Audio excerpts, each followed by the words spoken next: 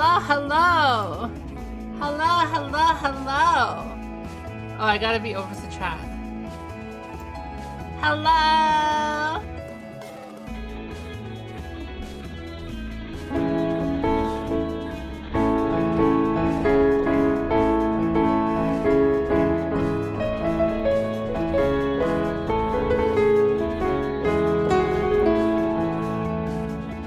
Playing a little bit of this old song I wrote.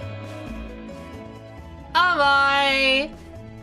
But we got 2 subscriptions already. Oh my god! Oh my god, guys! Is my mic working all fine? Let's see. Let's tap. Let's tap. Ooh, oh my god! Oh my god! 007 Bistro, thank you for the prime sub. I feel blessed. I feel graced. I feel blessed and graced. Thank you. Oh, let's stop the song. Hi, Aqua. Sorry, I know you're busy. Thank you for tuning in. You're always helping out. Clown Car Crash subscribed with Prime as well. Thank you. Clown Car. Thank you. Thank you for all those subscriptions.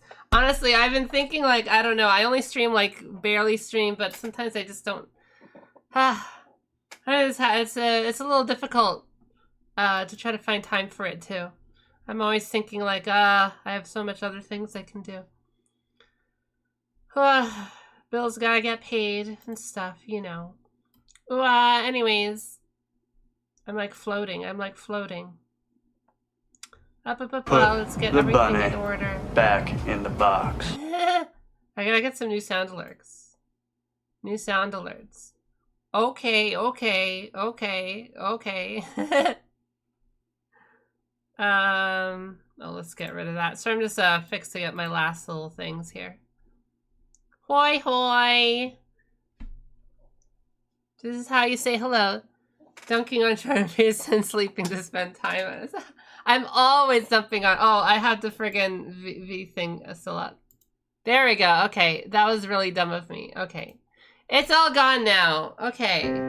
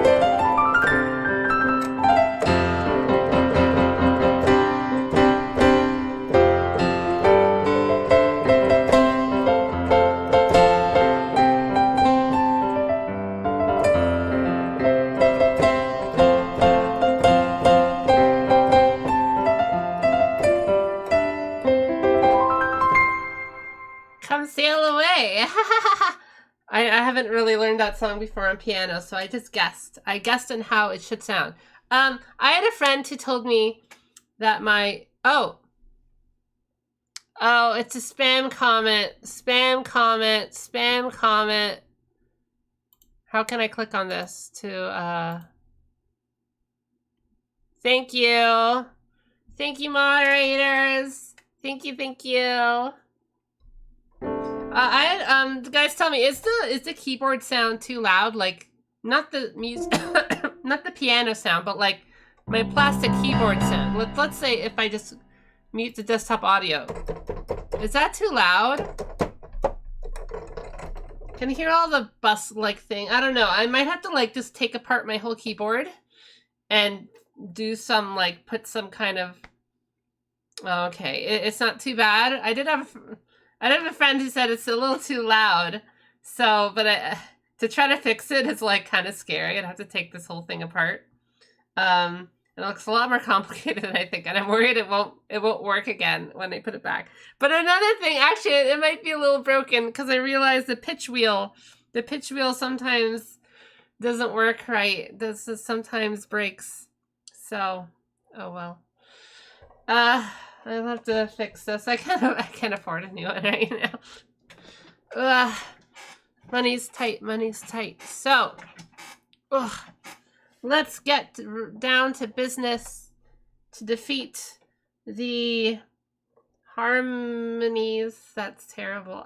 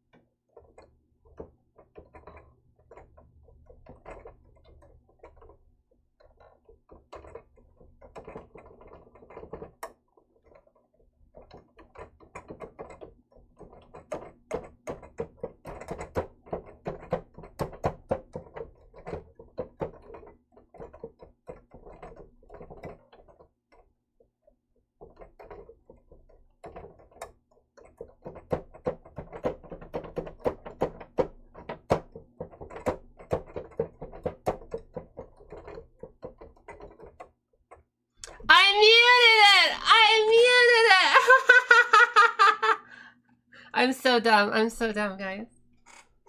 Well, you got to hear, I got to fully demonstrate how loud my plastic keyboard is. Well, it's fine.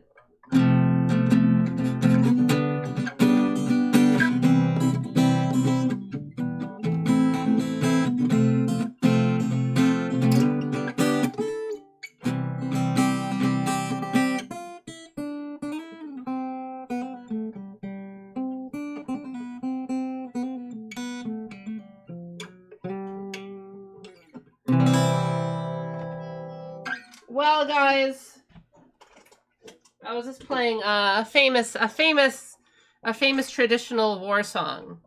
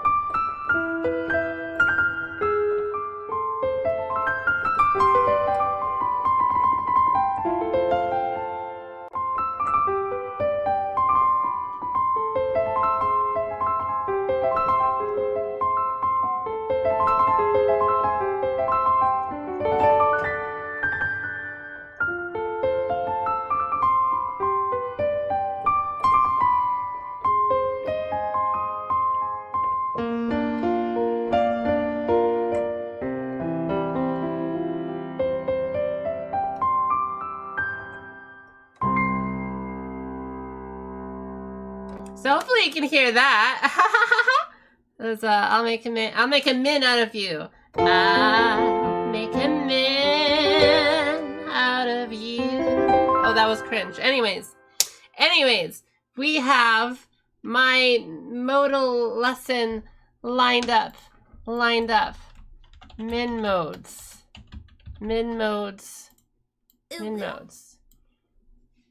So I have to hear myself. I have to have my one ear off the headphone.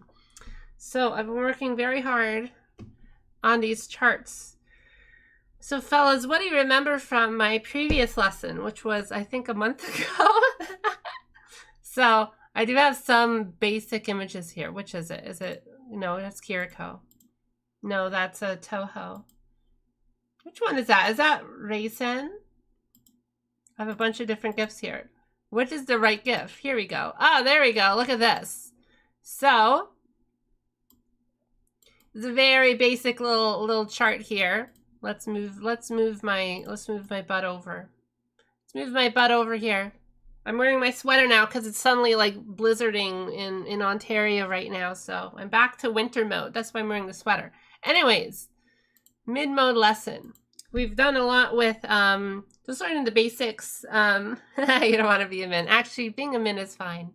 It's supposed to be spring. Literally on the day it's spring, it started snowing again. Like, come on. Anyways, we had talked about sound waves. So you can literally just divide up sound waves that go from like 0 frequency hertz. That's like literally the sound vibrating at 0 hertz per second, 0 waves per second or whatever. Or however they measure it. Oh, thank you, Aqua. So you can divide all those sound waves going like to thousands of hertz or whatever into 12 distinct tones. You can also do it again and again and again and again. It gets skinnier and skinnier as it goes up. So all these different notes, we call it the chromatic scale.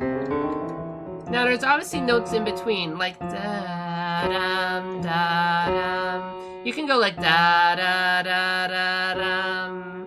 Like there's a little, I didn't sing that very well, but a lot of little mini notes in between, but whatever. Those are, whatever. Not the basis of our lessons. We will not be looking into microtonals. We will, I do have a future lesson planned for actual looking into all that stuff later. But for now, we'll be looking at these 12 tones. Like, how am I making this music right now? I'm combining all these different 12 tones that we have for different particular sounds. That's when we looked at each of these specific different intervals we have, which, as you can see in the chart, look, we can split up these different chromatics and only play certain ones. Let's say these ones. We're not playing these in these intervals. We're playing these specific ones. And we can even cut that further down and only play 3 different intervals. And if you play that together, it's a very familiar chord. But all we did was take something from all this and sort of filtered it down to this. So we can filter it down even lower. We've looked at the specific little intervals. So if we decide this is our root, we can decide anything as our root. We can make this our root, we can make that our root, we can make that our root, we can make any random note our root, and then work up in the same way. But for now, we'll just be looking at C. So we can go from C, and then we have the minor second, major second, minor third, major third, perfect fourth, augmented fourth. You can also think of this as minor fourth, major fourth too, right? It's just about to be, there's 2 kinds of like every interval basically.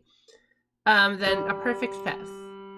The fifth is very important, as there's only really one true fifth, just like there's one true root. There's one true fifth.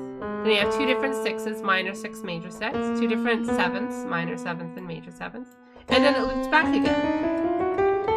The pitch frequencies are doubled exactly from here to here. Like think of it like the sound waves. You look at your little sound wave in Audacity or something. Ooh, thank you. I have these overlapping. I should probably have them separate. I just like having multiple little comments going on. Let's put that down here. I'll put my activity feed up so I can. Thank you for the follow. Thank you. So we have all these different roots, and so it just doubles. So if we play these two notes are the same. If we play like this is still a major third. This is still oh. Like this is still a major third. This is still a perfect fourth interval technically. Just like this is a perfect fourth. This is a perfect fourth. This is a perfect fourth.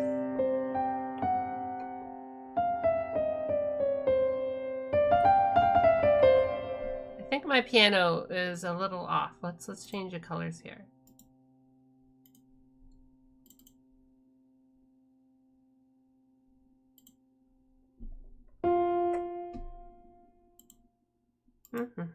That's better. Like this is still a major 6 because it's the A note. It doesn't matter where. This is still a major 6. This is still a major 6. So they're still playing the root note and this. So it doesn't matter where we play it. We can play like this and that too. Technically, if that is the root, that's a major 6. So it doesn't really matter where we're playing it. But each of these different notes have a very specific quality. They're not just random sorts of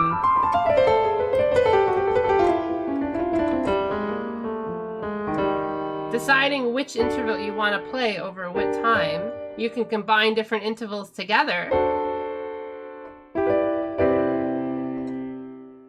to create certain colors of sounds. How do you decide which kind of color do you want? It's so many notes to choose from. Well, there's different specific patterns. Cultures over thousands of years have discovered kind of sound pretty nice. There's billions of them, not really billions, but you know. We'll be looking at 7 of them that all work together like Lego blocks. So we'll just be working one by one. So let's get my, oh, that's my piano one.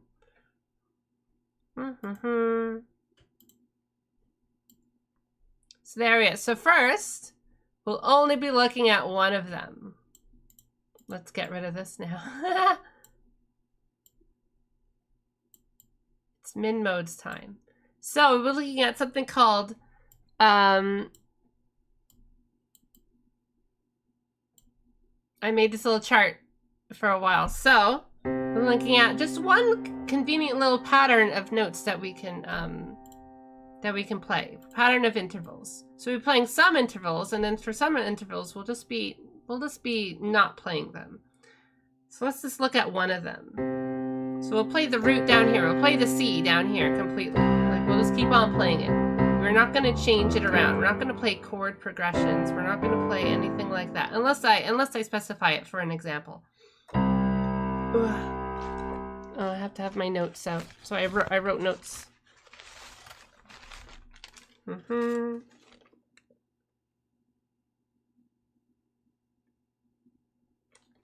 There we go. So let's play this and we'll play our little Lydian mode, it's called. So we'll start with Lydian. This is a little unconventional. Most people start with a different one. And I even had that in my other example. But there's a few other, there's many others, there's 7 of them. But we'll only be focusing on Lydian for the first example. So we take the root, play a major second, play a major third, we play augmented fourth, we play a perfect fifth, we play a major sixth, we play a major seventh, and then back to our root again. What does it sound like?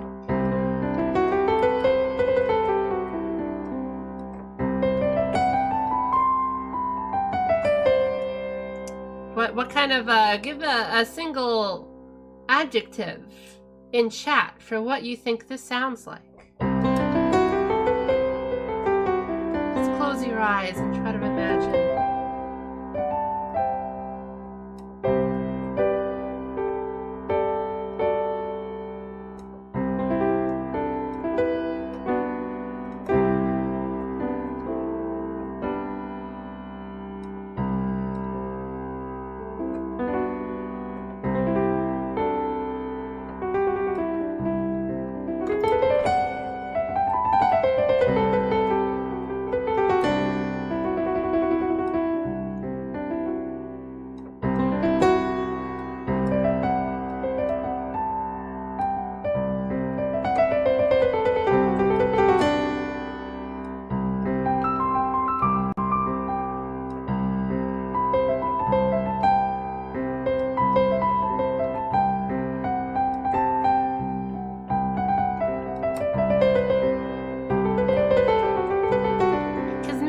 Pennsylvania isn't in Lydian, that's why.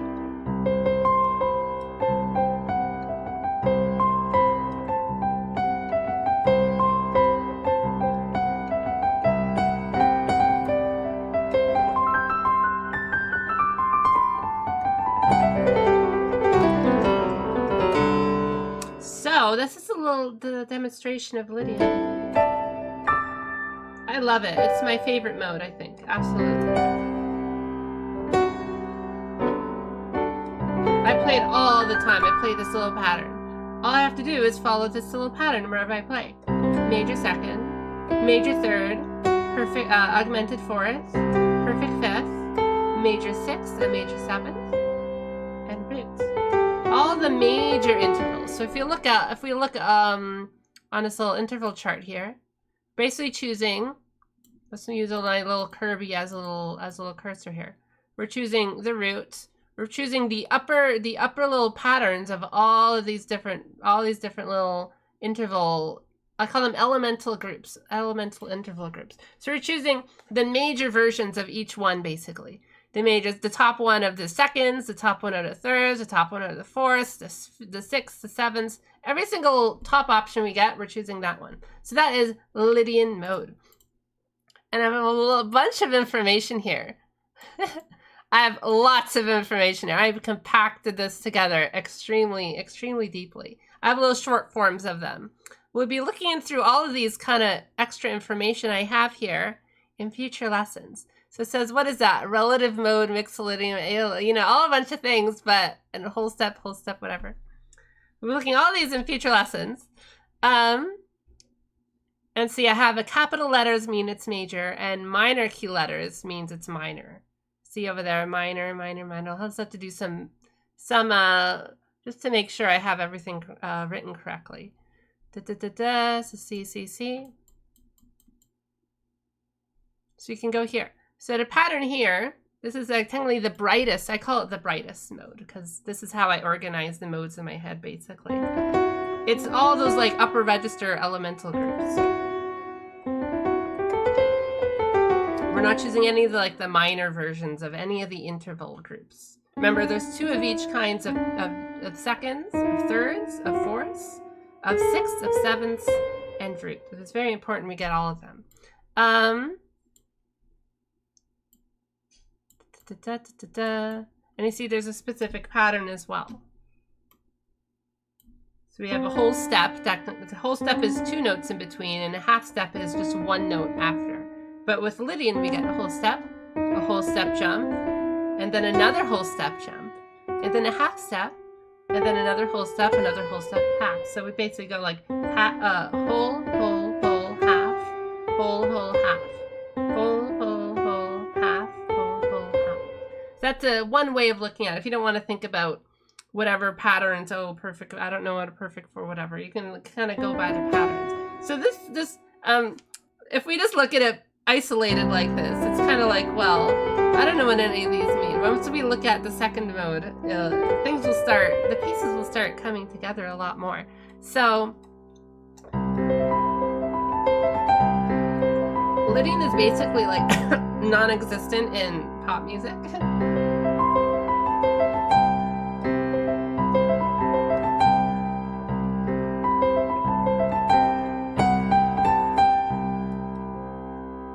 But it's very common in a lot of soundtrack music, like video games. So this is Balam Garden, obviously. So you see what it's doing here? It's just playing it's playing the root, the major third, and the major seventh. And then it's doing that kind of in a repeated pattern, right? It's choosing these intervals. The B is the major 7. We can see it here. Let's see. It's just a little arpeggio, little pattern. So we have, then it goes to the major 6 at the top, and then it goes to the G. So basically we have, it's just doing that over. But then something here happens, something very special happens at the third time. We get to play our little augmented fourth here. that little thing. We play that F sharp, G flat, to G, to A, to G. So we augmented fourth, perfect fifth, major sixth, and then perfect fifth again.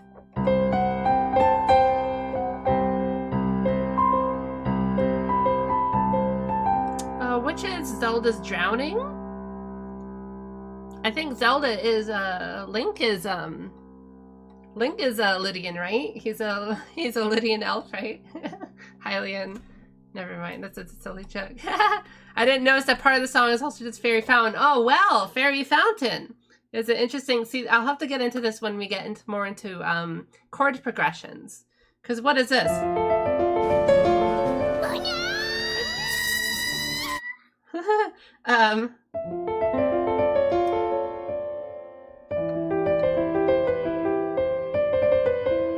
So Fairy Fountain uses a sort of similar little pattern thing. I have to listen to Balam Garden obviously a little bit more. I kind of simplified. But Fairy Fountain.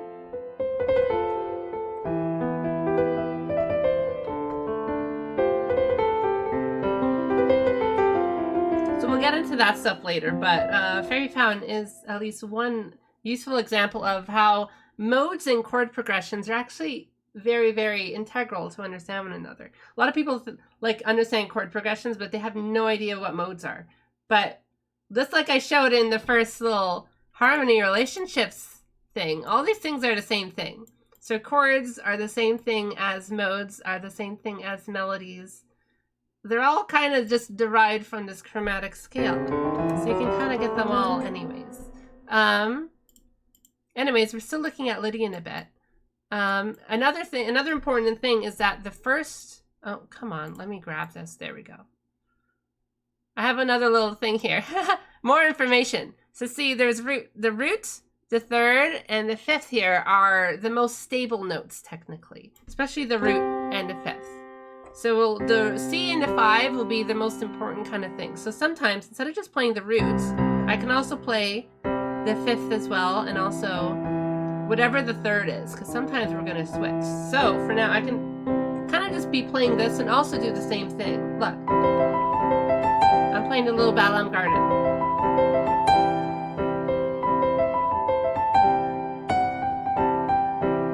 It's kind of like accepted. These are technically representations of the mode itself. It's called the root chord. So you'll say the root note, and you like sort of like you can extend the root note kind of by these skipping a note over and over, right? Technically, you can also do it to this. But again, these are a chord. That's for our chord lesson, which will be our next lesson, I think, by 2. I'll do another one on modes because it's important. It's that important.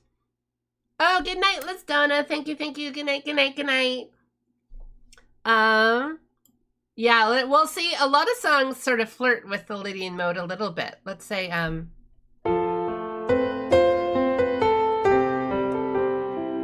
what's that?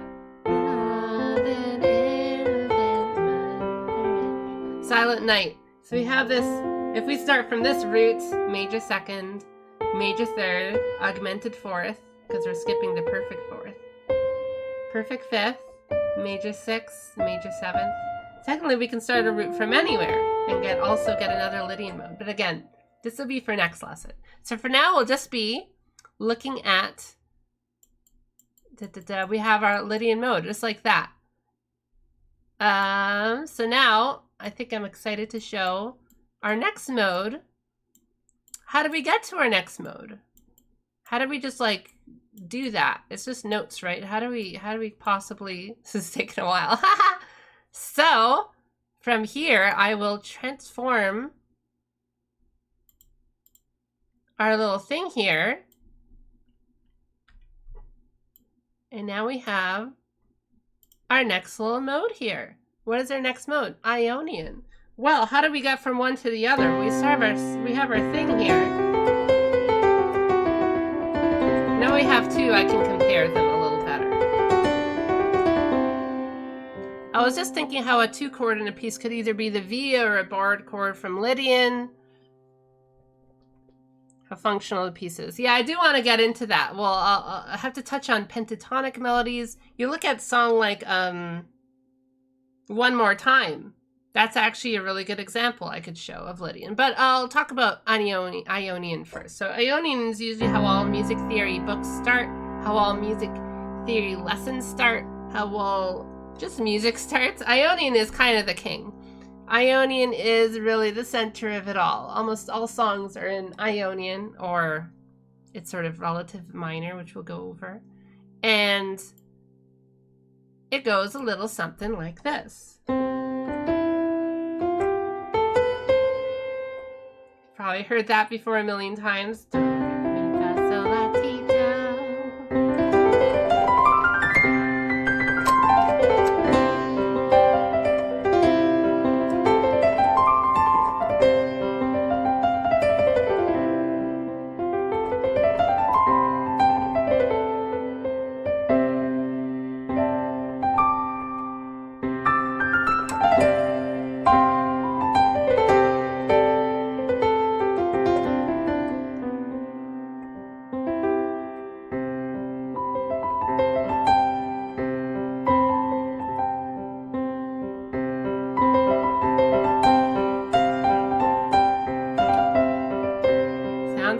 Unique. It's very different from our Lydian, but we only changed a single note. All we did was change our augmented fourth to a perfect fourth. We lowered it down. We flatted it down. So that's why it's important to know these interval classes. I should call them interval classes, actually. That makes sense. I'm still determining on what to call these things.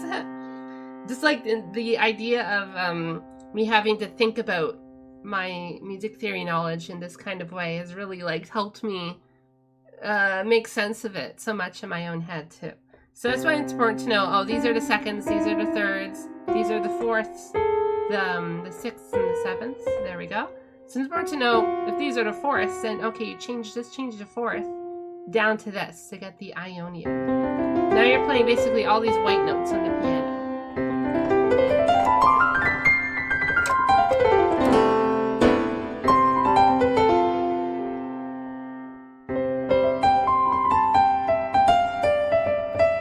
Again, I'm not playing any chord progressions yet or anything.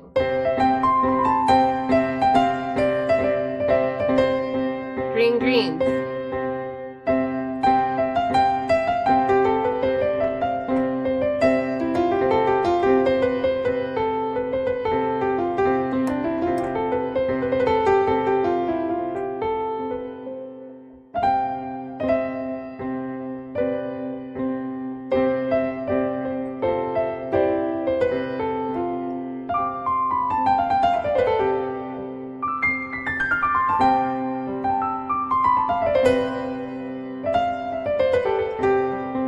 What is a single adjective you'd use to describe this if you just close your eyes?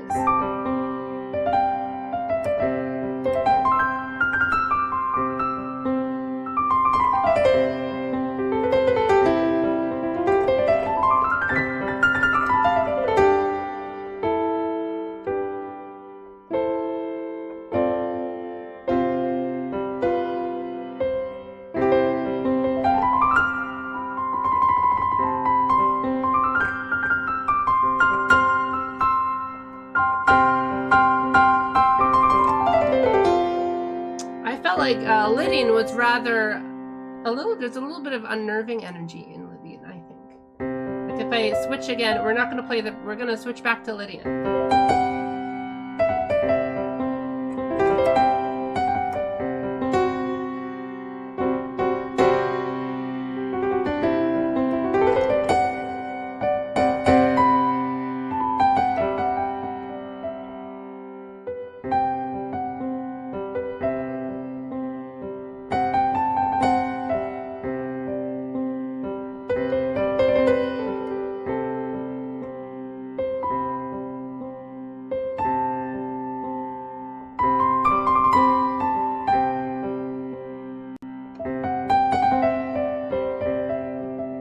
Song from Kirby, I was gonna say Ocarina of Time. It's Kirby Crystal Shards. I think it's called Weird Woods. It's in Lydian.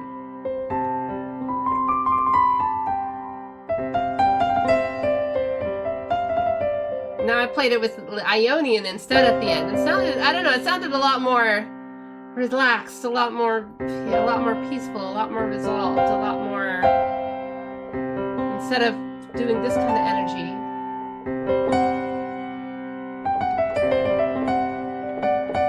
Like, are we really relaxed right now? It's relaxing, but it feels like it's in the midst of tension right now. Well, if we were playing with Ionian, that sounds a lot more relieving. It's really...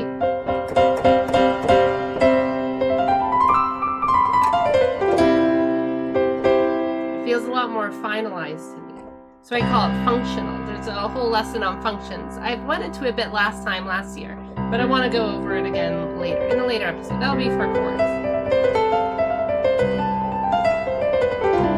Basically, when you have all these whole steps together, you're going to get a lot more unnerving kind of energy.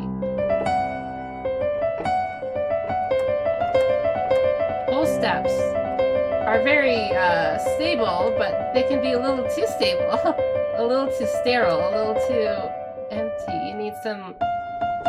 Once two notes are right by each other, or half step, it can provide the tension that can provide when two notes are right beside each other. Means you can resolve it as well. It feels better. It's better than, let's say, this.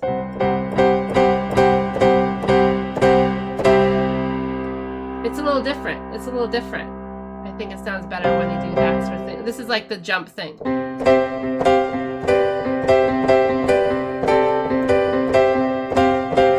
It's such a like an 80s progression with like synths or something. So let's look at our Ionian progression again. Progression of intervals. So we have a root, of course, a major second, a major third, a perfect fourth, a perfect fifth, a major sixth, and a major seventh. So almost all of them are major still. We flattened our augmented fourth into a perfect fourth. So what's our pattern now? We have a whole step, a half step, and then a whole step, a whole step, a whole step, a half step. So what was our Lydian pattern again? It was half step, it was a whole step, half step, and then a whole step, half step. So we have 4 whole steps, and then a half step, and then 3 whole steps, and then a half step. So what is our Ionian pattern then? It is 3 whole steps, half step, 4 whole steps, half step.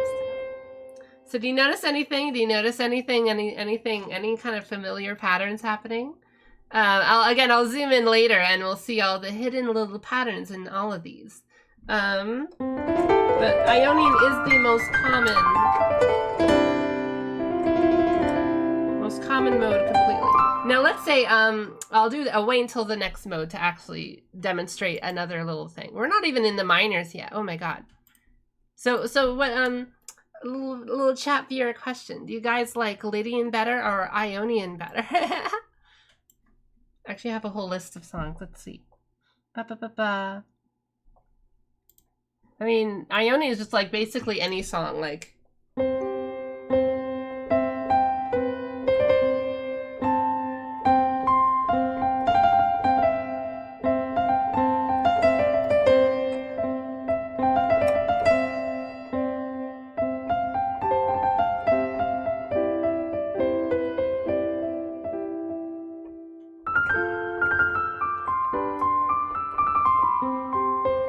I cheated. I played some chords. I do like Lydian more too.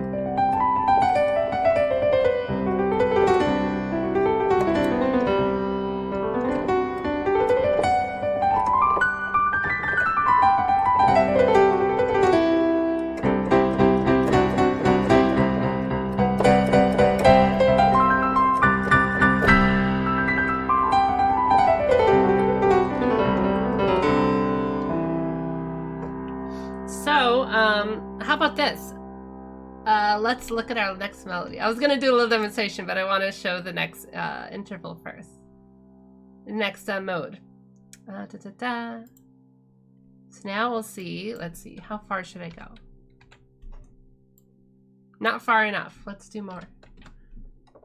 There we go. So let's move this along. There we go. So now you can see a little bit of the next ones in order. So let's move this around. We have Mixolydian. This is one of the funnest modes. This is probably my second favorite mode, I think. I have so many favorites though. So now we have Mixolydian. So now we're really getting familiar little patterns going on here. We can see all the familiar little notes. Let's make this a little bigger, sorry. We don't need to see the little thing. I call it peppy. I call it peppy because it is. So this is what Mixolydian sounds like. We have a root. We have our major second, like usual. We have a major third, of course. We have our perfect fourth, of course. We have our perfect fifth, of course. We have our major sixth, of course. It's like, well, this all seems really similar to Ionian. What makes it different? What makes it unique? We have a minor seventh. Ooh. And then the root again. So, major second, major third, perfect fourth, perfect fifth, major sixth, minor seventh.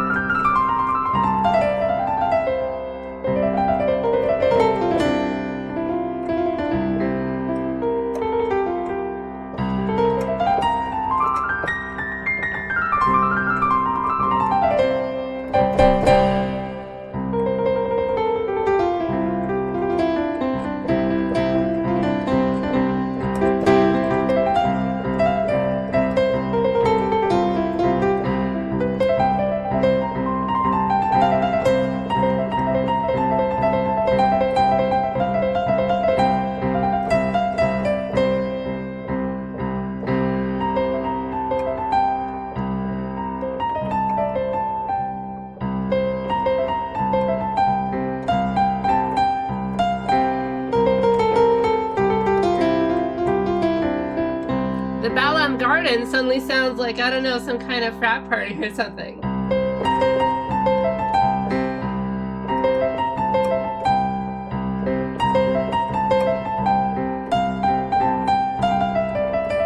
Didn't sound peaceful at all. It sounds fun. It sounds like they're having a fun party. It's a culture festival.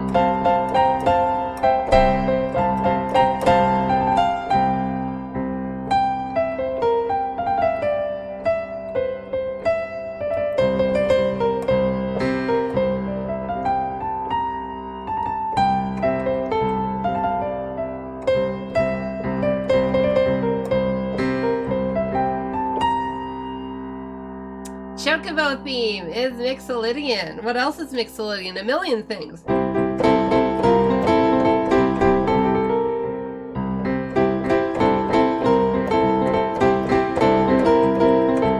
Bass lines.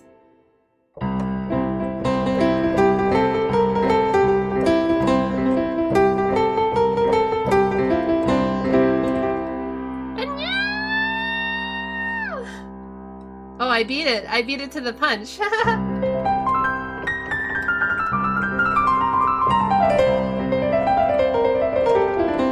I guess it's not playing.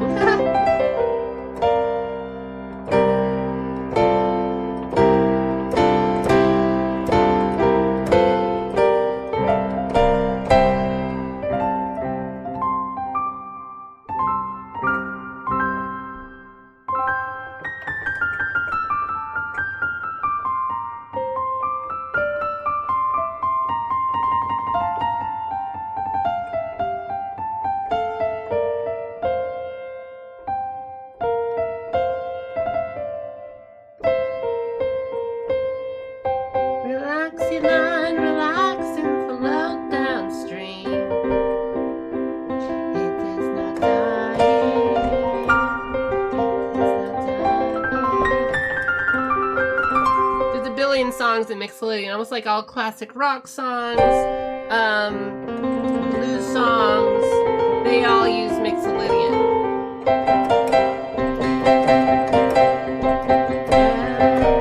You really got me now, you got me so, what I'm doing. it's almost all, it's almost all major keys, right? These are almost all the major intervals. We have the perfect fourth. We skip out on that weird sounding Lydian note. We have something a little more stable, but we also have a minor interval. A minor interval gives us a little more edge. There's a reason why it gives us that edge too. Why, like, it's not just magical that this is happening, right? There's a specific sound wave happening in these intervals all playing with each other that give it its energy. There's a very specific thing happening here that makes it sound exciting.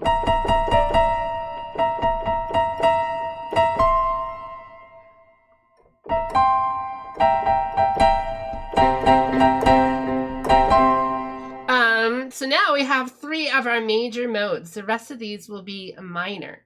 So we'll look at a little bit onto comparing them now. Let's compare them. This is a real fun.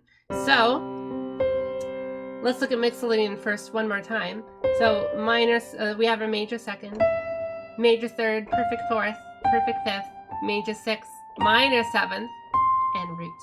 So that's a whole, whole, half, whole, whole, half, whole. The last one is a whole step.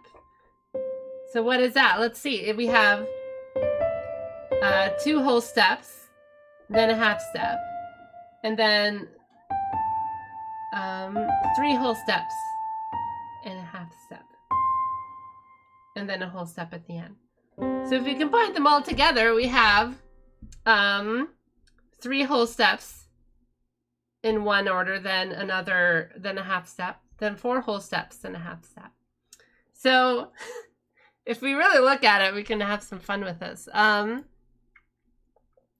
Let's expand a little bit. Let's expand our brains with more of this. I think I should move myself a bit. So when we're looking at each of these modes, the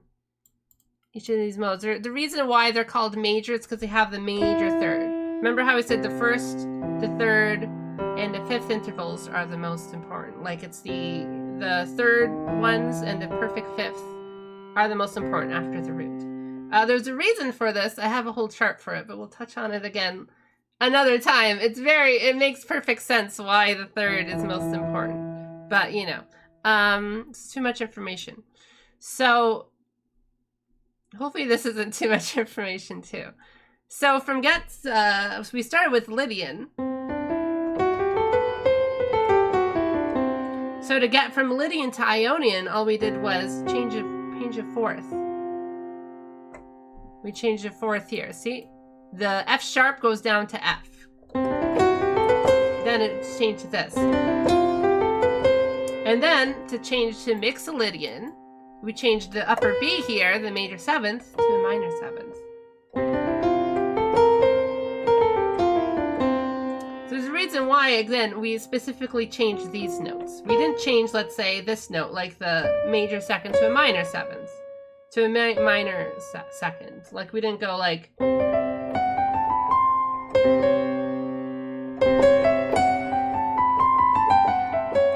Like, we didn't have that combination. It's a very specific reason. We didn't just change any random note. Like, we didn't change... It's called a Lydian dominant. This is a scale that exists, but it's not one of the 7 Western modes. This is a very specific reason. Let's see. We have a whole step, whole step, whole step. Half step, okay. Then a whole step, and then a half step. So we don't have our pattern of... We have our pattern of 4 whole steps, but we should have another 3 whole steps here. They all have the same exact pattern, all the modes. If we look at Ionian, we have 3 whole steps in a row, then half step. Then 4 whole steps in a row, then half step. In Lydian, 4 whole steps in a row, half step. 3 whole steps in a row, half step. In Mixolydian, we have 3 whole steps in a row, half step. Then 3 whole steps, half step, and then a whole step. So technically we have our 3 whole steps up here. From our minor seventh to our root, we have 1 whole step, whole step, whole step. So we still have our same pattern of 4 whole steps, half step, 3 whole steps, half step. They all have the same exact pattern. Just it's shifted around.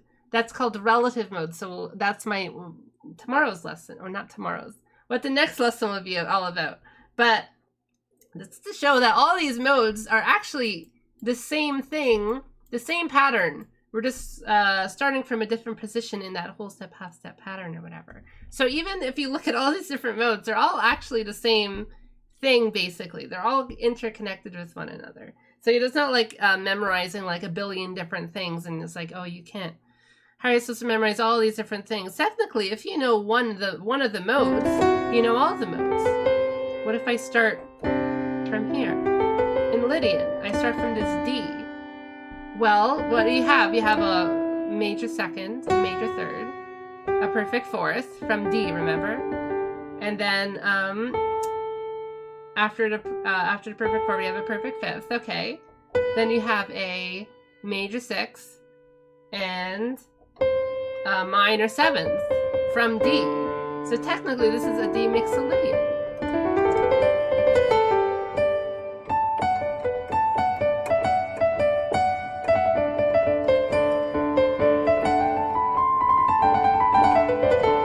All we did was change the root position. Now we're in Lydian.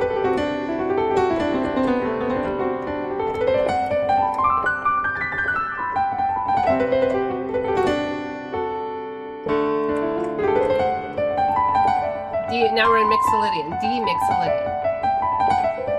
The pattern is the patterns always always have the specific 4 whole step, half step, 3 whole step, half step pattern. In Ionian, we have 3 whole steps, half step, 4 whole steps, half step.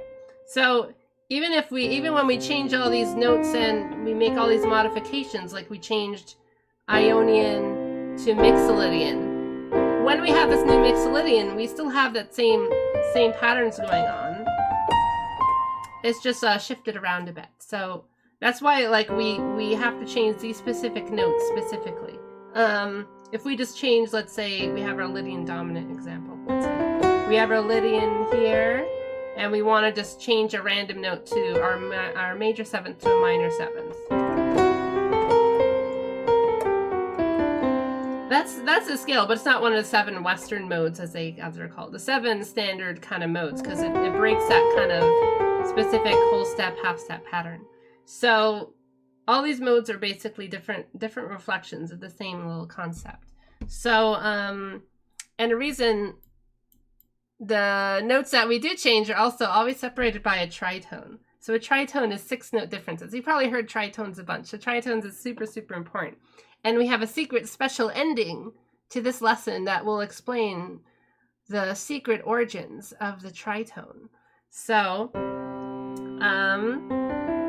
we have our Lydian again. Where's our tritone here? Oh, it's actually connected to the root. Our roots and this augmented fourth is a tritone. So our tritone is a separation of 7 notes. 1, 2, 3, 4, 5, 6, 7. And look, when we go up, 1, 2, 3, 4, 5, 6, 7. It's connected by 7 notes. It's in between the scale completely. Like look like this visually. Right in the middle of this, it's here. This isn't quite in the middle, and this isn't quite in the middle. It's actually this note right here, which is right in the middle. And when 2 notes are right in the middle of each other, it's very, very tense.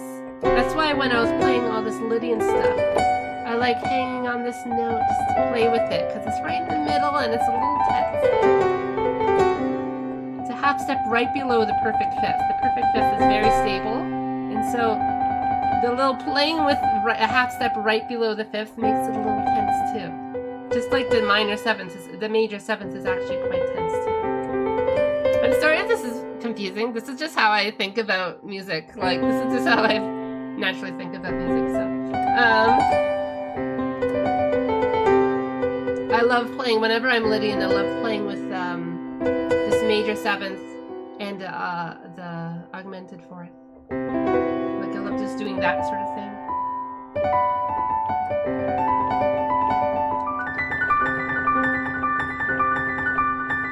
I also love the major second, because the major second always sounds really nice and floaty. the notes, the half step intervals here are always really interesting and really add some nice, interesting color to the mode. Because otherwise, you kind of just have a generic pentatonic. I was wondering when to talk about that, but anyways. What was I saying? Oh yeah, so we have a tritone here. So it's like, all right, what if we get rid of this tritone? We can bring this up here, but we already have the fifth. Well, the only other way we can get rid of this tritone, wherever it comes from, is bring this down. Now it's relaxing. Now we have a nice mode with no tritones in it anymore. Lurking while watching Dune. Hello, Charlie Man. Hope you're having fun. Your first Dune? Are you in the movie theater right now? You mean David Lynch's Dune? I still gotta watch Dune 2 in theaters, don't I? I don't know if I'm going to, you know? I figure it might as well be a nice theater-going experience, you know? I just want to watch End of Evangelion. That's really what I'm thinking of. So if we get rid of our tritone, we resolve our tritone by bringing it down. So now it's not 7 notes. Now it's 1, 2, 3, 4, 1, 2, 3, 4, 5, 6, 7, 8. Now it's a nice 8 notes. Or going up. It's 1, 2, 3, 4, 5, 6. Either 6 notes away from the root or 8 notes. So that's good. It's not 7.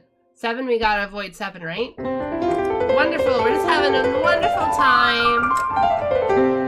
I think so. Maybe in some theaters. But now we have a new problem, guys. We have a new tritone here.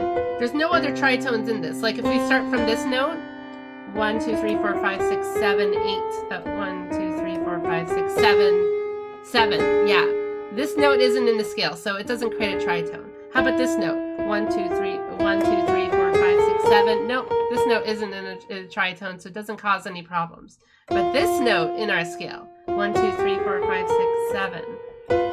We do have a F and a B in our scale, in our mode here. So it's causing some problems. It causes a lot of nice color. This is where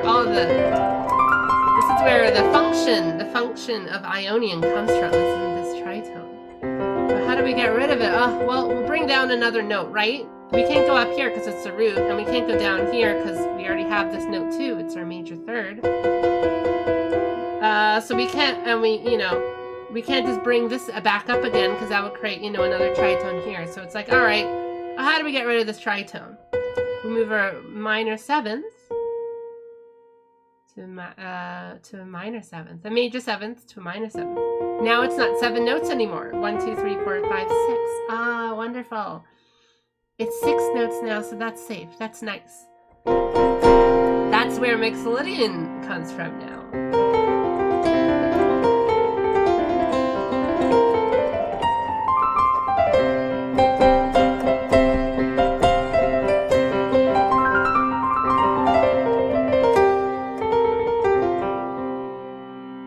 These are all the major modes. Oh god, it's already been how long? An hour, and I'm only on the major modes. Oh my lord. Well, I wanted to play a little bit with this here. This is a hurdy-gurdy instrument.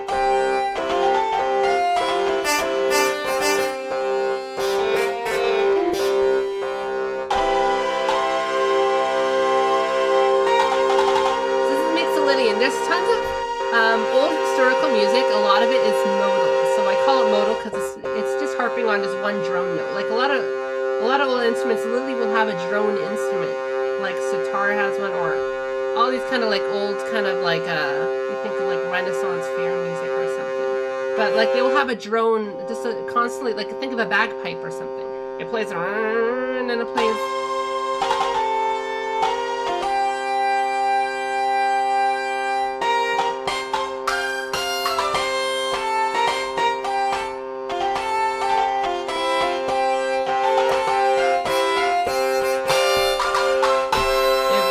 Play that, but it just plays as the intervals. We have a root And then we have the intervals. So we're enjoying this major sixth interval. We're enjoying this major third interval. The minor seventh interval. Having some merriment and peppiness. Yeah, see, we're not really playing like chord progressions. We're not playing like...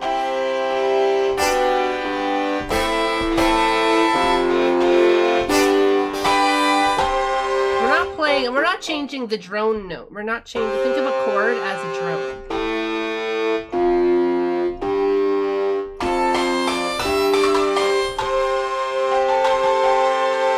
We're not playing that kind of stuff. We're playing modal music, which is just a low drone. You can think of even Gregorian chant was like this. Like they would play, oh...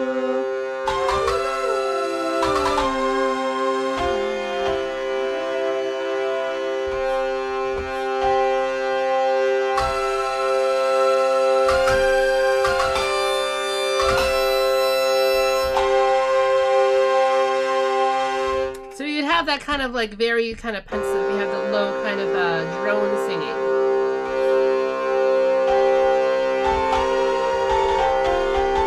That would be Mixolydian. Let's play Lydian.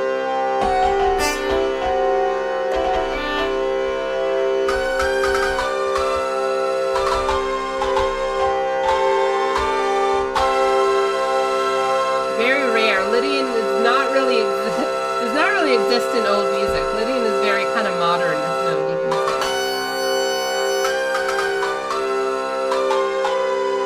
Yeah, a lot of Gregorian chants were sung with really simple kind of like intervals, but they were still playing with the idea of you have a bass guy just singing a low drone for the most part. And you would have just like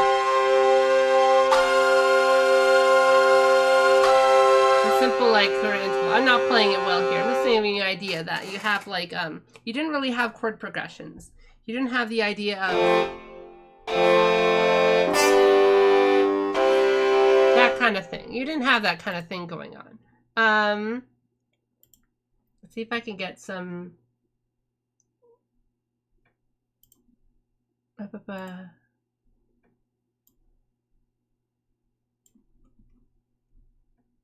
Herdanger. I have a bunch of instruments here I want to play with.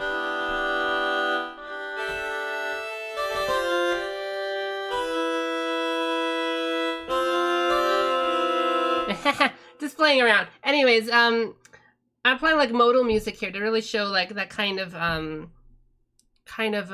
very early kind of...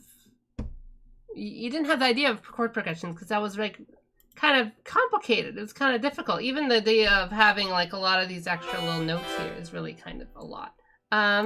Let's get rid of these extra instruments now. Bring back the piano. There we go.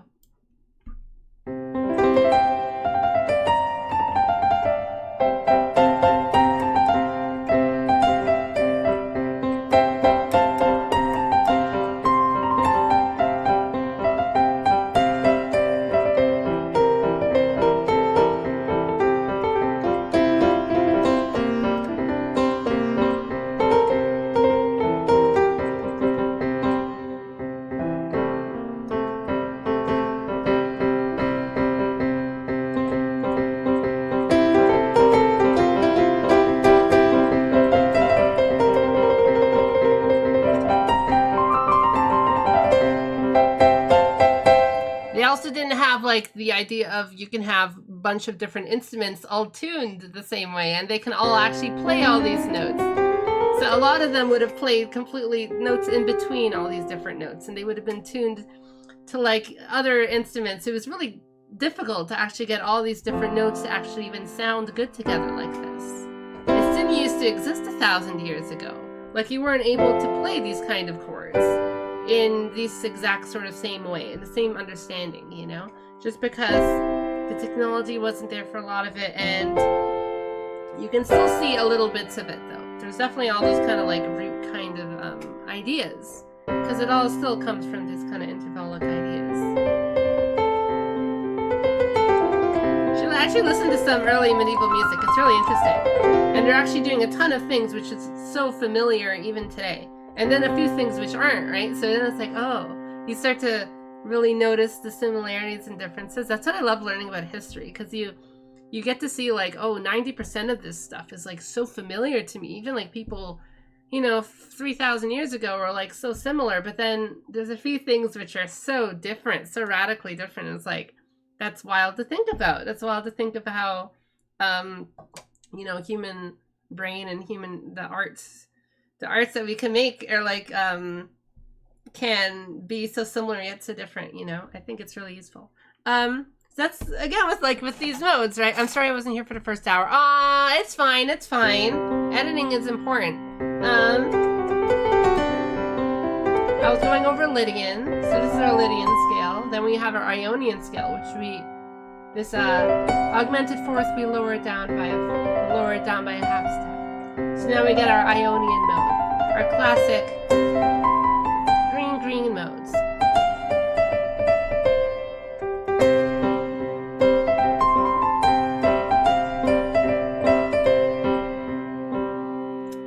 Let's see, like if we played that in Lydian, let's see how it sounds like. Well, all those notes are exactly the same. This is the Lydian, but all these Lydian notes are the same as in Ionian. So how do we really tell if it's a Lydian or not? That's it. We wait for the fourth of the melody to be played. So that's how I also think about melodies. This is going to be a future melody lesson. I keep on saying this will be a future lesson, just because it's a little too much. But when I think about melodies, I also think about them in terms of which interval class they're in. Like this is a root, third, fifth, root again, seventh, sixth, fifth, and then third, fifth. So then that's when I play the fourth. If I'm in Lydian, I know I have to play the augmented fourth, not the perfect fourth. If it's in Ionian, we do perfect fourth. Everything else stays the same, because the only note difference between the Lydian and Ionian is a single note. You get to play almost clue. You get to play a guess who or something. Or a clue, like the killer had a root, a major third, a perfect fifth. And it's like, all right, that doesn't tell me much. We have three modes with this exact same intervals. We can see down here, look, they're all the same. These first three notes are exactly the same between them. They all have these three intervals. The roots, this major second, and the major third. So it doesn't really tell us. If we have a melody that just plays this, it doesn't tell us anything about what mode it's really in.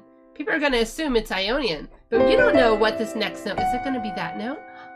Is it going to surprise you if it's a Lydian note? Like this is the Lydian note, so. Or is it going to be this? Oh, okay. But who knows what the seventh is? Maybe the seventh is a minor seventh, which is a mixed Lydian major seventh, right? Which is a Lydian seventh sort of thing. Call it music theory. Yeah, I know, right? That's just a theory. A music theory. There's a lot of music and a lot of theories about it. I sometimes just listen to some like, oh, what is this weird theory someone wrote 100 years ago? And it's just like some guy thinking of how to turn all these intervals into numbers and math, which is like, it makes sense, but also is a lot of them are just bored and looking for new ways to write music. Music conspiracy theory. Is Paul dead? I think that's a big one. Obvious is so interesting. Anyways. Oh, what?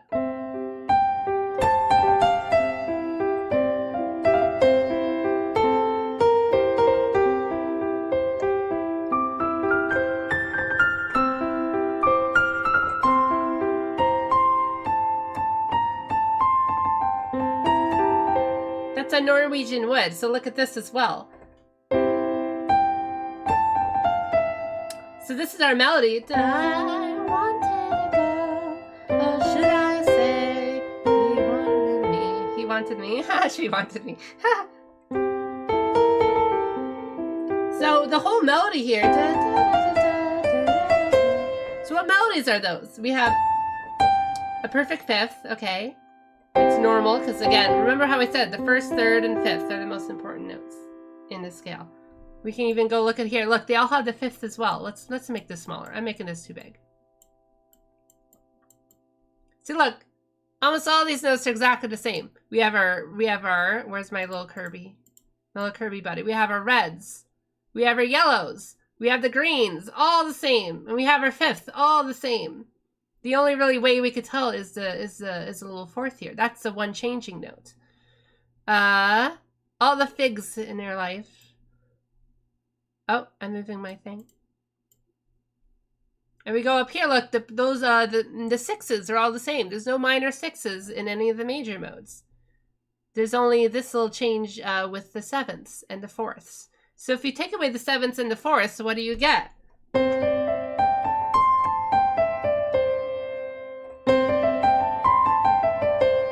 You get a pentatonic mode. There's no fourths, and there's no sixths, and there's no sevenths, I mean. First, second, third, fifth, sixth, seventh. This is the pentatonic mode, the pentatonic scale.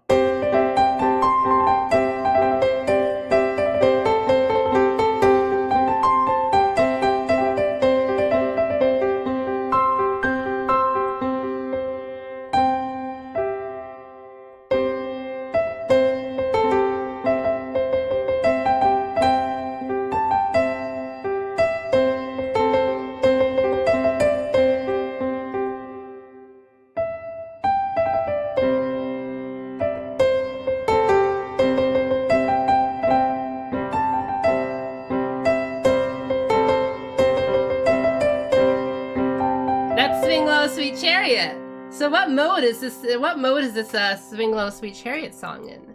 We have our Swing Low, Sweet Chariot, come aboard and carry me home. Swing low, sweet chariot, come aboard and carry me home. Well, we have our major second, major third, perfect fifth, major sixth. But we don't know anything. The melody doesn't hit any of this note or that note, or this note or that note. There's no sevenths or fourths in the melody of any kind. So it's completely ambiguous.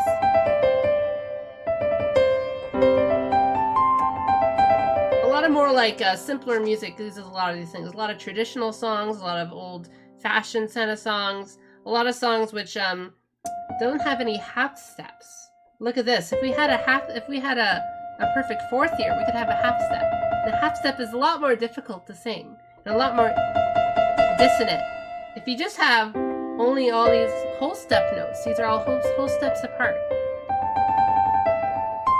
You don't have any possible way to get a tritone. There's no tritones in this. There's no half steps in it.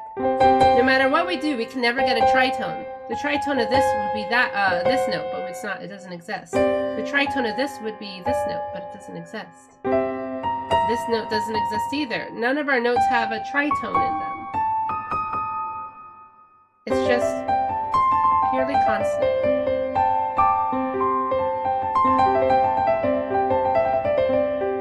No matter what we do, we basically can't create any dissonances.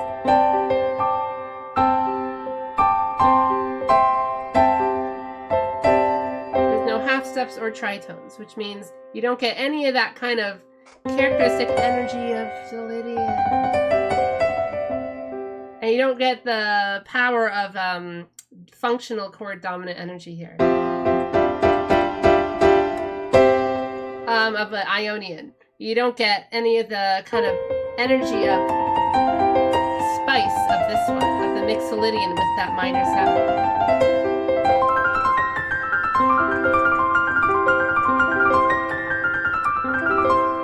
Just have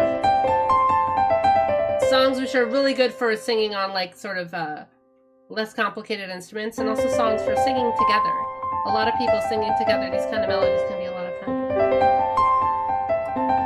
But without these half steps and tritone notes, you don't get that specific color that a whole step, that a mode gives you. Let's look at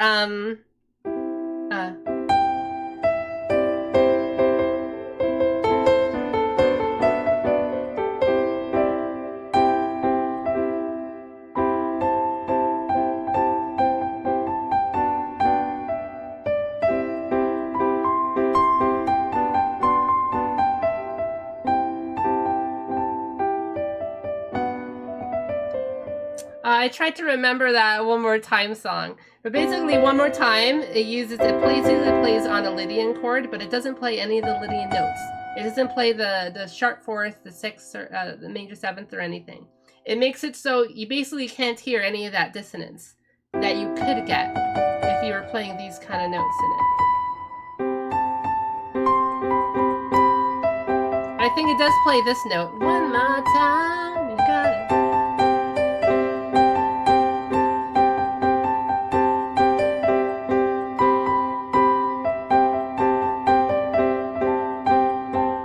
Yeah, see, so it doesn't play that tritone note, even though it's playing technically over a Lydian chord. So, Jabroni, oh my god, what does that say?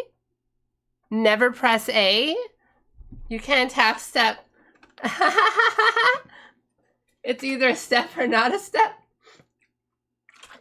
That's an incredible joke. I like how you have the chart and the keys press match color. Yeah. Well, not this color. I didn't do this color right, but you know, it's good enough. It's like a turquoise.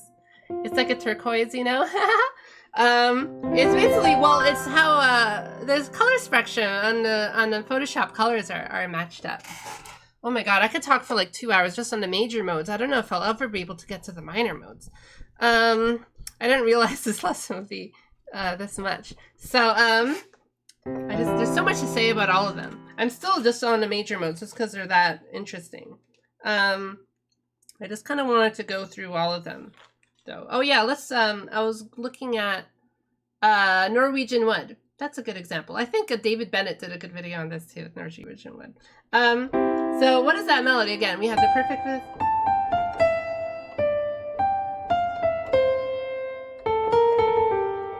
So we have all these, the fifth, the major sixth, and then it goes to the perfect fourth and the major third,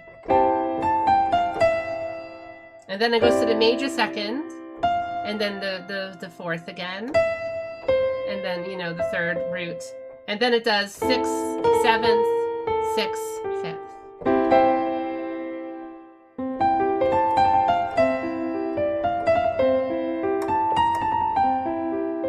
Something like that, you're right? So, well, what if, this is because we're in Mixolydian, so we have all these options. We have our perfect fourth, we have our majors, we have our minor sixth here, and we have all these other universal major notes. The second, third, fifth, and sixth.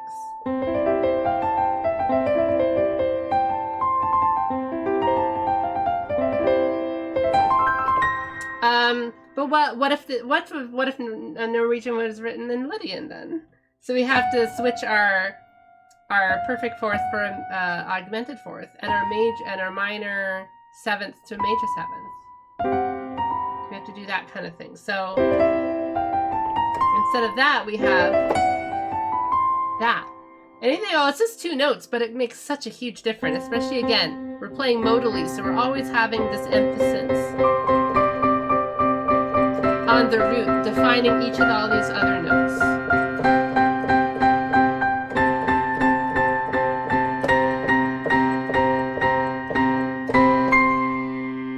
So those notes are really important. If I didn't have this root playing, what are these? What is this note? It's just a single note. It doesn't mean anything. What is this note? It doesn't really mean anything. It's not like a perfect fifth of anything. It's just a solitary note, especially if I refresh your ear's cachet. Like, what's that note? Is that really the major sixth note of the C anymore? Or is it just a random note? You need 2 notes. You always need 2 notes to tango.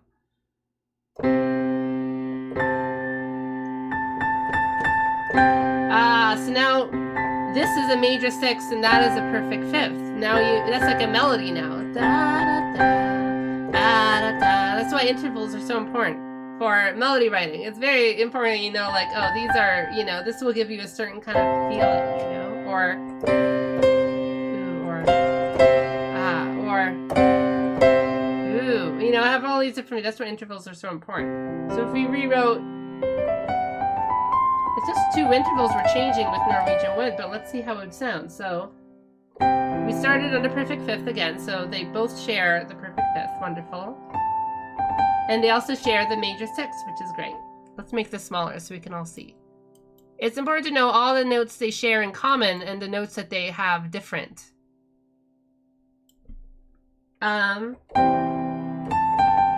That's our thing. Since that was our first melody line in Mixolydian, it touched on the fourth. That means we need to change it to augmented fourth.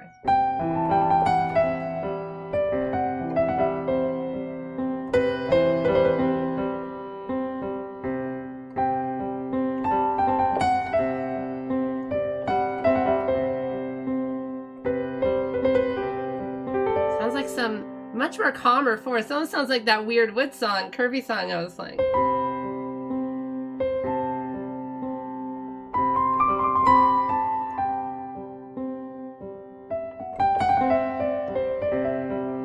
What if I play that song Mixolydian? Well, I just changed the big jump is a root to a major seventh melody. So instead I'll just play that.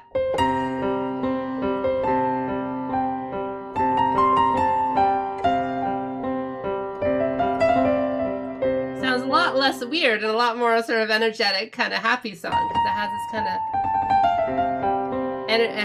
of energy to it with a different kind of energy.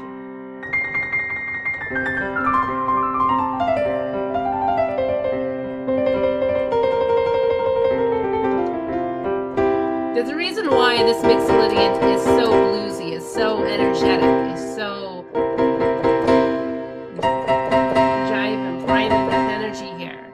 It's because it's dominant function, which I've teased before last year for so long, but I don't think I ever really got to it. But, you know, it's basically the blues kind of chords. It's hugely important, I think, this mode to so much of music theory, Western music theory, almost probably as much as Ionian. You know, everyone talks about Aeolian, but I think Mixolydian is really, really important. So anyways, we have all our three big modes here, 3 big major modes, but we haven't even gotten to the rest of them yet. And hopefully I've demonstrated like how they can all sound so different from each other with just a single note difference. Like,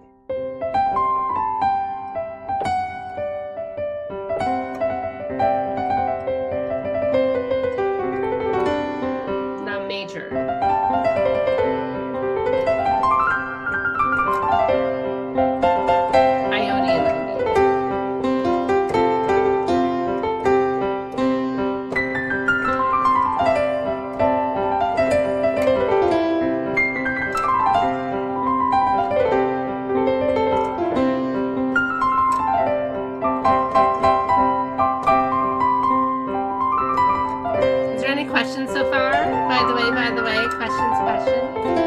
Break before we get to minors. The minor scales, I mean, the minor notes sound very bad. Mixolydian.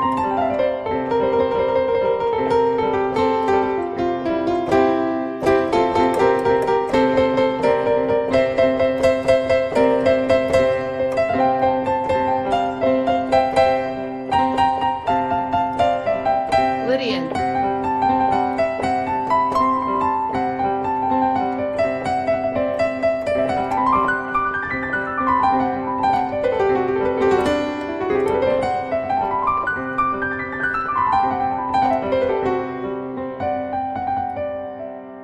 It's not just how I play. Like a lot of people trick with modes is they just play sort of differently. Like they play more energetic with Mixolydian or something, or they play calmer with Lydian, so it sounds softer. But really, it's literally the intervals which are doing that kind of energy. I can play like really like energetic kind of blues, like.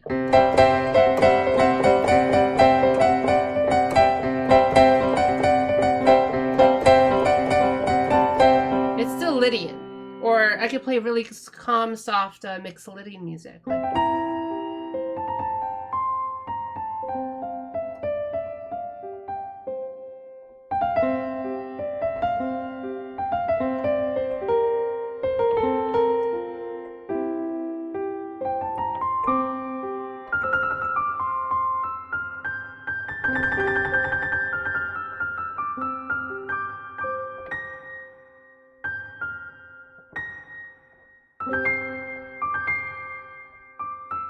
Like, it's just like, you know, it's not really how you're playing. It always will have sort of characteristic sound to it that you can't get in any other mode. No other mode in like Mixolydian has both this major third and a minor seventh. No other mode in major has both a perfect fourth and a major seventh. Those are the most characteristic, unique modes of it. That's like defined by what notes you change from the previous mode. No other mode but Lydian has both a major third and a perfect fourth. Again, just like Guess Who or Clue. Like which the murderer has a major second, a major third. It's like, well, all the suspects have these two, so it doesn't really matter. And all the killers have a 5, a perfect fifth, and a major sixth. It's like, well, all they all have it. All the suspects do, but only one suspect has a yellow hat. The augmented fourth, it's like, oh, that's it. It has to be, the man with the monocle or something. Or you can have, oh, they have all these same notes. Well, what mode is it? Well, we don't know. It could be Ionian or Mixolydian, because both of them share all these same first notes. But only Mixolydian has this one, and only Ionian has this one. So it's really, this is how I just think about transcribing songs. Because when I first started playing guitar and getting really into music after and songwriting, I was transcribing a bunch of songs. Describing like a bunch of like, I don't know, stroke songs or random little rock songs and video game songs.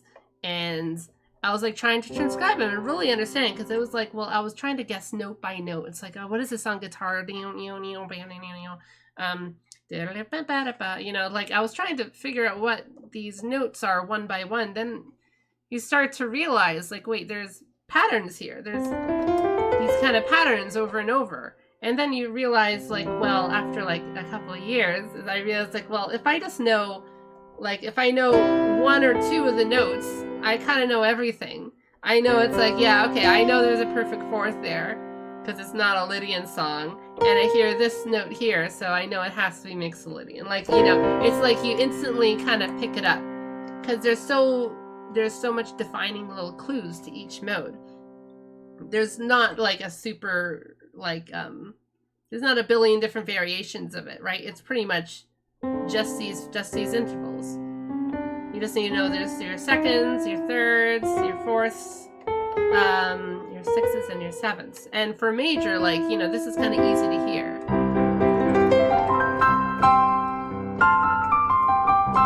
Like, okay, that has to be Ionian almost 100%, but it might be Mixolydian. If I hear the seventh, once I hear the sevenths, I'll be able to tell, oh, it's Mixolydian, like instantly. That's why I can figure out songs so easily. You just need to hear enough notes, you don't need to hear every single note. You just need to hear the characteristic notes. 1 or 2 of them. And then that's kind of enough for me to know by like, brag. I mean, I don't brag that often. It is something I'm good at though. I do it all the time. On stream. That's what I like doing. It's kind of fun. But again, I'm thinking of it like a game like Guess Who or Clue, or like, what is it? Deductive reasoning, inductive reasoning, something like that. It's like where you can just, by process of elimination, you can like rule out like 90% of answers, because like, yeah, you heard enough notes. You heard, I can hear these 3 notes, and like, all right. If I ever hear like something like,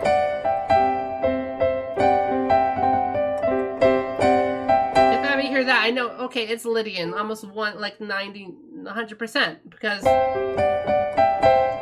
there's no other mode that has a major third and augmented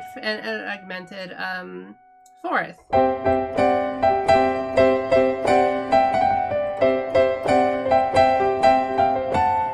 And then if I get to hear more of the notes later in the song, like a major seventh, it's like, all right, 100%, it's a Lydian. It's beginning to learn your mindset. The most hardest thing is knowing the roots. Usually I listen to the bass, right? Because again, if if we think about chord progressions are basically just a moving root. I want to get into minor keys before I get into that kind of stuff, though. Let me look at my notes for a second.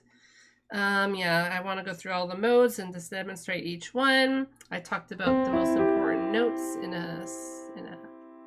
a mode. The number of oh, yeah, I have another chart. I have another chart that shows all the numbers of maybe for next time. I made a whole other chart I forgot about. I made a whole bunch of charts, honestly. I probably won't even be showing most of them because some of them are like older and maybe not too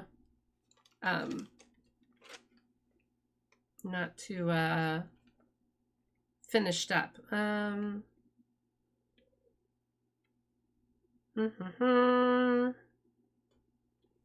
So I think I showed a lot of the major modes going up. Lydian feel. Whenever you hear this, like I always think Lydian.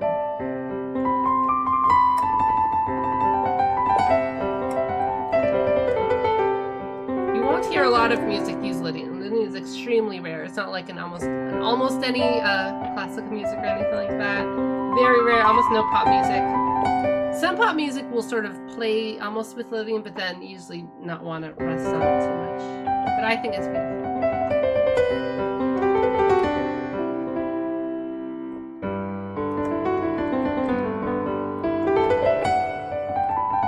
We're not in Lydian anymore. There's unique characteristics to each mode. It makes it sometimes more unstable than the others. This is a very unstable mode, technically. It doesn't have that perfect fourth to help root it down, right? The perfect fourth has a little dissonance to make it sort of rest. It helps to rest to here, you know? I should talk about interval mirrors as well, but maybe next time. Well, I'll talk about when I bring up that chart. I want to go through all the minor modes as well. How long are you guys? 25 years now. Oh my god. Well, Ionian is the most popular in all of music. All music. Really.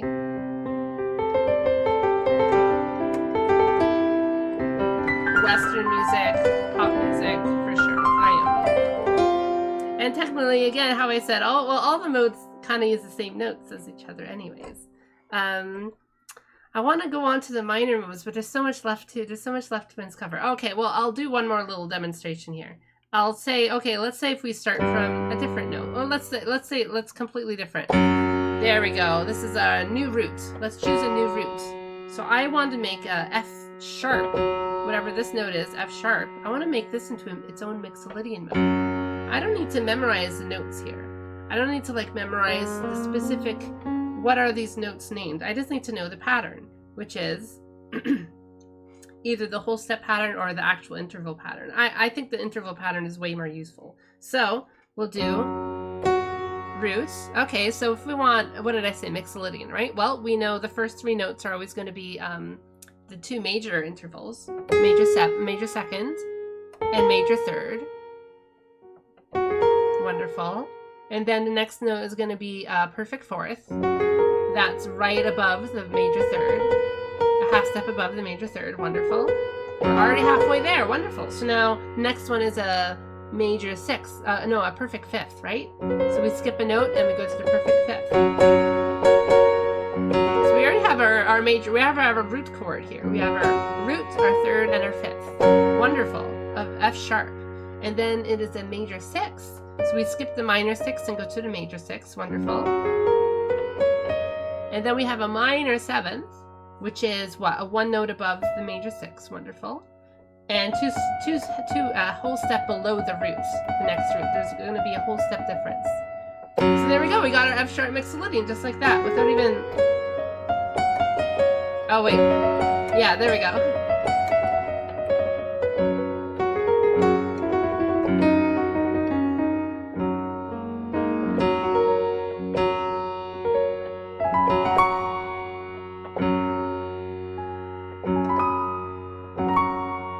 Just like that, without even we didn't need to memorize all these note names or something. We just went by the pattern. If we know the root of something, growing that like seed of the intervals from it is very predictable, very consistent, very reliable.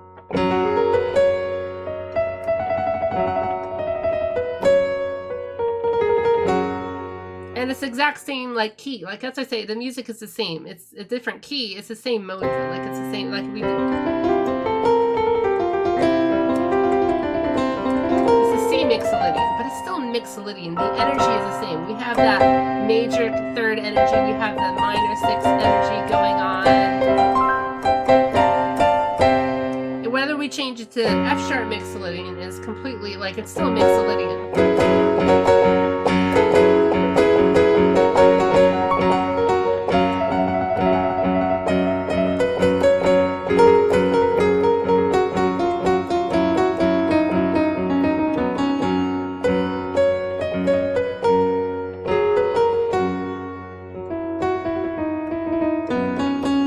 Norwegian wood, or we could play here, like.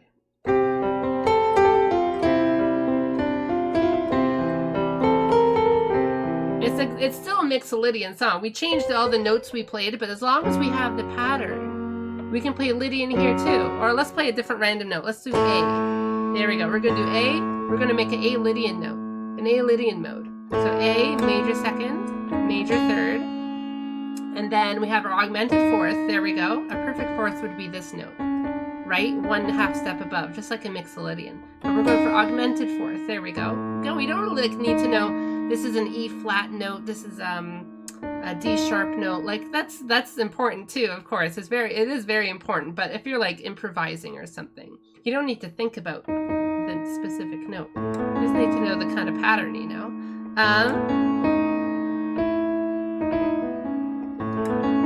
And then we have our next note, which is a perfect fifth. Wonderful. Nice perfect fifth sound. So now we already have our root chord. We have our first, our third, and our fifth.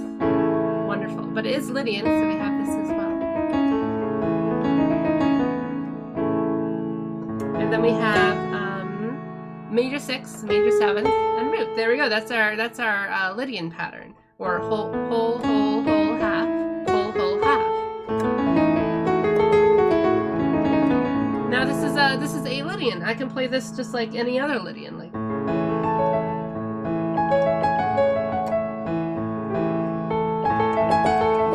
Bellem Garden.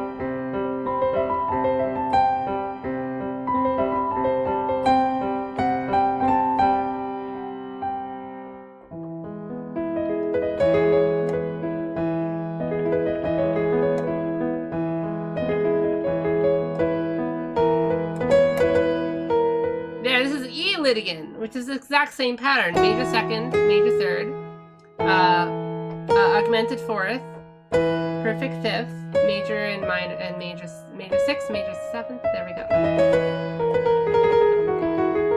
So you don't need, it doesn't need to be C as a root. You can go over any single note can be the root of whatever mode you want. And you just follow that pattern and you'll always get that same quality of sound. Because it's the interval which makes the mode.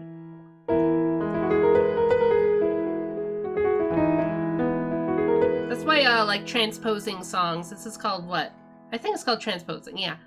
Transposing songs is like, you know, it's kind of nothing. You just move the notes up or down, you know, equivalently. So that's something I wanted to show. I'm always using C as the kind of root note here, but it's so easy to just change it to any note you want, you know? You can change it to this note.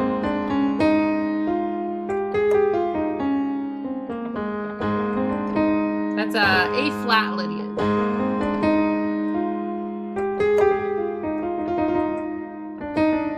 This is our augmented fourth here. We have our major third as well. We have major second. Like it's all the same pattern. So as long as you follow the pattern, you'll have your modes. No problem in any key. It's totally fine. And you know what I was doing with that Balam Garden? It sounded kind of cool, right? I was going from A Lydian sound to a C Lydian sound.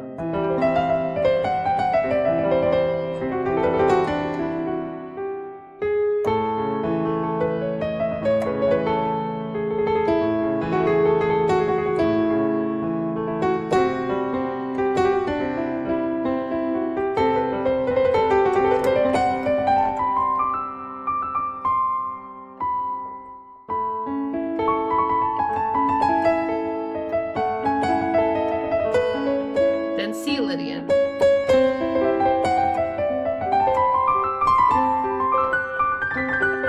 I'm highlighting that major, that augmented fourth, which is also an A Lydian, which is the major sixth of A Lydian.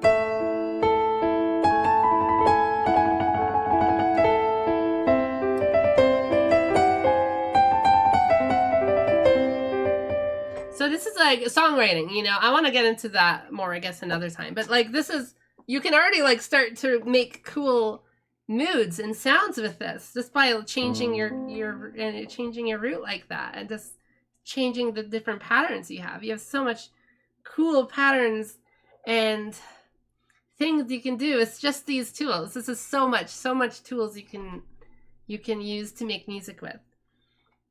It's like overwhelming to me how much music, like, you know, how much music is possible to be made with just these simple tools. You know, you don't need to get into like 24-tet, like microtonals in order to make kind of like interesting music with just these simple modes, just the major modes, you know? Yeah, Balam, thank you, Aqua. I also like made a Patreon. I haven't updated it in a little bit, but I do have it. I should start to like, I have like the first chart. I don't have the second chart I have put up there. Maybe I'll give like private music lessons or something. If someone wants a one-on-one lesson, please, you know, hit me up. We can organize something. Well, I definitely covered a lot more than I thought I would. I want to go over the minor modes. Maybe I should. Do people want to see the minor modes? Have you ever done music tutoring?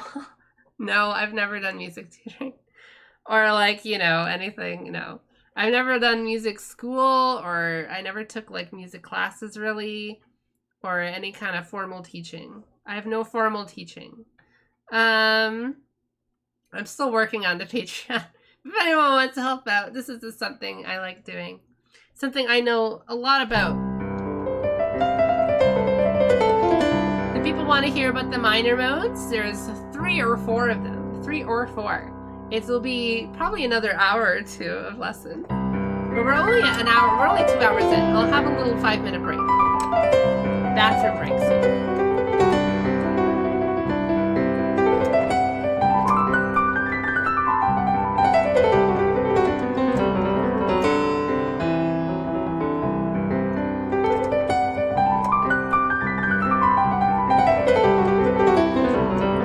I can tell this is Lydian, not just because of the sound, but because I'm playing this augmented fourth note.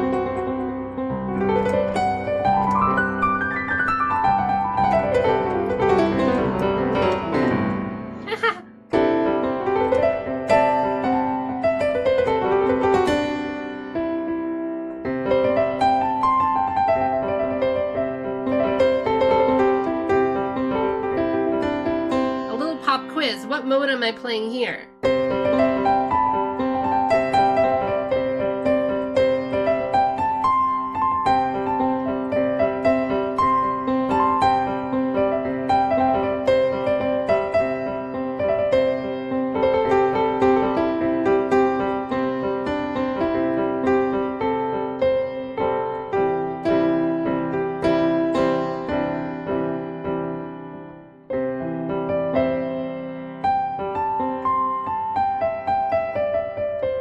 So I have the roots, the major second, the major third, the perfect fifth, the major sixth, and the roots. So what mode am I playing?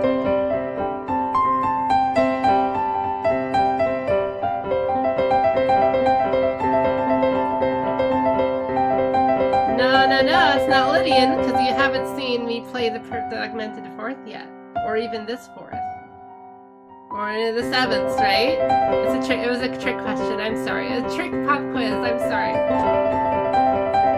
This is the pentatonic mode, which doesn't tell you pentatonic scale, which doesn't tell you what mode it is. It keeps it hidden. It doesn't tell you the revealing secrets of the tritone.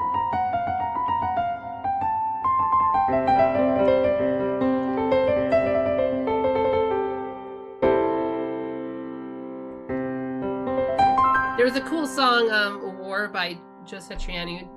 Joe Satriani has a really good lesson on modes on YouTube or whatever. And that's how playing his music and learning his music really taught me a lot. Because he has a lot of modal songs. Well, he'll just have songs in Mixed Lydian and Lydian and Dorian. One of the few songs in like Lydian, he's, you know, it's like...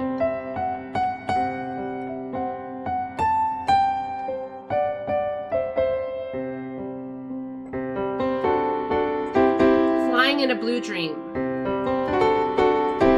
Listen to Flying in a Blue Dream by Joe Satriani, and you'll see here an example of Lydian.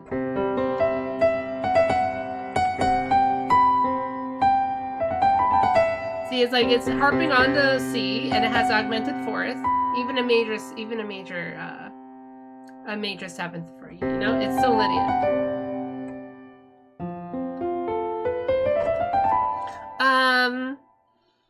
Should I go? Oh, no, I won't go into relative mode. So we'll have a little 2-minute break, and I'll go into the minor modes next. Ugh. Ugh. This one moment, little bathroom.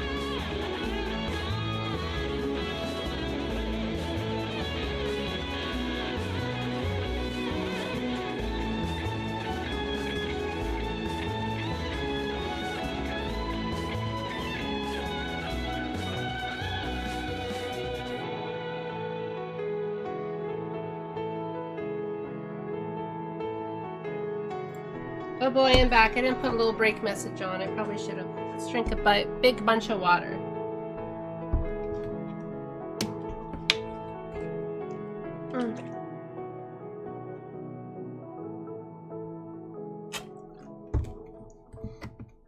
Hope you enjoyed that song. That was a cool guitar solo I played.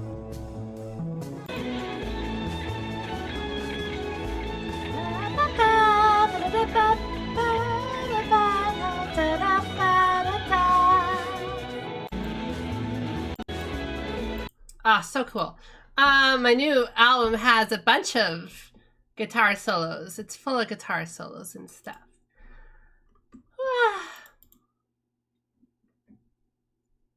So we've covered a lot. This is sort of, okay, so to continue this lesson, this is sort of stuff you won't really get on a lot of music channels, by the way, or most music teachers. Again, I looked through a lot of like any kind of like music theory lessons here, or music theory information, or music theory anything, and it's usually very limited, or it's very kind of specific to like, I don't know, like to jazz music or something, or very specific to just like pop music. I think like one of the best music theory channels is Video Game Music Theory, just because it's so expansive to video games. But sometimes I wish like the guy would also make music theory videos for like all music, because he has like he has a very good understanding of stuff and appreciation of like how different modes and different intervals can sound like different things. And it's great that he's actually looking at video game music, that a lot of music theorists almost never do. But I wish, like, you know, people would bring more examples all together. So we have our 3 modes here, as we taken from all these different things. Let's get rid of min modes. It's in the way. I'll put it in front of me. That's funnier. There we go.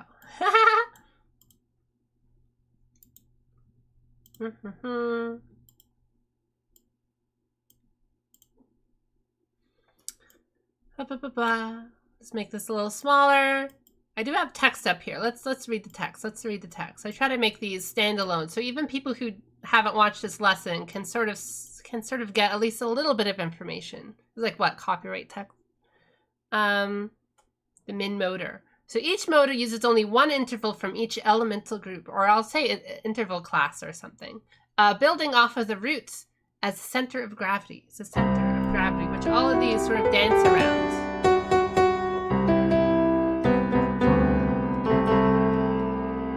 Intervals are only defined in relation to their root. A major 7th can't exist without another interval to compare itself to. The minor 6, the major 6, I mean, is a perfect 5th.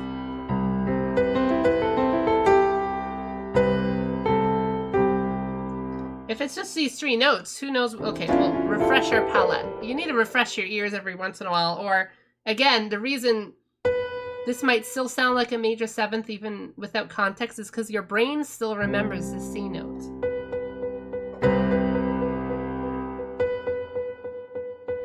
It still sort of sounds like a major 7th because your brain still remembers this note. It's really, really cool. So you have to sort of refresh your palette a bit. Okay, now this is just going to be a random note now. Who knows what it is? Maybe it is the start of a new Lydian.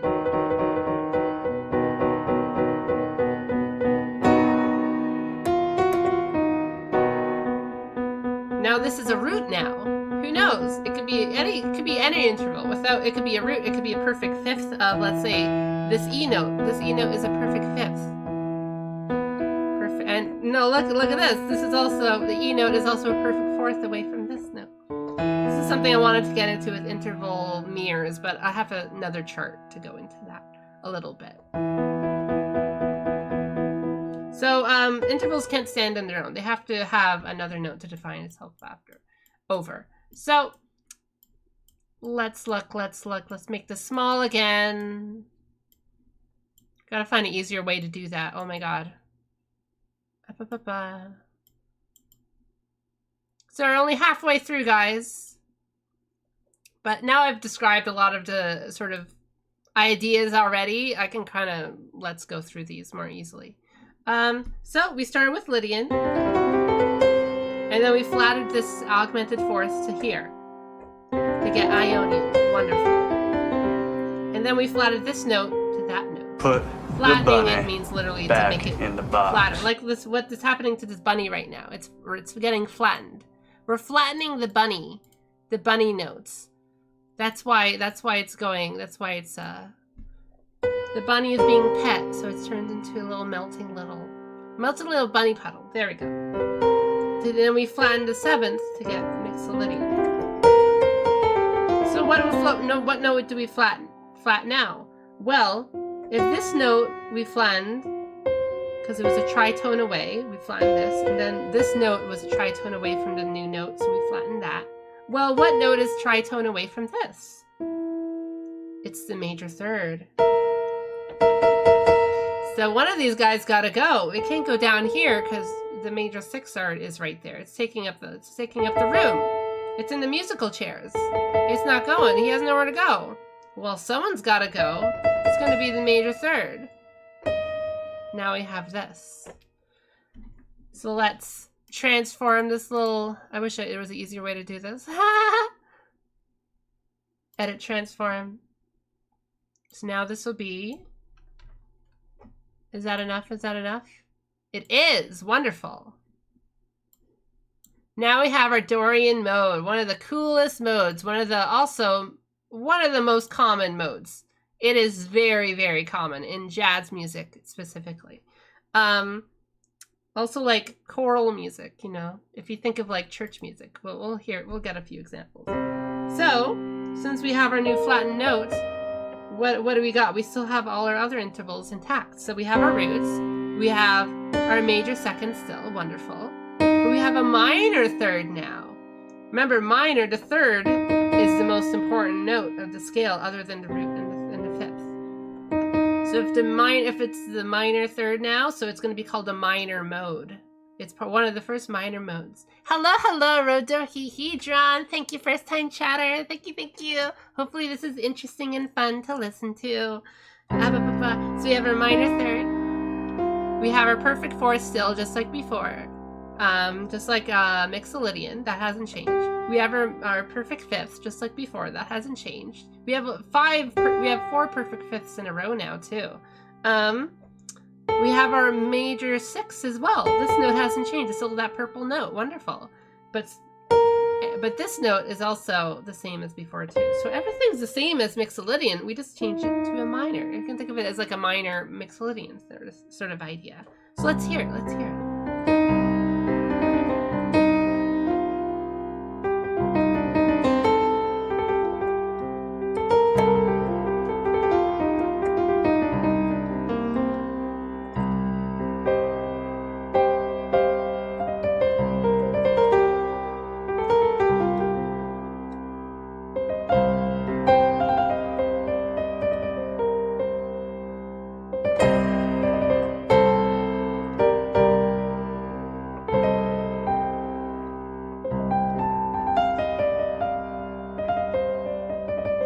What kind of feeling do you get from this?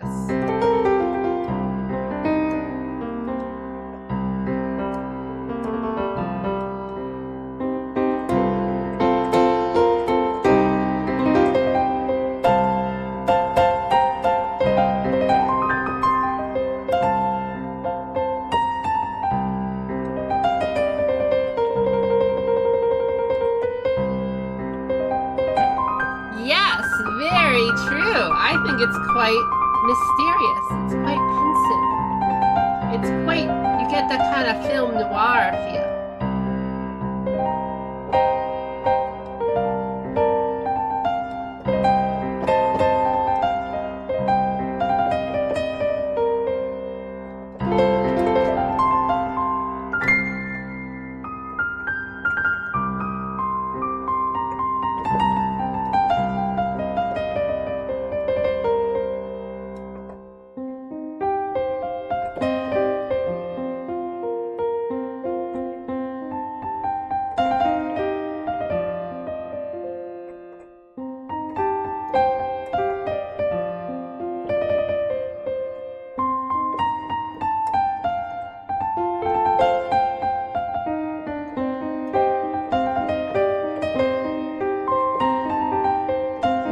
Same thing, watching something on PBS with British accents, so yeah.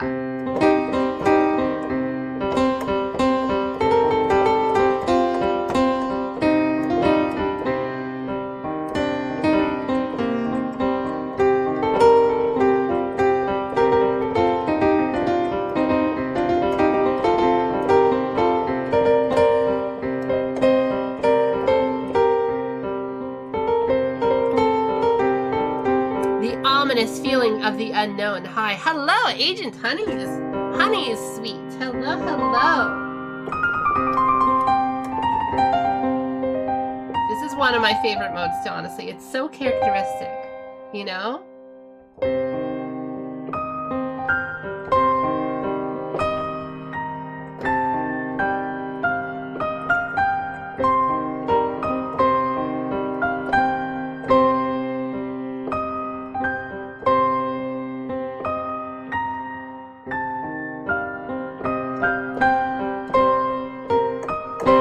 What song is that, guys?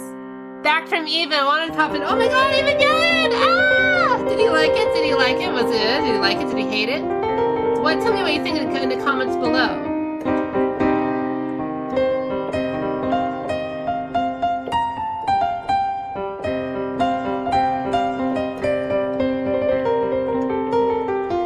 Oh, end of Evangelion!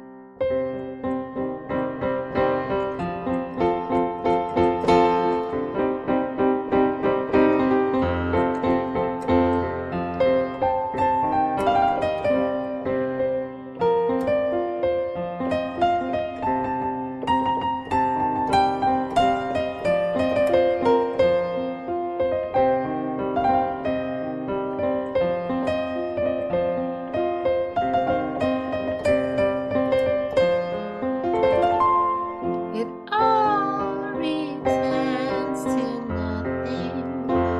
Just keep tumbling down,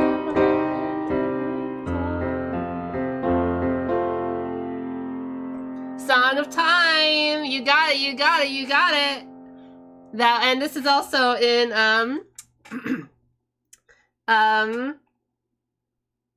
Comsessor Todd. The tumbling down section is Dorian.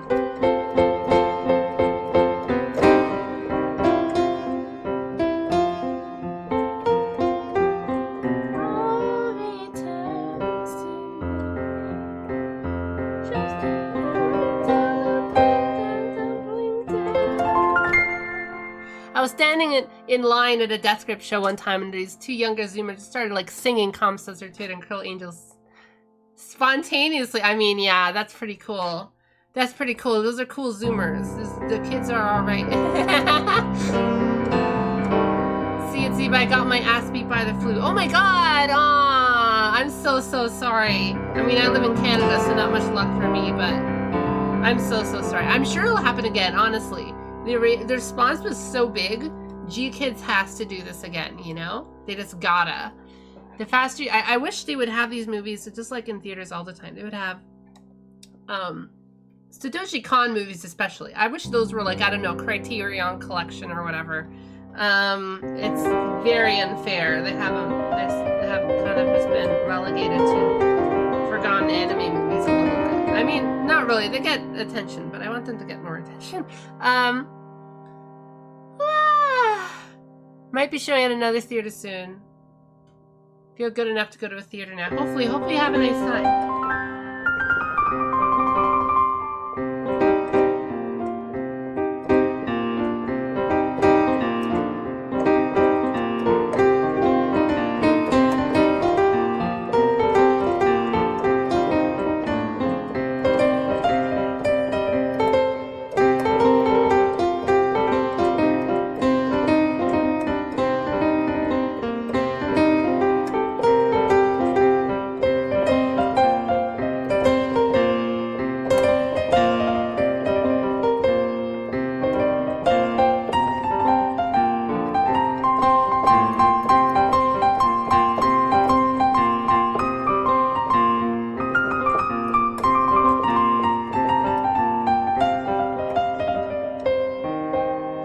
Breaking my modal rule a little bit because I'm playing a different road here, but I'll try to stick to it. We're not talking about chord progressions yet. We're just talking about these intervals happening over this root. What is it like when a major third? Ooh, very cool. We still have a major interval here. It's a minor. We have two minor intervals now. We have this minor third and a minor seventh. We still have this major interval, we still have this major interval. So it's not too, you know, it's still pretty, it's still not too dark.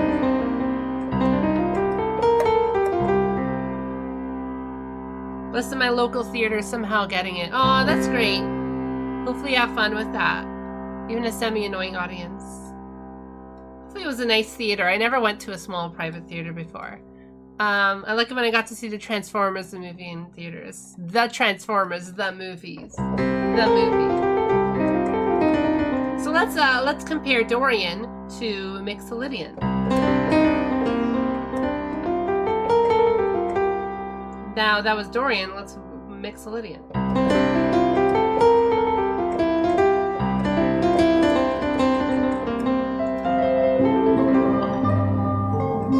Something happened in the chat. What was that? What was that? Activity feed. Oh, thank you for the follow. Thank you, thank you, thank you. Agent Honey Sweet, thank you for following. Thank you for liking. Thank you for subscribing. Thank you for commenting.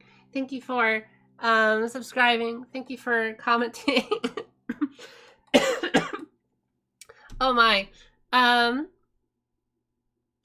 Anyways, you see, okay, so I demonstrated Dorian. This is Dorian. Back to lesson. That's Dorian, but this is Mixolydian. To me, this is so different. Only a single note was changed, but it was enough to change the mood of all the other intervals too. This is so, so important. It's not just a single interval you're changing either, but this also changes the relationship to these other intervals too. Because these other intervals are always interacting with each other, or this, or this, or this. This single interval is affecting these two as well.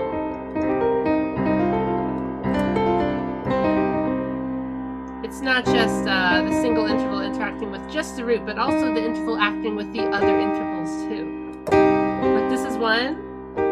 I can make this kind of I can play these intervals at the same time.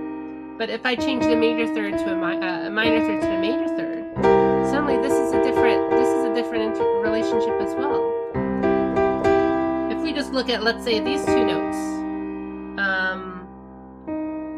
1, 2, 3, 4, 5. Definitely, this is a major third difference. This is a major third from this. So we can almost say that this is a major third interval from this. You know, if this was a root note, this would be the major third. The G would be the major third of this E flat. Which is an interesting little thing if you really think about this. Will go into our chords lesson next time. And so if we change this from a to a major third from the root, then this suddenly isn't a major third anymore. It's only 1, 2, 3, 4 notes away. So that's a minor third. Just like this is a minor third away, these two notes are a minor third away. Or these two notes are a minor third away. Or these two notes. Oh wait, these two notes are a minor third away. I almost got that wrong. So you have a bunch of all these different intervals happening within each other in all the different modes.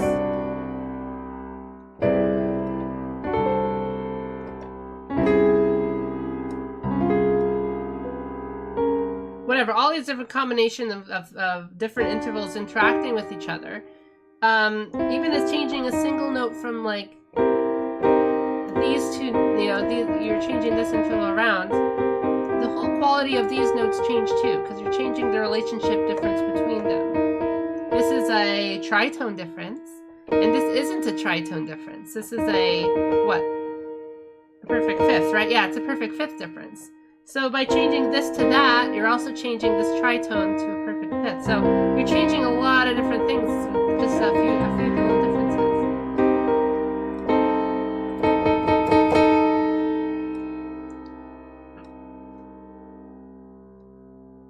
Thank you, Aqua, as well, again.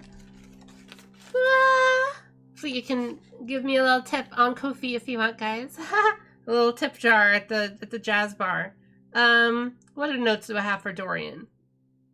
Oh, this is one of my favorite little Dorian things. Look at this.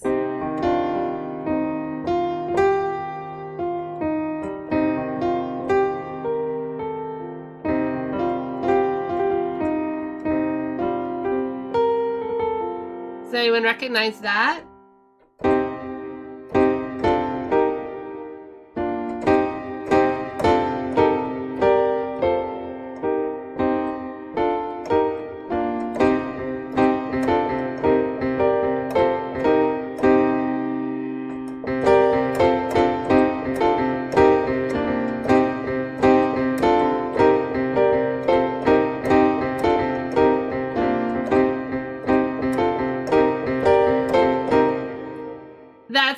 Dorian.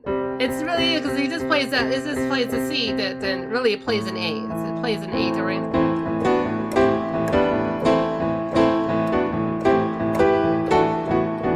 But again, this is just whatever. Like it's not, you know, it's not a it's just following the same pattern of notes.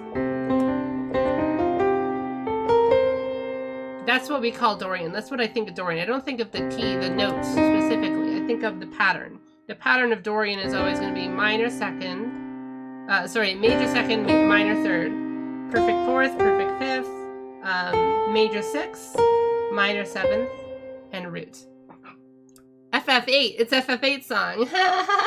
Da, da, da, da, da, da, da, da, da. So there's an interesting connection actually with the A minor there. I wonder if I want to go. No, I'll just touch on it. So look at this. I was playing A Dorian before, right?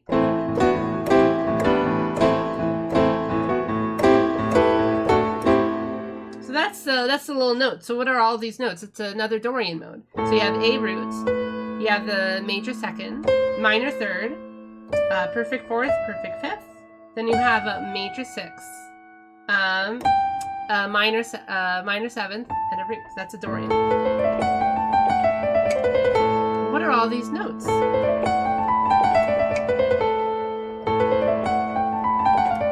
What are all these notes? You recognize these before, don't you?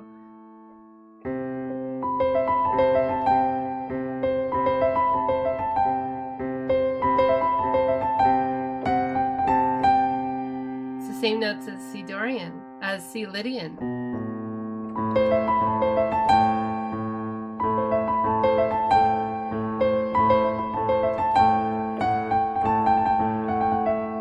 The interval, like relationships have changed, but these notes are the same.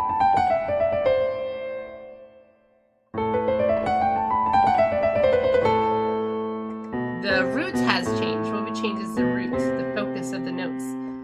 So you can have a really interesting soundtrack if you understand the modes. You can have connections between the boss theme like this, and also, because you're also just sharing the same notes but just switching between the chords, you know?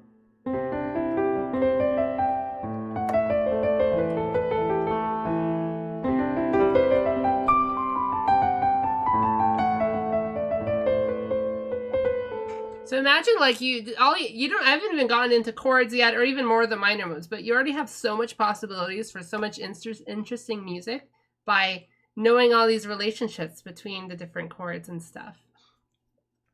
Oh yeah, he's like a genius, honestly. I think Matsu is like superior to like 90%, 99%, 95% of like other VGMs, just because the way he writes is so different. Oh, thank you for following. Thank you. You're petting the floof.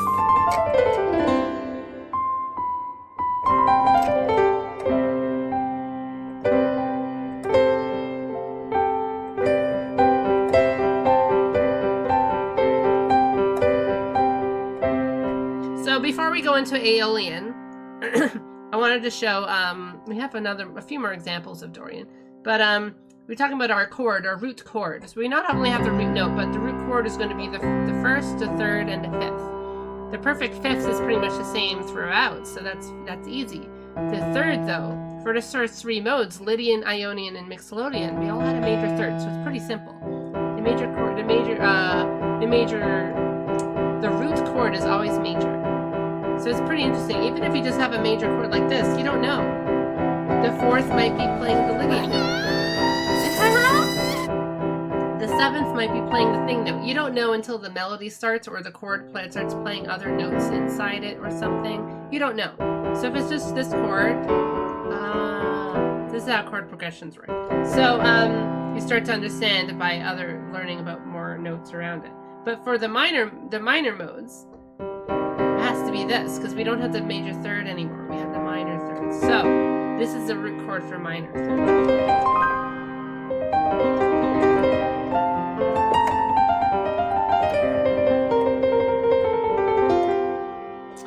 So now we have one more song. What is it? What,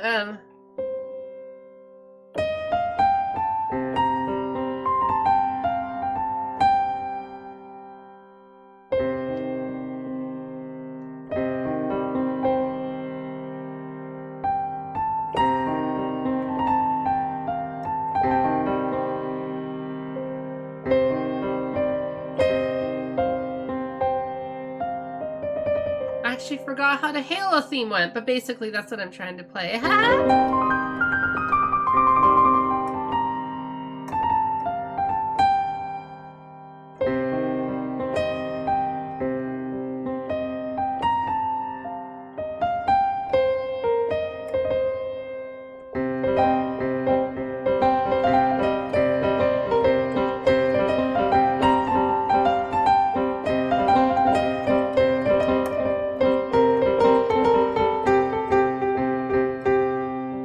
Darker tones on the piano. What's the snowman?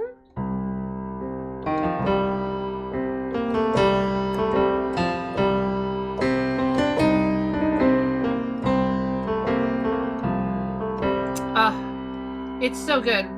Dorian is so good, but we're not going too much into other things right now, so let's go into Aeolian a bit. But I already showed you a bit how other notes, there's relations to other modes already, just in these modes already. So all these modes are connected to each other, and they're also connected to every other mode in every other key and scale. Basically, it's all connected. You could basically get from one to another in like 6 degrees of separation sort of way. That's what modulations really are about. Nickelodeon theme mixolydian. Old 30-min movie where a snowman comes to life. 2D animation makes one cry at the end. Oh, that's sad. Was it? It's like Frosty the Snowman, but like a little better. So let's bring up Aeolian now. Do I have it? Let's do a little bit more. Nope, that's secret. There we go. Aeolian. This is the other most common scale. Do I have this? No, not yet. The other most common mode. Yeah, we can cut this off. All right. So with Aeolian, we have, with Dorian, we had this lovely little collection of notes. But there's another problem. This is another tritone. Where do these tritones keep coming from? Who is causing all these tritones to happen? If we didn't have these half steps, if we just had a pentatonic scale, we wouldn't have to deal with these half steps and tritones. So how do we get rid of this? We can't move this one down. We just moved it down last time. He's tired. The minor third is tired. It already moved down last time. He doesn't want to move down again to this chair that's already been taken up, the musical chair. So the minor 6, well, nobody's taking up this chair. So the major 6, nobody's taking up this chair. So they're gonna have to move down. Now we have the minor 6 interval finally coming into play after so many modes. We had the Lydian, no minor 6. We had the Ionian, no minor 6. We had the Mixolydian, no minor 6. We had the Dorian, no minor 6. But now with Aeolian, we finally have it, our characteristic tone.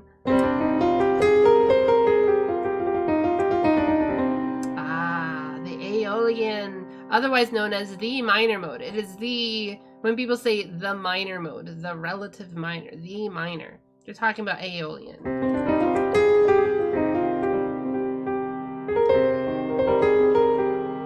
To give you the feel of it. I'm just gonna play it.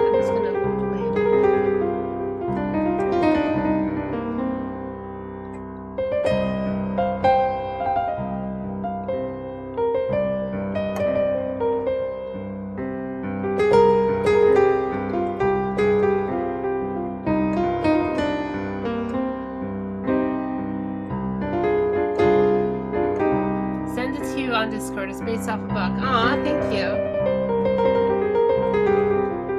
So Aeolian is super important.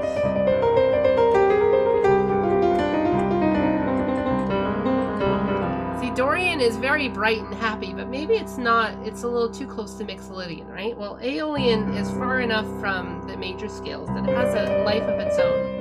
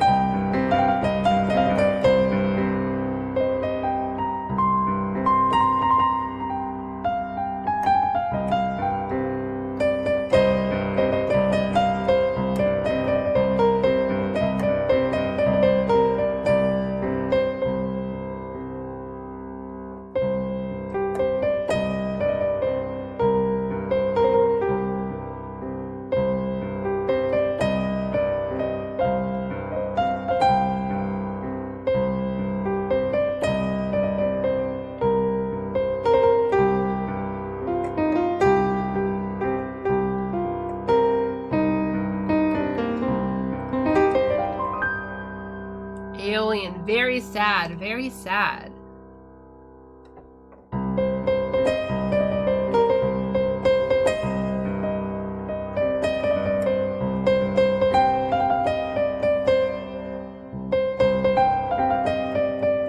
Stairway to Heaven. I was playing Tizanarkin before as well. And I was playing the Cerno's theme before. There's a million songs.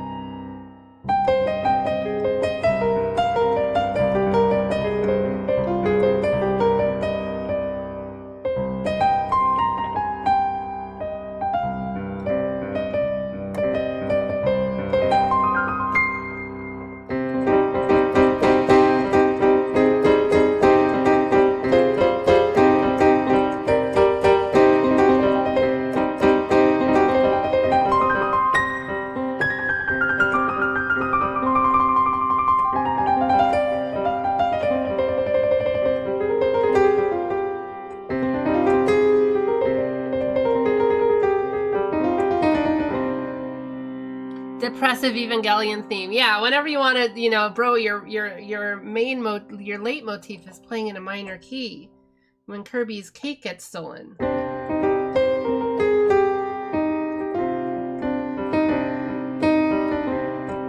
I think Banjo-Tooie did this with Spiral Mountain theme. Like, it's such a common thing. Like,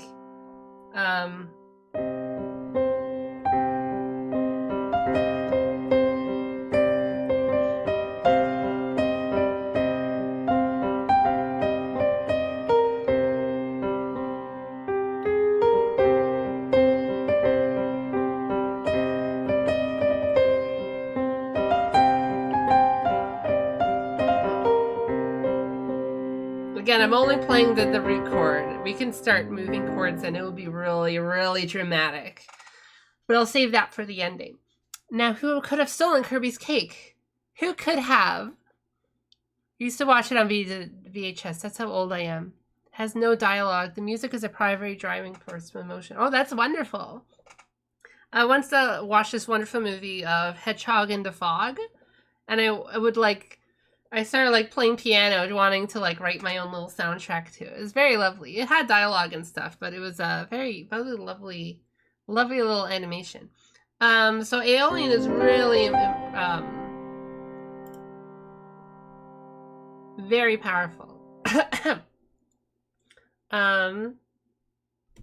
Where's my little? I have a little list here. Oh.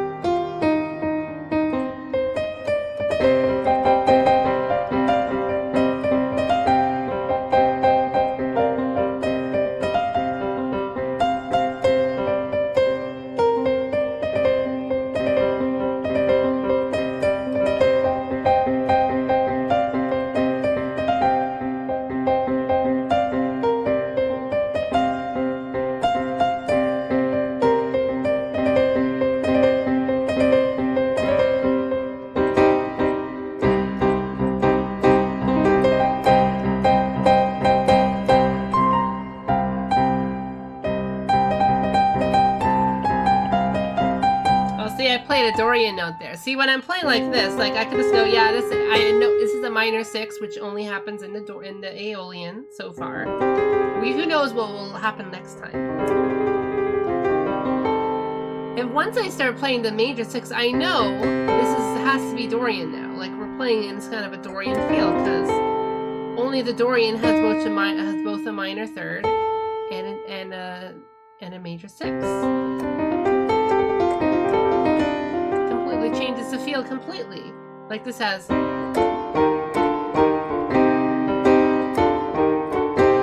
a roundabout. I'll be the roundabout.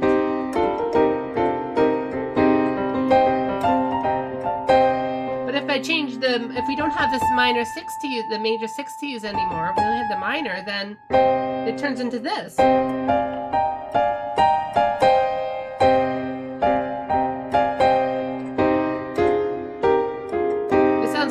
more intense. It doesn't sound as kind of driving anymore. It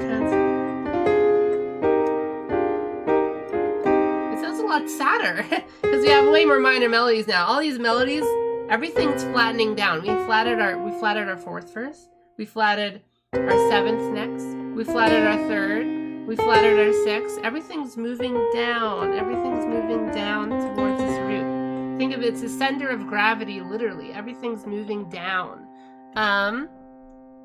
So we had a bunch of alien stuff.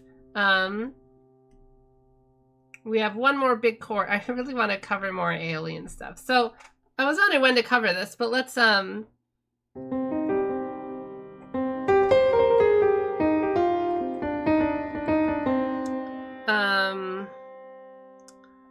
I'll just touch on this a little bit. So we don't need to constantly press the root. It is modal music, so yeah, you know, that was like a thing. But people have discovered, well, you don't need to always play the root. You can still play this kind of, you know. What if you play different little roots here? It's still in the Aeolian mode. You're only going to play the Aeolian mode notes. You're not going to go outside of that. You're only going to play these notes pretty much. But what happens if you play both at the same time?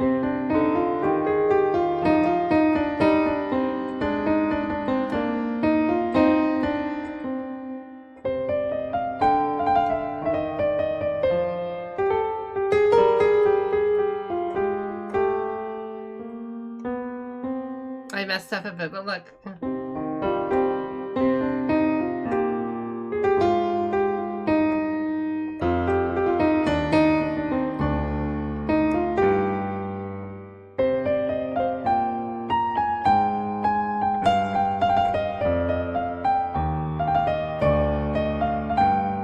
Just random stuff.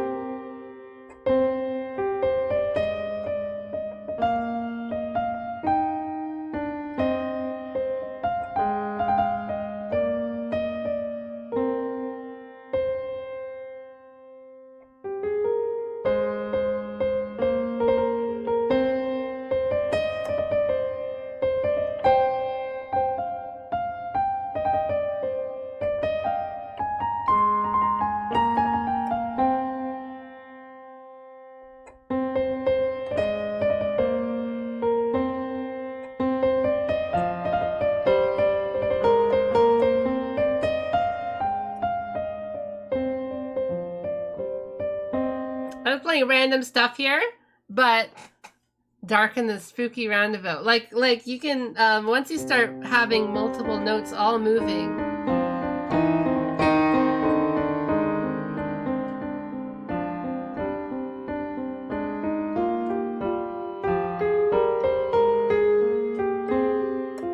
where's the root now? Is it still this? Is it shifting around a little bit? Is it being influenced by other things, you know?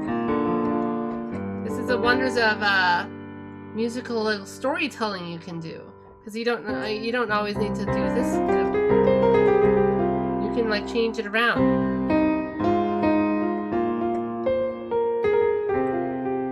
Now you can move this around too, but like, well, where is the root now? Because you've kind of moved it around a bit. These count as new roots? Does it count as new modes? Does it count as new? Is it just chords? What are chords? What are all these things you're working with? So it's super, super interesting. You can like paint with these colors. That's why I think of a painting with colors. Not just because I'm it's so colorful, my little rainbow charts here, but because you're literally like, you can, every note you press is like a new paint, a new stroke on the canvas of your ears. You're literally painting little moves.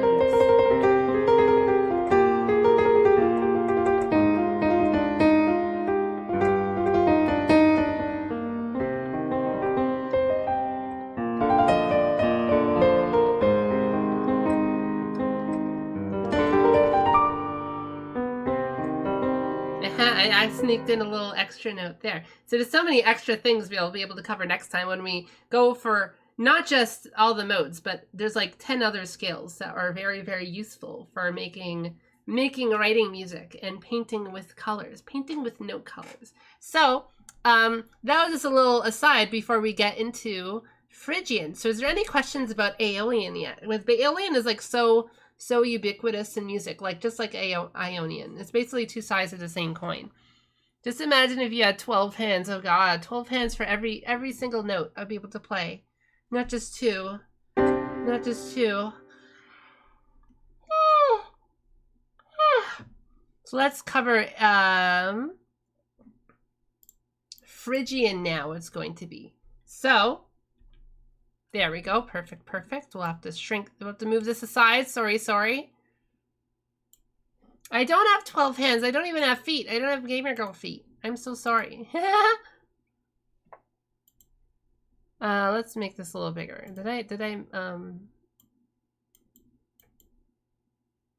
There we go. So Phrygian. Oh yeah, let's read this little thing.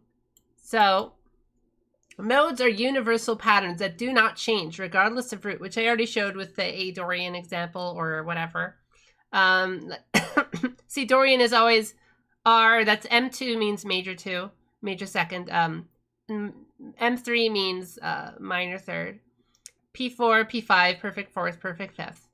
M6 and 7, that's major 6, minor 7th, then root again. Each mode has a unique mood. Think of it like that. Modes are moods.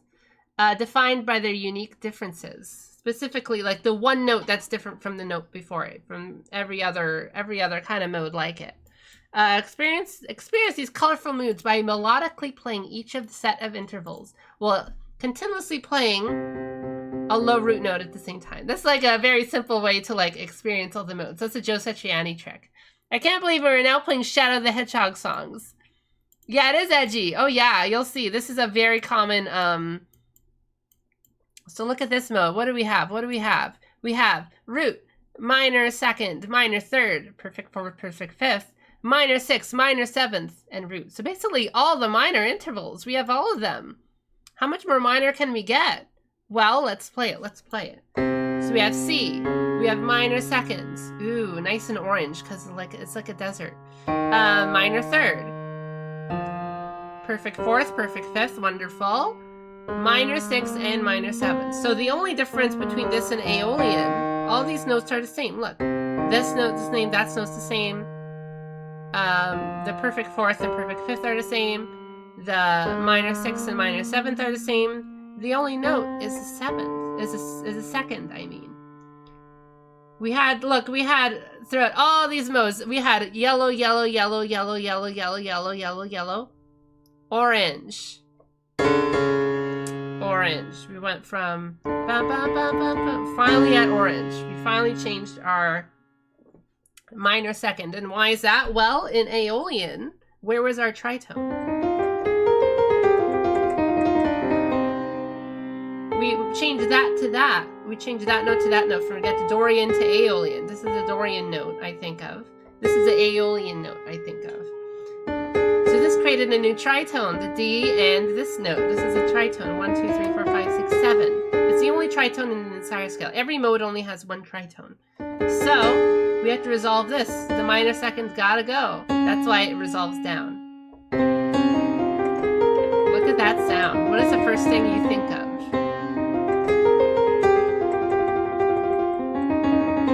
It's so orange. It feels orange, doesn't it? It feels something. What does it feel like to you?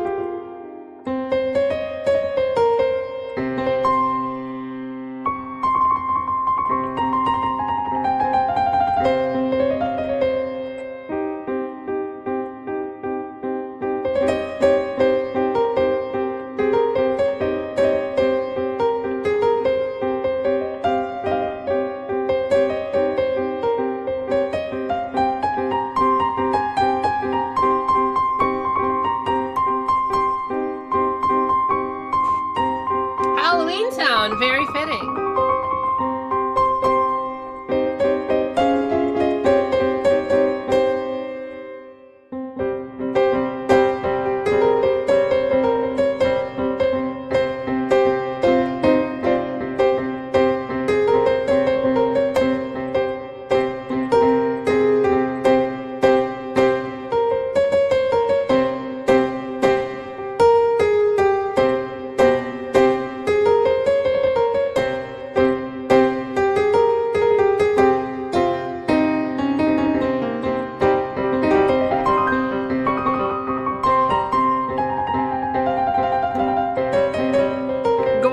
spooky forest to be eaten by an old lady.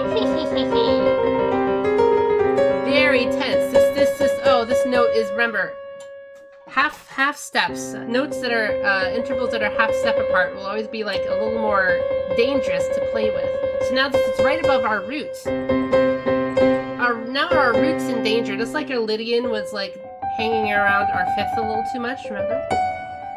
That causes a little bit of a dissonance. And Aeolian was doing the same right above the fifth, right?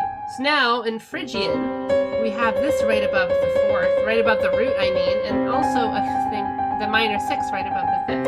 So 2 half steps right above our cardinal kind of tones, the root and the fifth. Those are our cardinal tones that are the same throughout all the modes so far. As far as we know, see, look, red and blue, red and blue, red and blue, red and blue, red and dark blue. The root and the perfect fifth are always there. The perfect fourth is almost always there too, but the perfect fifth is a lot more consistent. So we have these 2 notes right above the thing. So it's a very tense scale. It's the tensest scale we got. This is edgiest.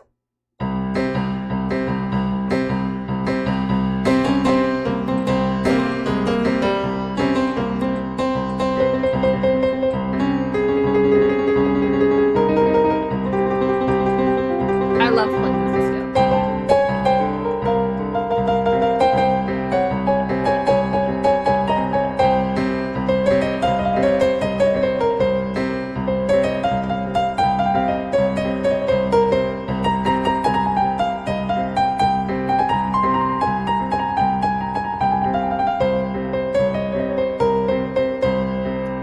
Like the Jaws notes. Oh, well, glad you noticed. What are the Jaws notes? The Jaws notes are literally just half steps. They're minor seconds, basically. Or they're some kind of half steps. They're like this.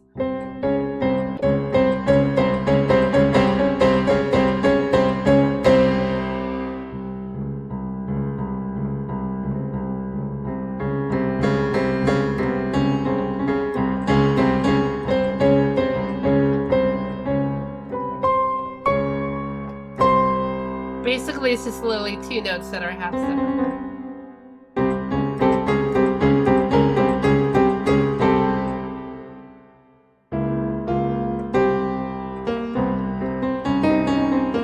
It's also very, very common in metal. Let me get my guitar. Ugh. When people think of metal, they're basically thinking of Phrygian.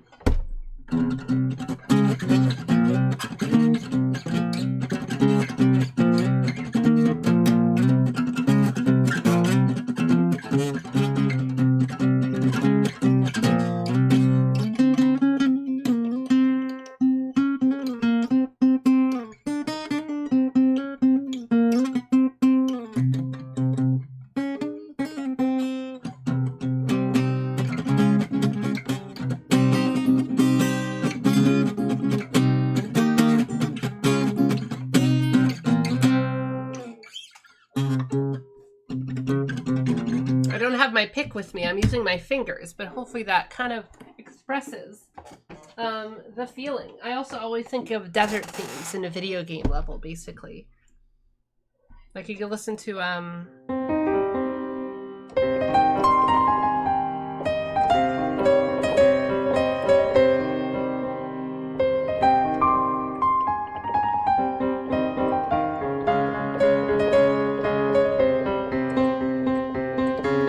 just like play these 2 notes.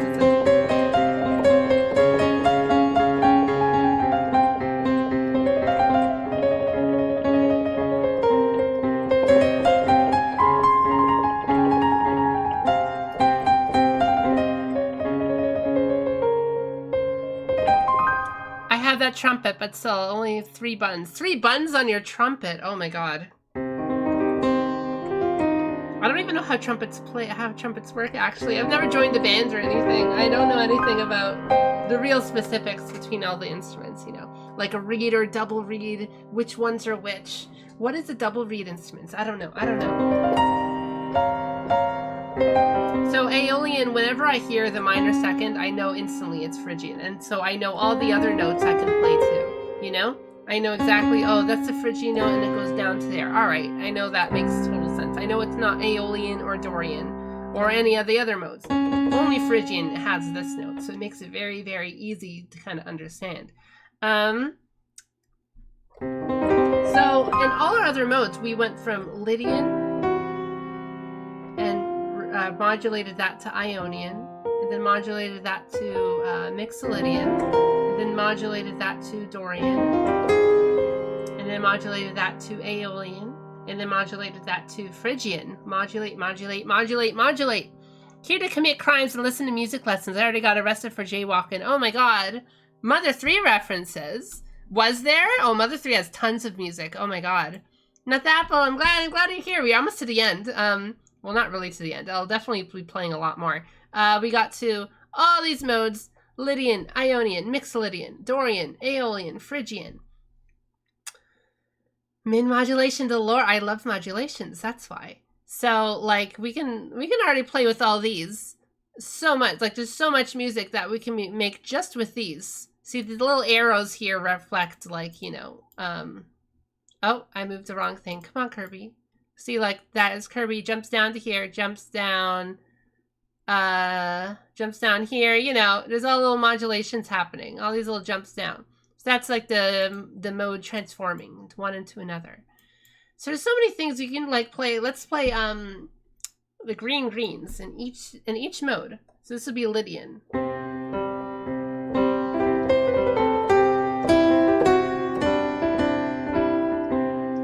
See, like all these notes are just like Ionian, but not this note.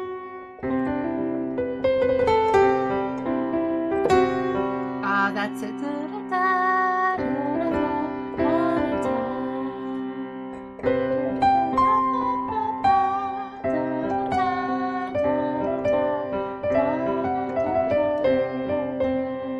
That's a Lydian feel. Uses all the Lydian intervals specifically. Augmented fourth, perfect fifth, sixth, whatever. So if we go to Ionian, we have to change it. We can't use this note anymore. We're using this note.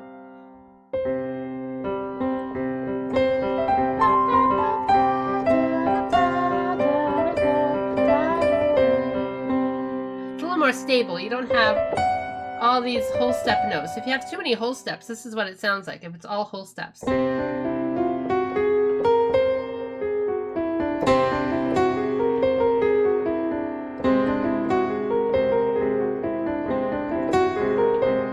you need some half steps to really kind of to stabilize it a little bit. These are half steps, these are half steps.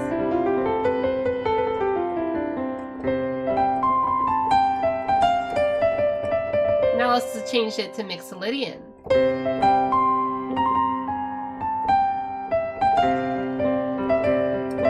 We're using that minor sixth, the minor seventh, remember? The seventh note, which is always going to be 2 notes right below the root. This is a root, so we go down 2 notes to this.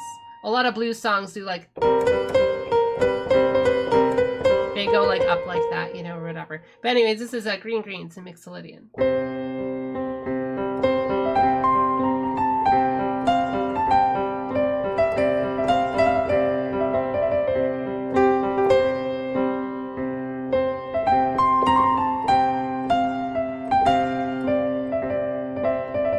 Now let's do Dorian.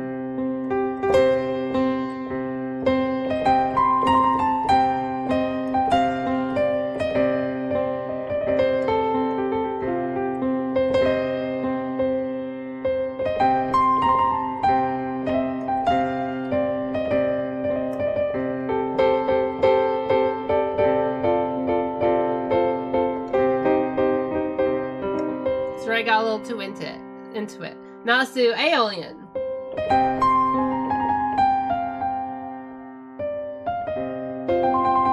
Oh, emptying out the big coffers. Oh, thank you. 45. Oh my god, thank you so much. Really, it helps. Thank you so much. Thank you. So yeah, now we're modulating to Aeolian.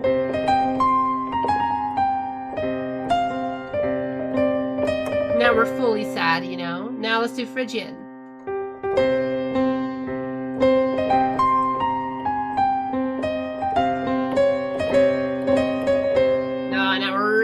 really angry even. So we can take a single idea and transform it through all these different modes. Through all the different modes, just by following the interval, making sure we know what the interval is. Like when we play this note, like it's not just a random note. Like this is, if we assign this as the root, then this is going to be the perfect fourth interval. And if we know this is a perfect fourth interval, then we know it can be an Ionian, Mixolydian, Dorian, Aeolian, or Phrygian. You know? It can't be in Lydian, because Lydian has the augmented fourths. This is a bit of clue making, you know? You're following the little clues to figure out what mode's in what. So, if we're playing, you know, this random note, you know, the minor seventh. Well, it's in 4 different modes. It's in the Mixolydian, the Dorian, the Aeolian, and the Phrygian. So it could be in any of them. So really, it's up to us to figure out which one it is if we're trying to figure it out. And if you're writing something, let's say I write a melody, like what's a random melody, you know? It's like Green Greens or something. But like,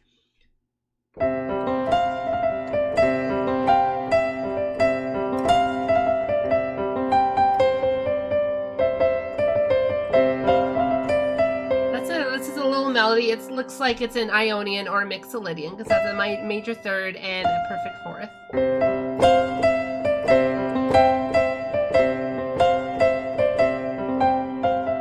Like it's just a little riff, let's say I wrote. I did write it. It's in my future album.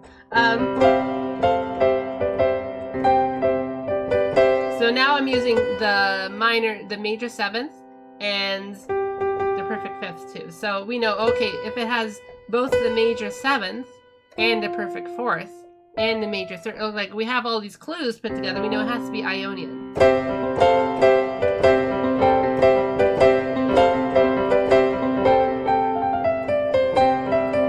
So we have all these different melodies. Well, I want it to make it sound like it's in Phrygian now. Let's do it Phrygian.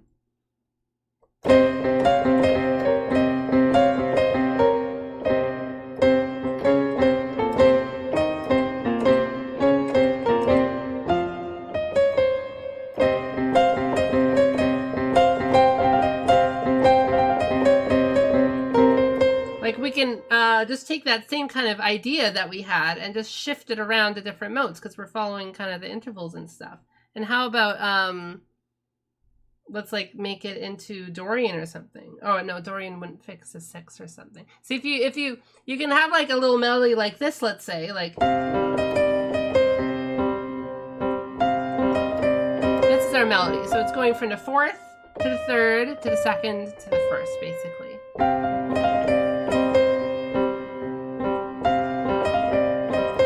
I can say this is in Dorian or Aeolian, and we don't know because we don't have the 6 here. The difference between the Dorian and Aeolian is a major 6 and a minor 6. But if we're only playing with these notes are all consistent with the other modes, so we don't really get to see that exploration or the modulation happening. If we play it maybe underneath, let's say, like.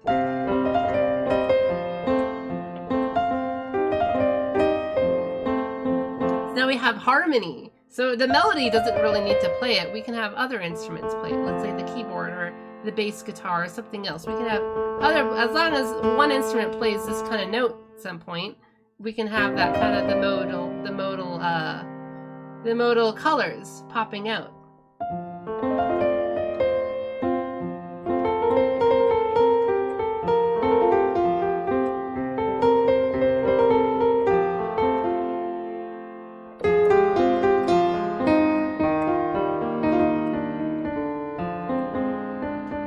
Now I've changed to Aeolian because I used this minor 6.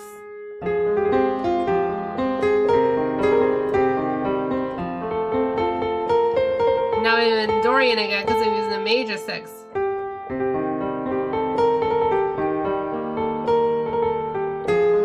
Now I'm Aeolian again because, you know, you can switch at any point basically in a song. You can switch the little mode you're using based on just the one root or even to other roots.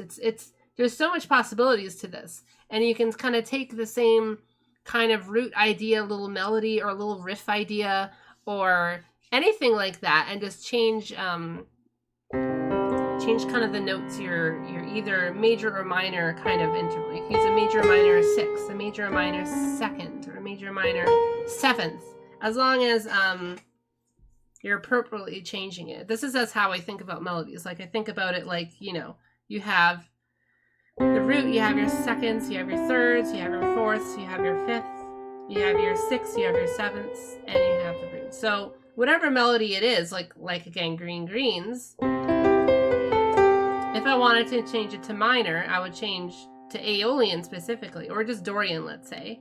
I would change the sixth can stay a major six because that's in Dorian. The major seventh should change to minor seventh, and the major third should change to minor third because that's the Dorian intervals. The Dorian intervals is a minor third, a major sixth, and a minor seventh. So.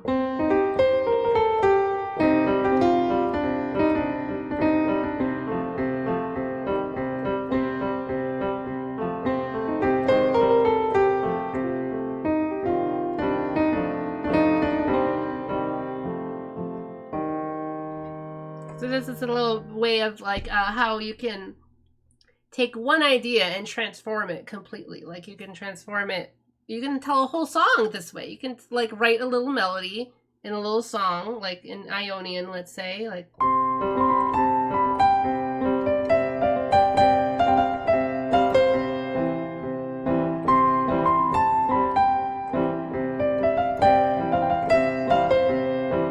Dorian.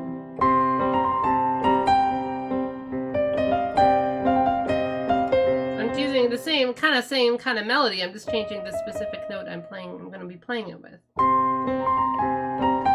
This is Aeolian now because I'm using this note. Actually, it's Phrygian because I snuck in the little minor second note. See, it's almost like thinking of, like, I don't know, elemental little classes in an RPG or something. They all have specific spells they can use or something. And different spells can only be used if you combine certain different elements. Like, if you combine this note and that note, then you get a special little skill, you know? Like, only Phrygian has... It has a lot of awkward energy, but it has a really powerful fire spell. An explosion spell or something. And, this is slightly ahead, but I think it's funny how there's an important minor scale with every variation flat and natural 6 and 7. Really cements the 3 as a defining tone of minor. Oh, yeah, it's a defining tone of major as well. The 3 is so important. The theory I have for why the minor third, the major third or whatever, why the third is so important. So I made a whole chart of this. Should I show it? It's a little off topic, so maybe another time. But look at the root. Look at the root here. So we have, look at the root intervals. So we have the sevenths around it and the seconds around it. So we have 1, 2, 3, 4 notes surrounding the C. So all these notes are really close to the C. So they're all heavily influenced. Simply like this is a planet, and these are all in its gravitational pull. And the fifth is the other most important note. Remember, the root and the fifth are so important. They're in every single mode basically. And this also has 2 intervals around it, the fourths and the sixths. So there's 2 intervals surrounding it, which is, it's 4 different notes. So these are all in its gravitational pull too. So all these notes, and then this is around the sixth. These are on the root, I mean. So all these notes are here. So what intervals aren't being affected by these two notes' gravitational pull? Which notes are outside of it? Let's try to press them all again in this direction. So you remember how it loops around, remember? So basically all these notes are being affected, except the third interval. The third intervals are away enough from the root and the fifth to actually have its own kind of little effective power of its own. It's like a Higgs boson. Whatever note it is affects like the whole chord. It's that powerful, you know? It gives mass to it. Is it a minor third or a major third? The minor third is actually so close to the thing, and this is so close to the fourth, that like they both have their own specific tensions as well.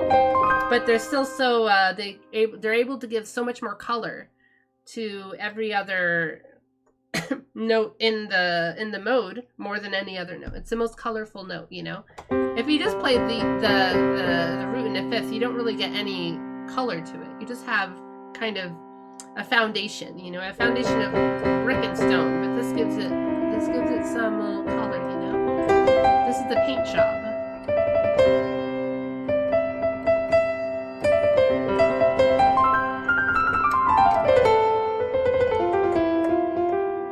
So it's very important. The thirds are so important.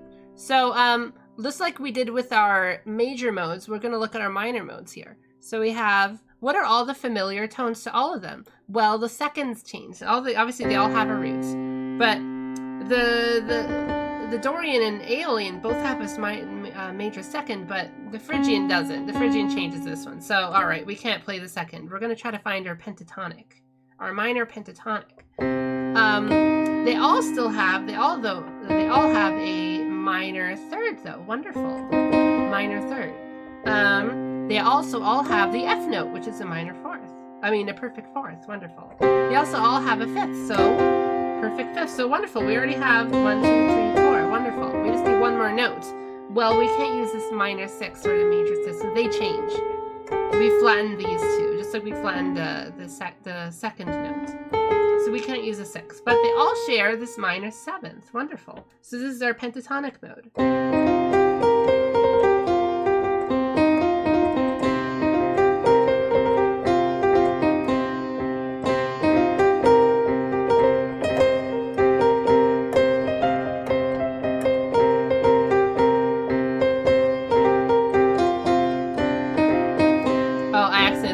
So a minor pentatonic is going to use these qualities. It's going to use the roots, the third, the fourth and fifth, and the seventh. There we go. And a major pentatonic is going to use the roots, the second, the major third. It's going to skip the fourth. It's going to go to the fifth and the sixth. So if you can combine all of them, basically you're getting this, that, and then you're getting both thirds, and then you're getting the fourth, the fifth, the sixth, the seventh, and this. So it's basically like a combined mixolydian, let's say, with a bluesy third. The blues is when you have both a minor third and a major third.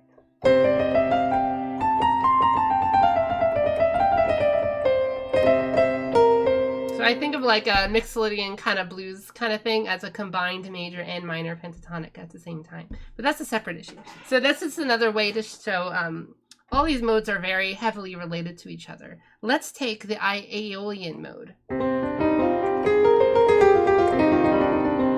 Let's, you know how I was changing this root around, right? Let's change the root around by 3.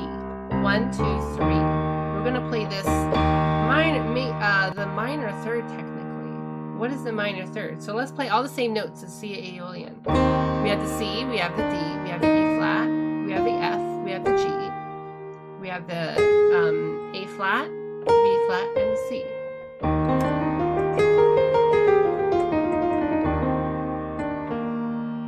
We're going to treat this as the root next. So what is that? Let's take the E flat as the root. So we're going to do, what are the notes of the C Aeolian scale if this is the root? So we have, this would be the major second. This would be the major third. This would be the perfect fourth. This would be augmented fourth, obviously, but this would be the perfect fourth. Okay. The perfect fifth. And this is a major sixth and a major seventh. And then the root again. So what is this?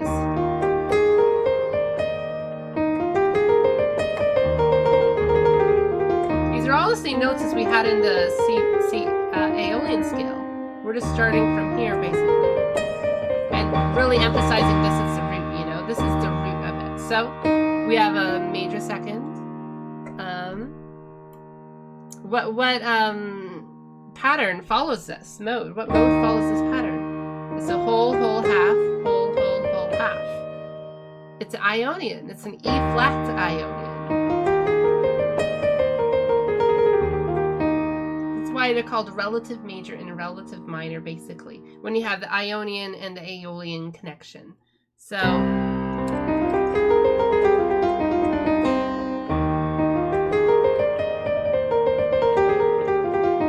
they're both playing the same notes, but different emphasis on the focus. So all these modes are connected to each other. Every single note of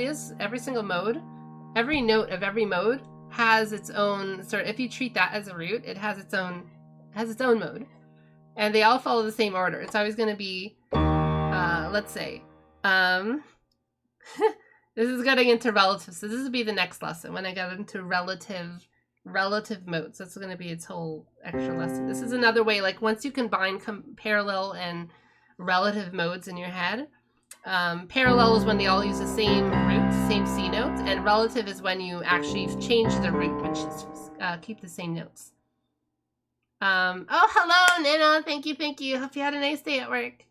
So parallel is when you have the same notes, same note as the roots, but you change the notes. So these notes might become like, you know, or, you know, you're changing all the other notes, but you're keeping the root. But relative is when you keep the same notes, but change the root.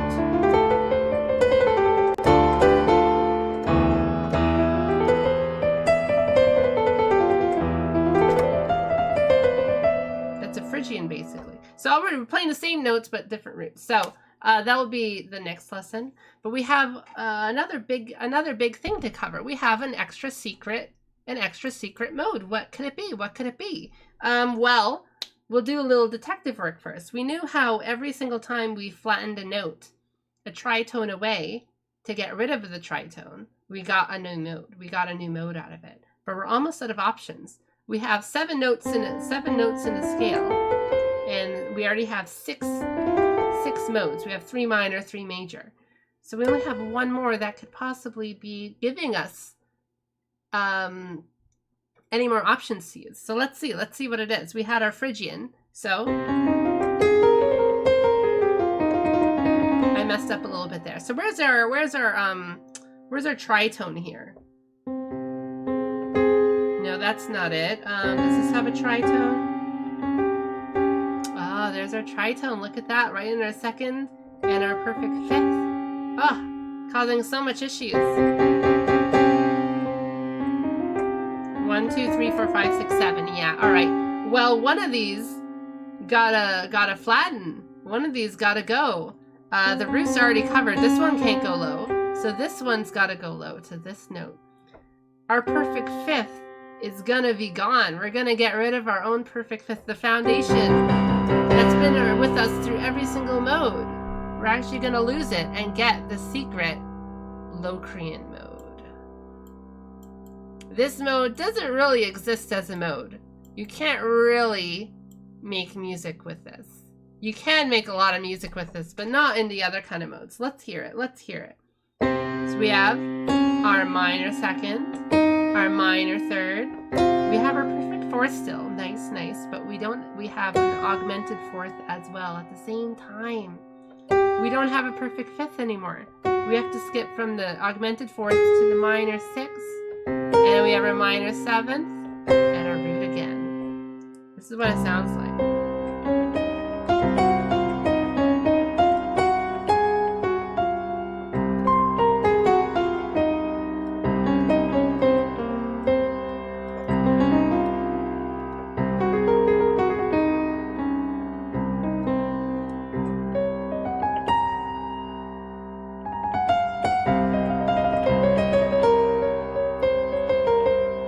It's not even used in metal, actually, surprisingly.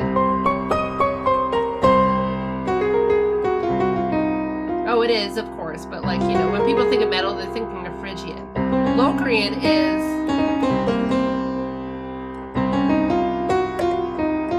when you don't have the fifth,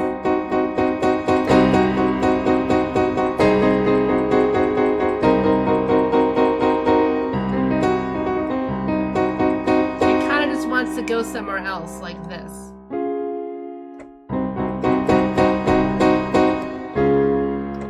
You know, that sounds a little nicer, but we don't get to have that. If we're really playing modally means you're only playing the one note, you know? It's supposed to be stable by itself.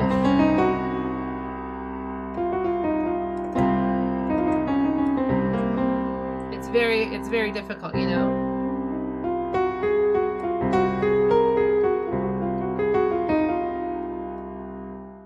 Here in a horror game. It is definitely used in a lot of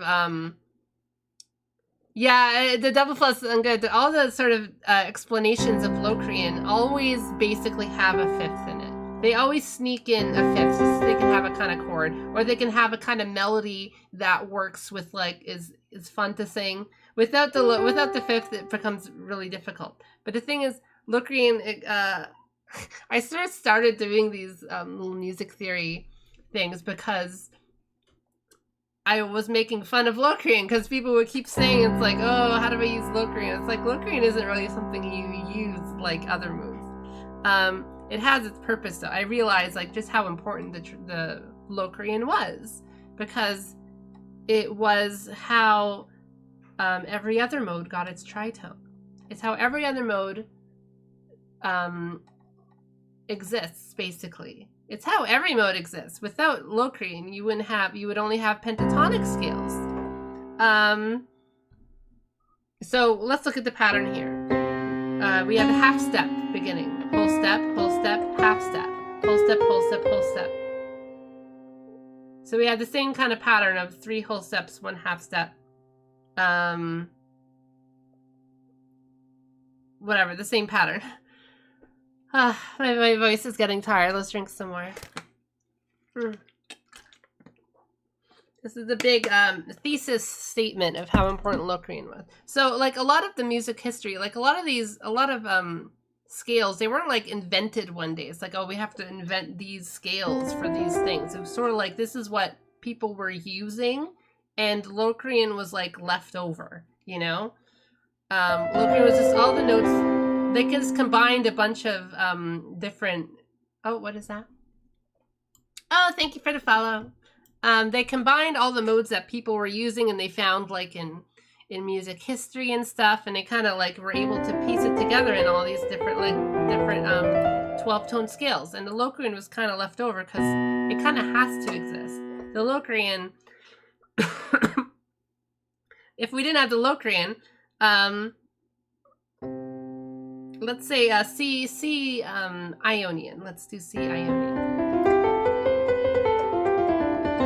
This is our C Ionian, which we played before. We can look at it more deeply here. So you see, I have little bits here. See, it says Ionian, right? But also over here it says D Dorian. You do this. Play all these notes, it'll be Dorian. This will be the next lesson. And E Phrygian. And C and F Lydian. If we start from F and play all these things, we also get the Lydian mode for F. We have the augmented fourth, the major third, the perfect fifth, you know? And then we have G Mixolydian. We have the major third and the minor seventh, wonderful. And we keep going up, A Aeolian. Just like, you know, how we had C Aeolian and then we moved to E flat major. Well, we have the same thing with A minor being connected to C Ionian. And what's this? We have the B Locrian as well. So B, using all the white notes, is a Locrian. So if we got rid of that Locrian, what would we have? If we got rid of the B notes, and also technically it's fifth, you know, the other tritone. If we got rid of the tritone, we would have just C, A, G, and then E, D, E, a C, D, E. We have a pentatonic mode. Without the F and the B, I complain the F because it is technically the fifth of it, you know. It's the only fifth we get. 1, 2, 3, 4, 5, you know. So in C Locrian, it would be 3, 4, 5, you know. It is the fifth note. It is not the perfect fifth, but it's the only fifth we got, you know. So I count that as kind of a Locrian. But if we start with the C Locrian and start from playing from here, we get an F sharp Lydian.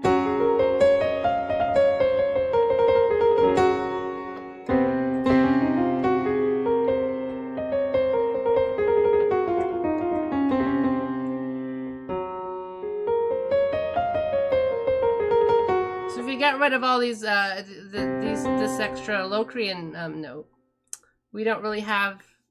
We only have pentatonic slaps. So that's why Locrian is important. That's my little thesis. Locrian is used to some extent in jazz. I remember hearing about that a bunch.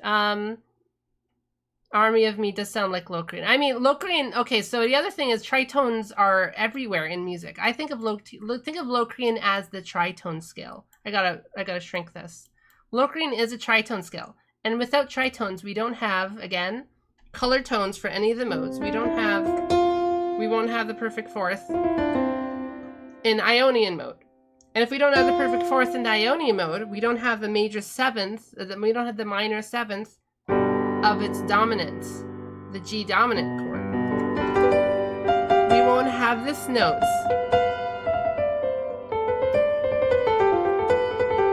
We won't have the major third from the Locrian that gives the major third to the G, the dominant chord, and we won't have the tritone here. Which means we won't have dominant energy for the C. So technically,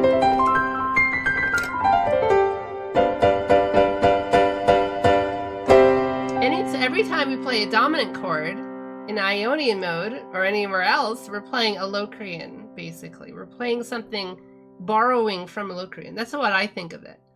It's, we've circled around, and each of the notes we change with a fourth, fifth apart, like some kind of circle of, see, I actually hate the circle of fifths. I still look at it, like so many all the YouTubers use it, all the things use it, and I think it's useless. I think it doesn't really, it's a lot of, it's just a lot of like, it's a pattern, but I don't know. It's not very useful unless you're actually playing unless you're, I don't know, playing some circle of fifths music like that. I don't know. It's not too useful. It sounds nice, but it doesn't really help. It never really helped me understand writing music or making music or whatever. No. But we actually have something very, very, very, very interesting. I realized. What happens? We still have another tritone to resolve. 1, 2, 3, 4, 5, 6.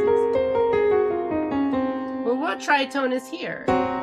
This is a tritone. Well, we can't lower this note anymore. This chair is full in the musical chairs.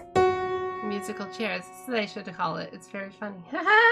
Musical chairs. Okay, in the musical chairs of modulation, the fifth of Locrian, technically, which is augmented fourth, can't move down because both the fourths are being filled.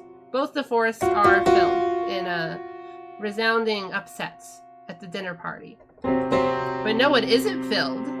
Well, the minor seventh is here, but the major seventh is perfectly open.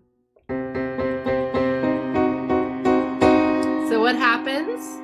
The root itself flattens. What is this?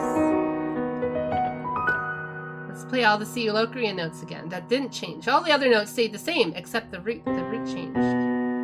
So we have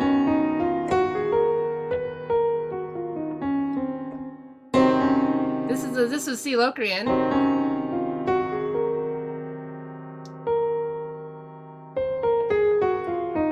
Had a brain fart there, just a moment.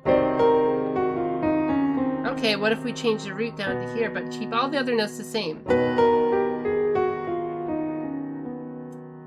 It's a B Lydian mode.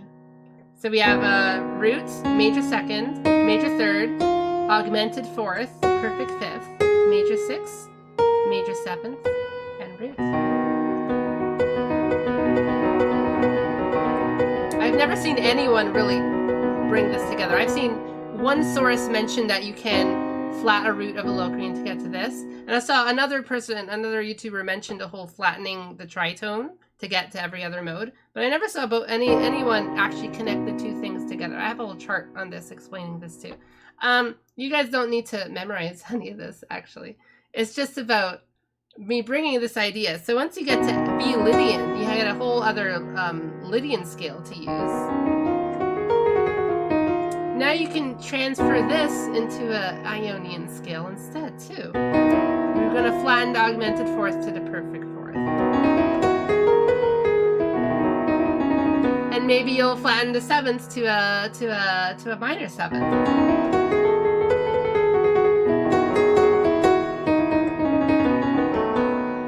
Now we can plan this to, like, we can just continue the cycle over and over through every single mode. Oh, is that it? No, it's not.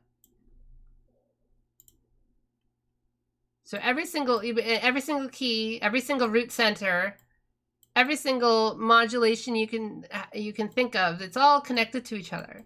So there's nothing really stopping you from going through every single mode of every single like key center or root center. You can just keep playing basically them all. So I think I have one more thing I have to read here. Well, about using, oh yeah, what do I have here? Transform one mode into another by exchanging intervals of the same element, of the same class. I'll change that too. And minor 6 to major 6, etc., known as parallel modulation. So yeah, this is parallel modulation. When you're changing, like, you want to change my Ionian mode to like a Dorian. And there's a lot of ways you can do this intelligently, like you'll use a similar note in the melody, like what note is shared by both modes. You'll try to emphasize that note. That's a little bridging, little glue, but that's about songwriting stuff. I want to try to bring, I have a lot of like random info about music theory. I always wanted to try to bring it, emphasize songwriting, first of all. That's what a lot of my lessons last year were based on. I talked a lot about chord progressions and like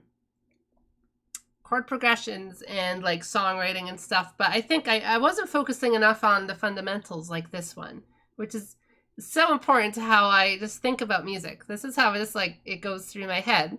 Actually having to write it all down really helped me sort of understand it, but I already kind of like, this is already how I understood it, just without like clear words. Like I already transcribed tons of music and written tons of music and everything. To actually like put it into all these kind of concrete terms, I think really helped me see some patterns that I didn't really see elucidated before. I didn't time for some of the lesson. X minus CD, yeah. I think I'm just about like kind of finished most of it.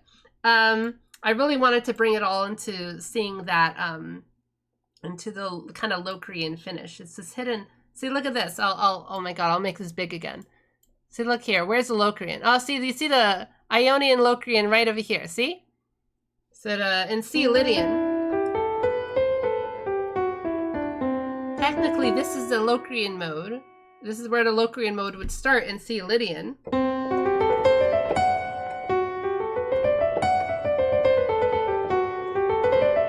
And this is where the Ionian mode would start.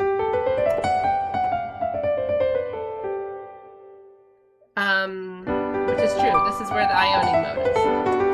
For G. This is G Ionian. This is F Ionian. F Locrian. So that flattens. And then we have here, we have the Lydian and Phrygian in the Ionian mode. That's like the next little tritone. But we have the Locrian mode here. See, the Locrian goes down. The Locrian flattens.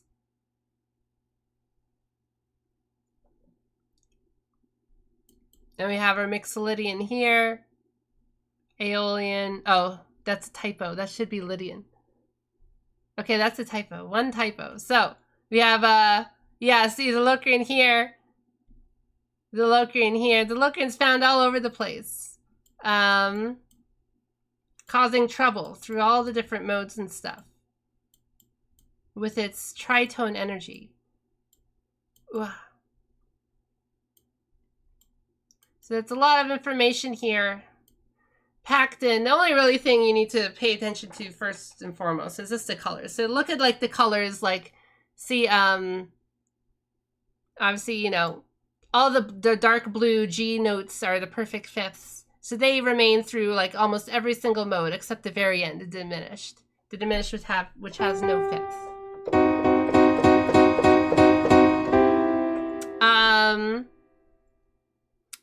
The perfect fourth, which is like available in like almost all the modes. Maybe I'll show just one of my interval little picture I have. Let's see.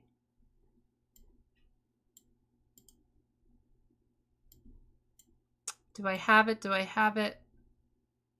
Ba da ba ba da da da da da da da da da da da. Oh, I guess I don't. Is that it? Oh. I guess I don't have it. I'll show it next time. All the intervals. It's just how I think about, especially, yeah, I'll show that next time. It's too much. It's already, we're at 3.5 hours. So I think I'm done for today. For tonight. My voice is raw. So let's just play a bunch. Let's just play a bunch of music. This will be Lydian.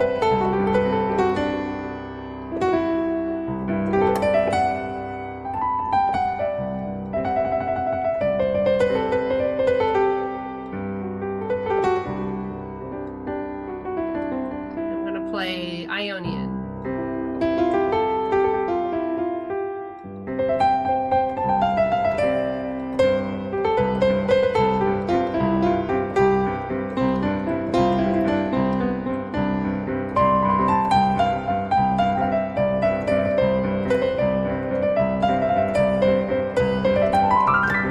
Oh, I think my fingers are not muscly enough. Are very weak.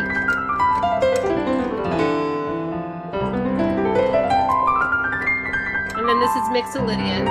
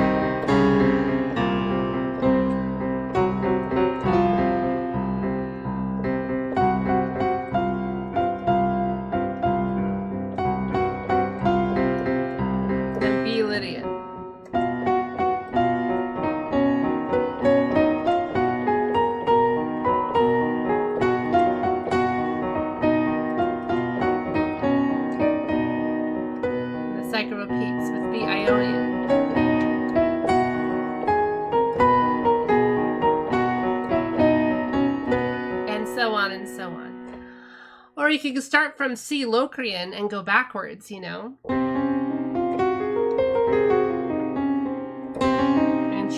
And sharpen this augmented fourth to the fifth again. And then sharpen it again, sharpen the second. And then sharpen the sixth to get Dorian.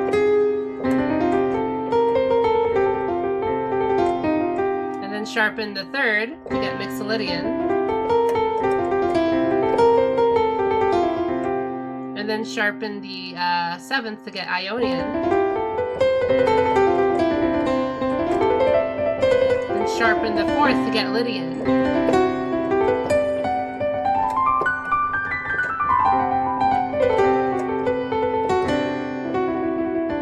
And then sharpen, what is it? The root to get Lydian, to get Locrian, C sharp Locrian.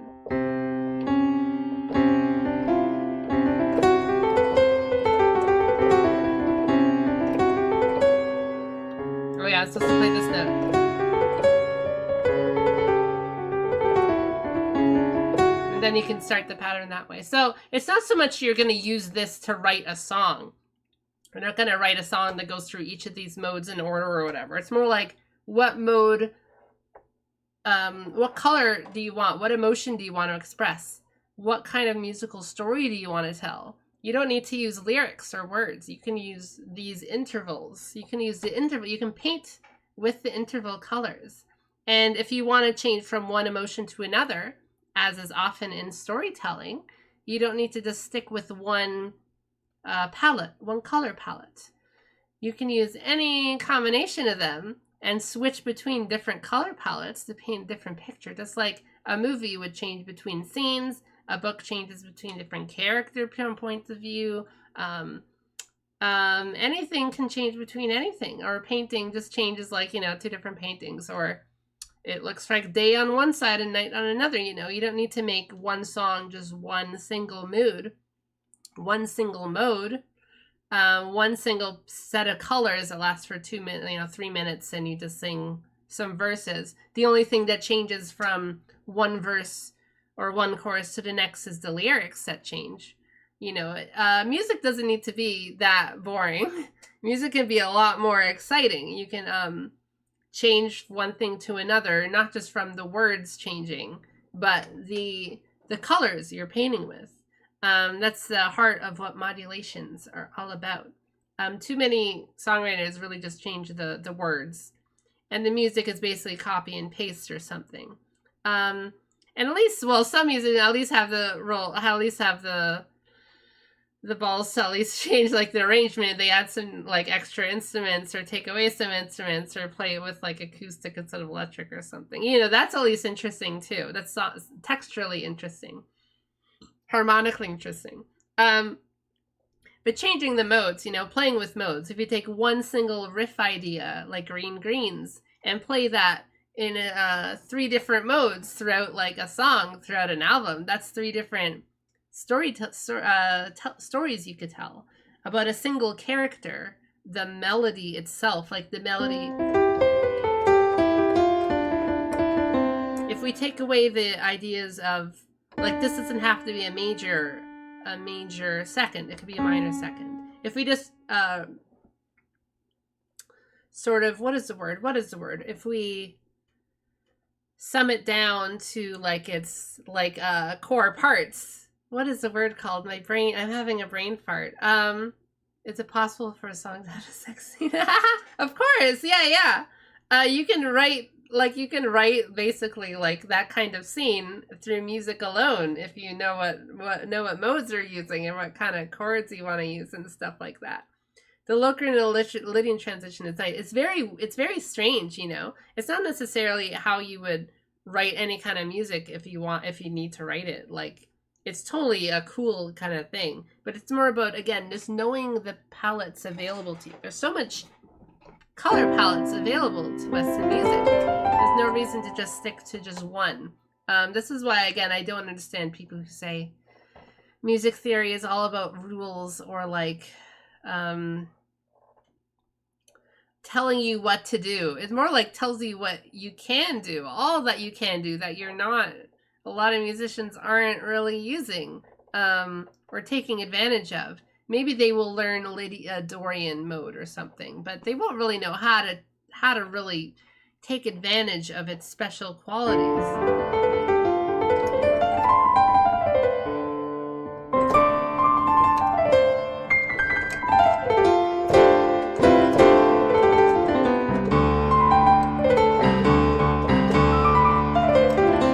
They won't really know how to take advantage of it, and they won't know how to modulate it. Like, I can do like...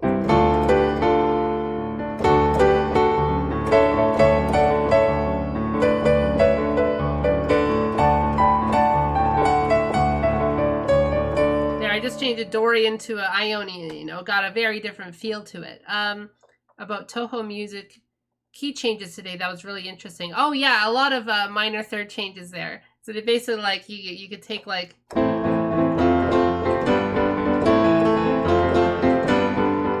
and then they just move everything.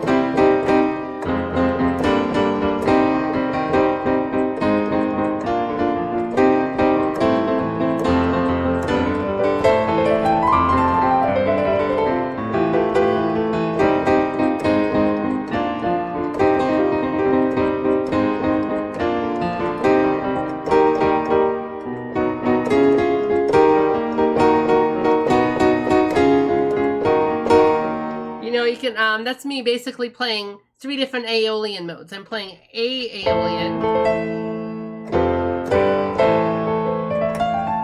This is the Aeolian mode. And then I'm changing to C Aeolian.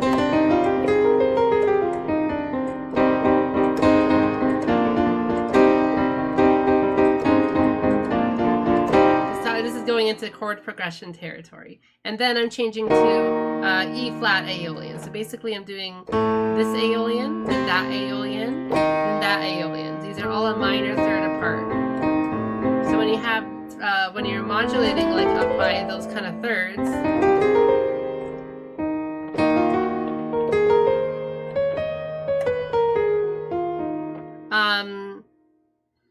you have a very specific, very cool lifting. It feels like gothic or something. It feels so cool. It's very, very, very, very, very common in Toho music and like Iron Maiden songs. Almost every Iron Maiden song like plays like.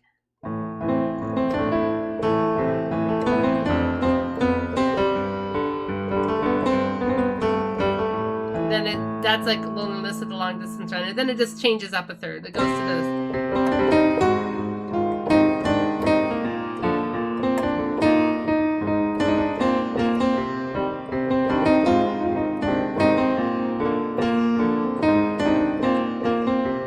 And, you know, it just goes back down.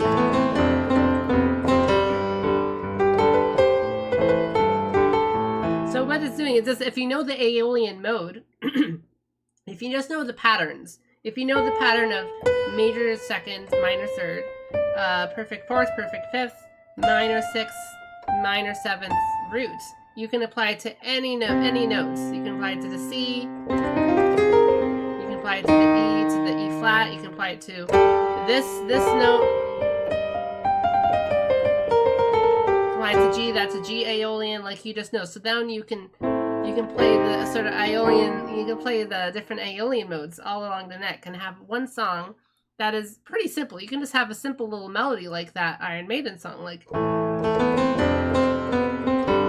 it's a nice little melody and you can just play it anywhere.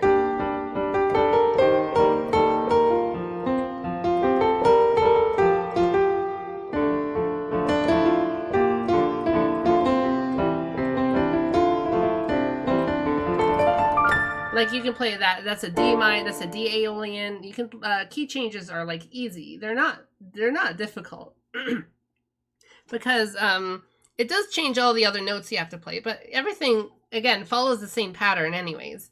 And again, it's really interesting to play like the relative progressions. I really want to look at next time.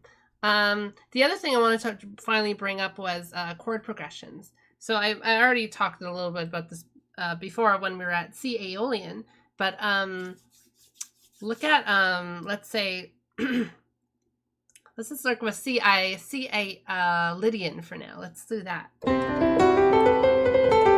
is our Lydian mode, my favorite. But again, what if we change this roots? We're going to still play within the mode. We're going to play these notes. The root is usually lower, like you think of it as the bass, but it doesn't have to be. It's just sonically, it sort of supports it, you know, supports these upper melodies. But what happens if we change it?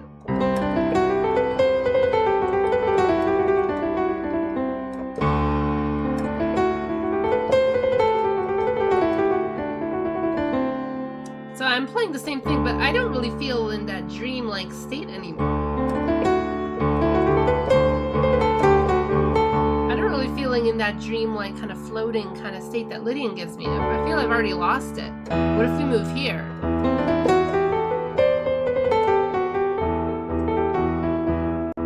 Well, now this just feels sad. You have to be very careful with chord progressions because you're not really going to get that modal feel from it most of the time. You're going to lose that modality. You're going to lose that specific kind of mood, and you're going to kind of take advantage of what this kind of change can do. So it's very difficult to actually balance the two. That's a songwriting skill. Which kind of feeling you want to emphasize more? Do you want to emphasize that kind of thing, or do you want to emphasize the feeling of the upper intervals giving you?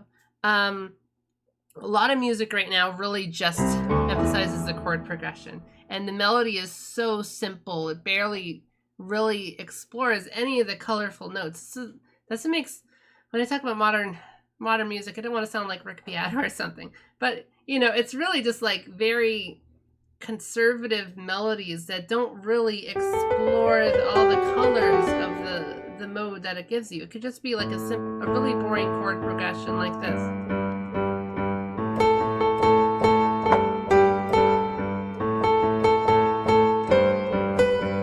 God, that even sounds more interesting. I can't really make a song that sounds like really, really boring modern music. It's hard for me. Like this is literally, you just have the roots and the minor sevenths basically in the chord progression, and the melody is just doing the same shit, like the dance with you. I want to dance with you. Like that's actually a little interesting. So I need to make it really, really more boring somehow. I want to dance with you. I want to dance with you. Like that would be like a modern song. It's like, it's so, and it's just like an electronic bass and like a really like boring drum sample. Like there's very little going on. You're not exploring any of the melodies that you can make. You're not really exploring any of the chord progressions that you can make. And chord progressions are so interesting. You can look at like modal music, and some of it can be kind of boring, just hearing the same drone over and over for hours. So I think chord progressions are fascinating. Oh, I didn't get to explore one more thing I wanted to do. I'll talk about it a little bit more on the difference between modes and chord progressions and their similarities next time. I just want to know, like, when you change the chord progression, let's see.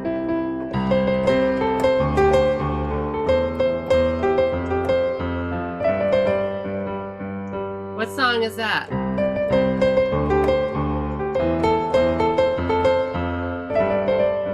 This is like a Rolling Stone, right? So we're playing with C Ionian. We're having all these white notes. We're having a specific pattern. Whole step, half step, whole step, half step. But we're changing the bass note. We're changing and also giving them all chords. So we have.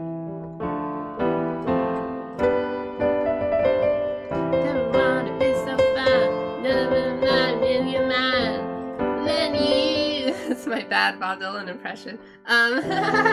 So like what happens if we play with all these different notes we have, not just sticking to one drone note, like a lot of kind of modal kind of music. We're actually going to be drastically changing the entire mood of every single bar within Ionian. We're still only playing Ionian notes, but we're changing things so much.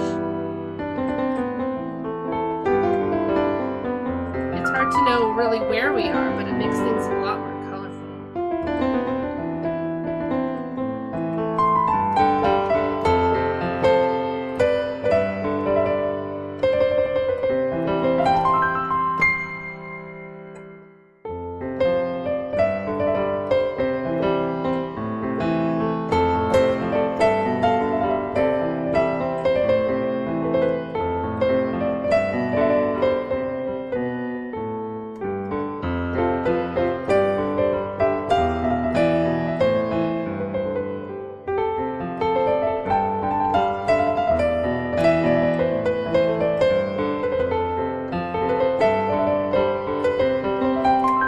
That's my channel theme. I'm playing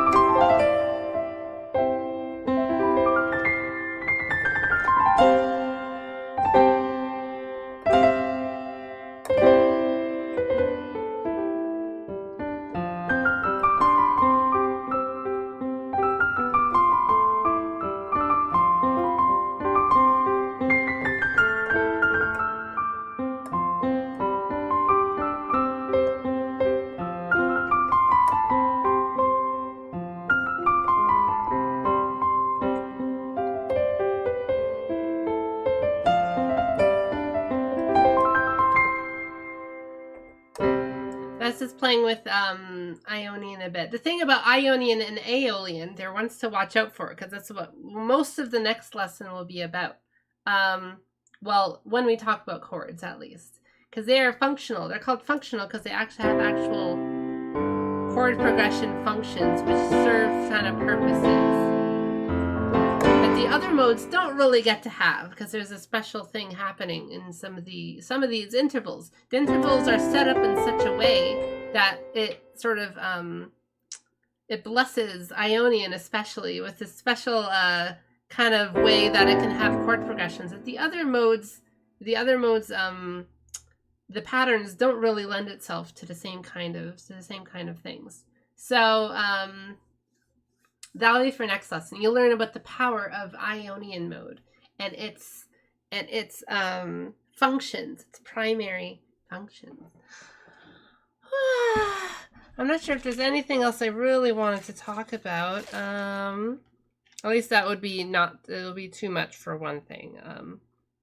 We'll definitely explore relative modal parallels before, and then also talk about the chord progressions, because I think they're very similar. They're almost the same thing. So we'll talk about all about chords. I think we'll be in 2 lessons from there. Yeah. I think that's it. So next lesson will be relative modulations, relative modes, and their chords. And then we can talk about how actually all the chords are created. You'll be able to learn how every single chord is created out of all these intervals. You don't need to like memorize the specific notes or anything. It's all about patterns, very familiar patterns, and all goes back to these modes. Like for example, a C Lydian chord is called like a sharp 11 because this note is technically called a sharp 11th. So if you ever see things like that, or like, I don't know, flat 9 or whatever, 6 chord or something. Well, what is a 6 chord? It just has a 6 in it. The major 6, you already know it from this chart. You learned about what a major 6 is from the chart. So all the weird kind of chord symbols you will see in songs you want to learn or anything like that, you'll be able to go back to this chart and see it. But that'll be for, in at least 2 lessons or so. Oh boy. What else? Yeah, chords are so important. You can think of like modes are like straightforward, and chords just like make things really, really colorful. Because you're combining so many things together. But there's also a lot of value in just like bringing out the power of each interval. It's so important. I love doing it. I love like parts at minor 3rd, and then the minor 6th.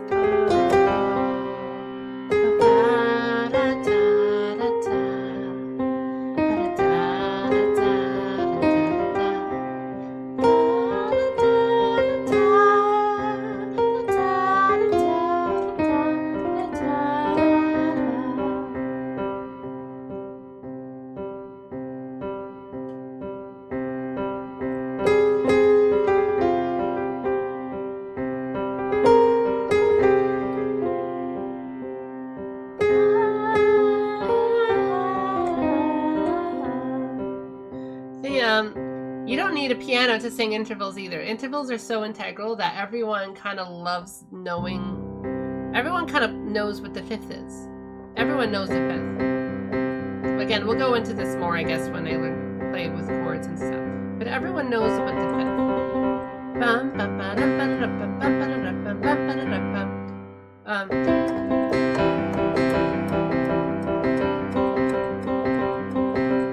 Everyone knows the 5th is so fundamental to like music. But if you sing a note and you ask someone to harmonize with you, chances are they'll harmonize with the 5th.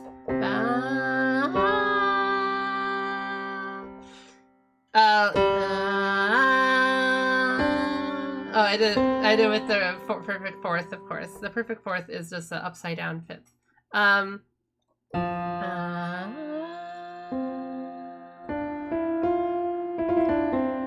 Or an octave.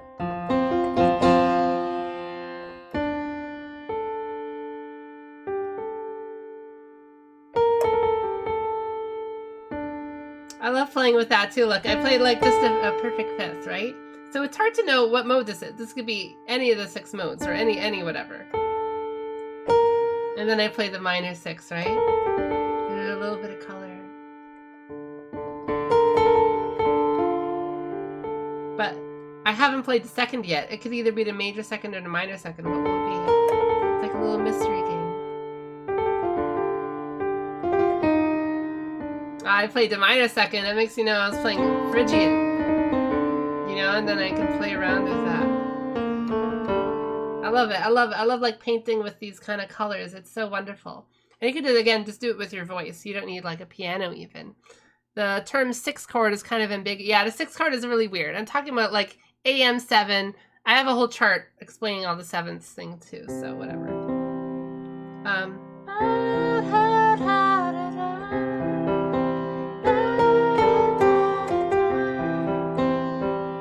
You can just sing these intervals. You don't really even need like a piano or something. It's a minor 7th to a major 6th. And then the perfect 4th and the perfect 5th playing around. I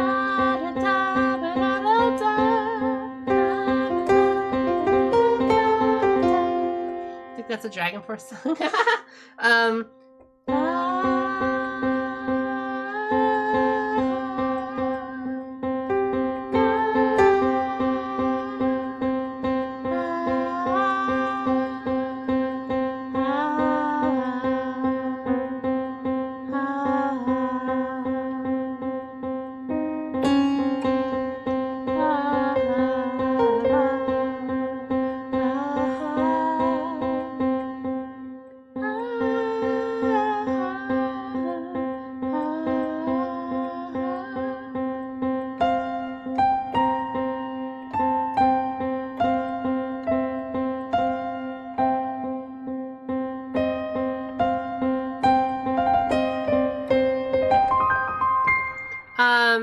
So there's so many ways you can just play with intervals like this. And chords are basically when you're able to change the root and also combine intervals together. So you're not just playing single note values, you're playing...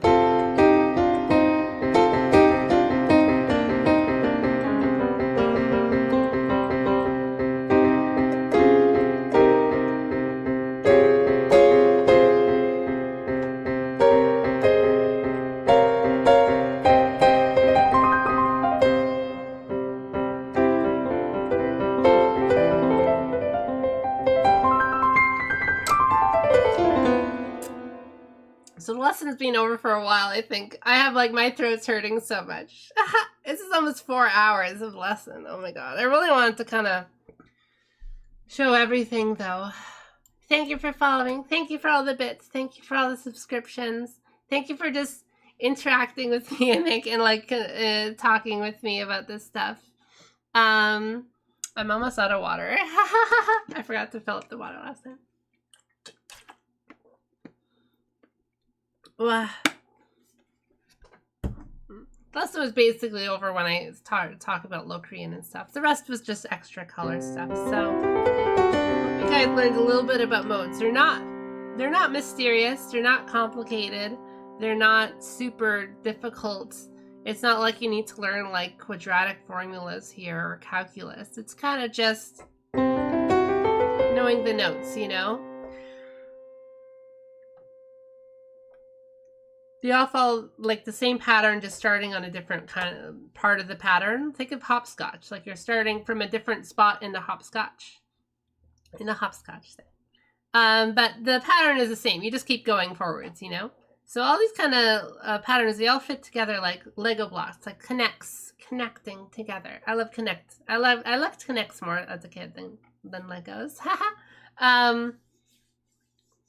And they all just make so much sense with each other, and they all have so much vivid colors you could bring out. And there's little modifications you can make to some of them to bring out even more colors, which will be very fun next time. And the colors can be used to express yourself. That's the main thing. There's no downside to learning music theory.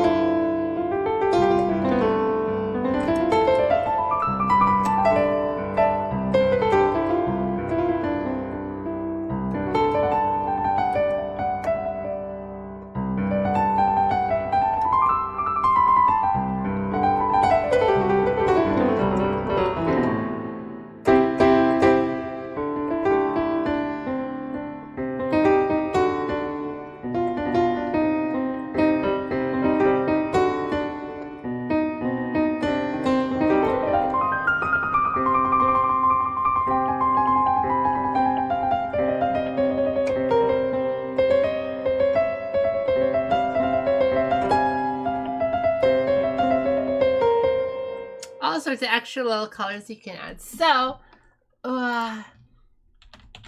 let's see. I hope everyone had a wonderful time listening to me rant about music a whole lot. Is there anyone who you recommend me rating if you want to? Oh, I think I'll do Cleo Aite again. The history VTuber. One of my friends actually like encouraged me to do these kind of history music theory lesson streams.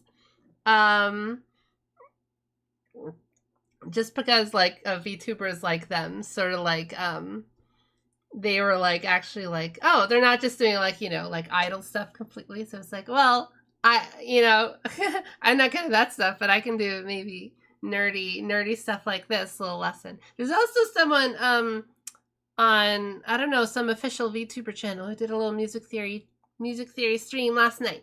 So that was pretty cool. That was pretty cool to see. I want more people to learn about music theory. I want to make it so everyone can learn music theory. Everyone knows like a perfect fifth is, you know.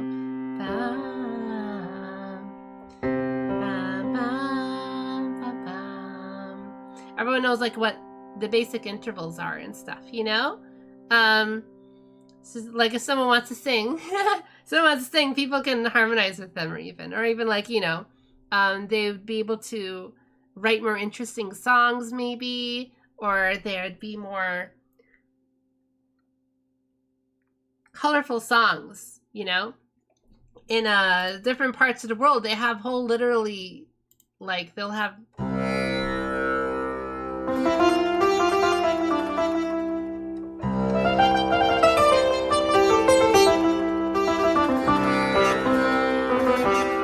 modal music.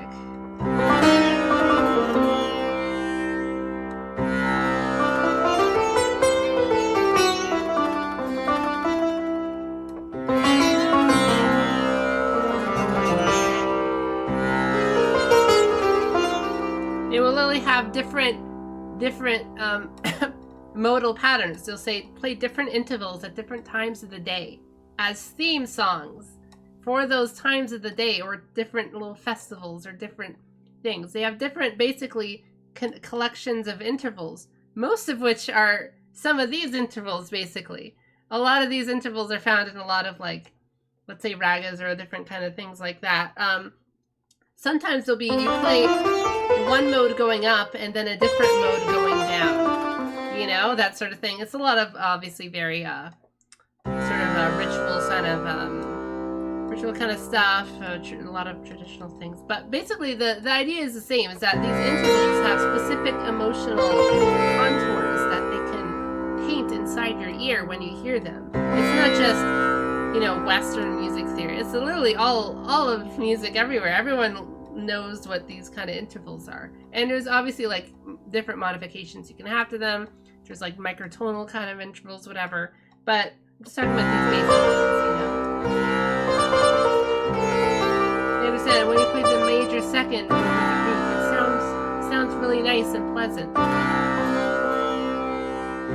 When you play the minor second over the root, it sounds very intense.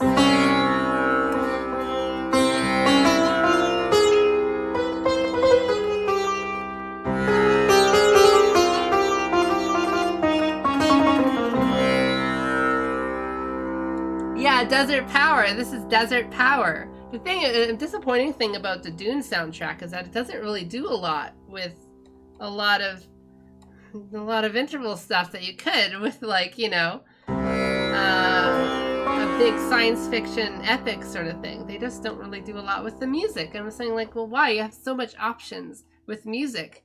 You could have made like a huge Lord of the Rings type soundtrack with it, with like really intense kind of like, you know, this kind of stuff.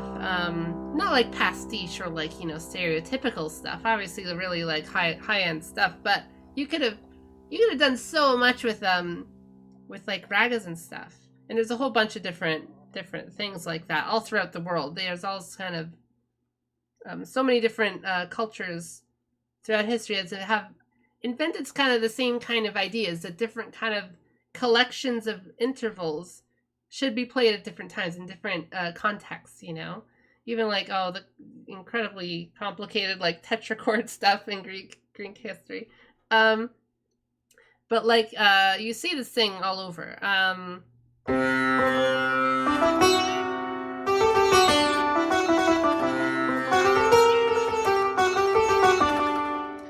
And it's not like they're inventing new notes, really. There is obviously a bunch of notes you can't play on piano. But again, the idea of you have a root note and you have these kind of intervals kind of interacting with each other, painting different pictures, you know, is very, very, very colorful and effective for painting a mood. It like just throws you into this kind of mood that you can't really control.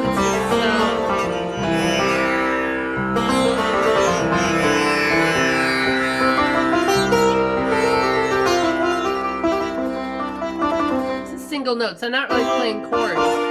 You won't really find chords in that kind of music. You won't find chord progressions. You won't find dominant functions. You won't find...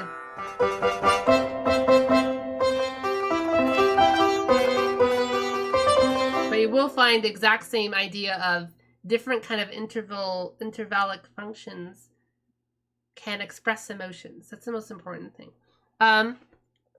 If Dune's soundtrack sounded like this, it would have been unbelievably hokey. Okay, listen, yeah, I know. I'm not trying to like make it sound like sitar music. I'm more like make it sound involved. You have so much modal motifs you can use and modulations you can take advantage of and different kind of ideas like that.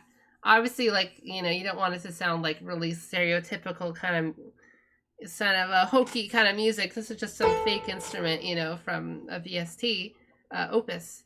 But more like the idea that you can use all these different kind of modes and a lot more to paint pictures and modulate between them, you know? Just like a character modulates from a little, you know, a little princeling into some cult leader like Paul Atreides, you could have modulated the song to be from, I don't know, some Mixolydian Scottish inspired kind of guy to like a Middle Eastern kind of sound. You can use Phrygian dominant or something. It's like, it's obviously, I'm expecting a lot more intelligent writing from the music, whoever writes it, but you know. I'm sure you could have done a lot more cooler stuff with the Dune soundtrack. Yeah, bagpipes over the first movie. Yeah, that was kind of cheesy too, but it's like that sells it, you know. That's the difference between what I was talking about. Sonic texture, it's different from the sonic harmony. This is like harmony I'm talking about.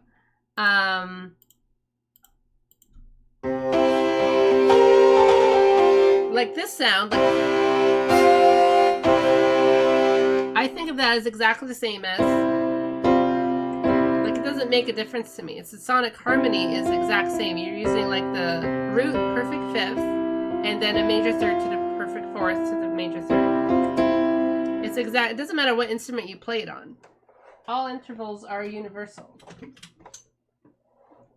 If I play it on guitar, exact same thing. Nothing changes to me in my head.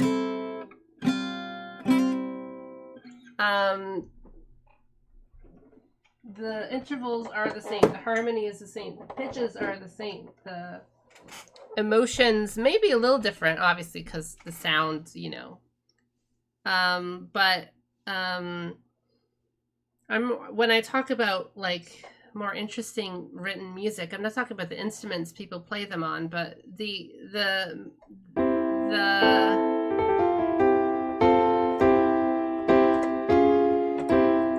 different kind of intervals you can make, you know? Talking about the colors you can paint with the harmony itself, the actual sound wave, the frequencies, the intervals, the connections between them, not just the type of instrument, you know, like, oh, this noise rock album has a bunch of wall of sound and stuff. It's like, that's really interesting sonically, like texturally, but that's not really what I'm looking for harmonically, you know? Intervallically. Maybe the 1984 Dune movie or the 2000 sci-fi miniseries has a good soundtrack. I know the Dune movie had one really cool song. It's like some electric guitar song. It's very cool sounding. They use it for like the finale. It's very cheesy, obviously. It's not a good movie. It's a bad movie, the old Dune movie. What's the joke? Hans Zimmer doesn't know music theory. Yeah, we can tell. No, I'm sure he knows music theory. I'm sure he knows all this stuff, but he probably doesn't really care. He probably didn't really write it. Maybe it's just one of his ghostwriters. And producers don't care about music theory. Audiences don't care about music theory. They don't know about it. They'll talk about cinematography, art design, costume design, writing, plot, cinema, shot framing, blocking. They'll talk about all this nerdy film critic shit, but they won't talk about music theory. They don't care. Does it sound cool? Yeah, sure.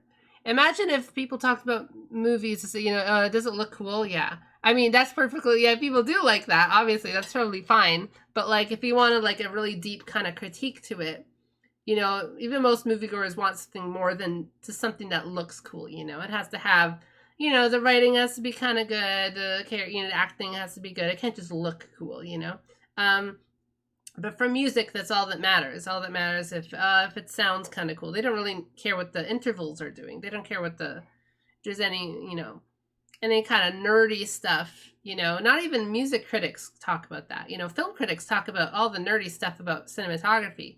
Music critics never talk about anything nerdy, really, with music. They don't talk about anything like that. Maybe it's just harder to notice when you're like watching a movie. You can see, oh, this character is in the second lower half of the corner of the screen. This is this blocking technique and this camera, whatever. They could see that visually, but with music, if you hear like, I don't know, a motif modulating to Phrygian, it's a lot harder to really hear that off the tip of your head or something, off the tip of your ear, your little tip of your bunny ear. So I don't know, I guess that's it. But even like music critics would like look down on people who do that kind of thing, which is weird. It's like, that's bad. You can't analyze music that way through music theory, even though people analyze movies through like film theory or something, or look at paintings through some kind of, I don't know, color theory or whatever. Oh, the vanishing point or whatever. Who knows? The perspective.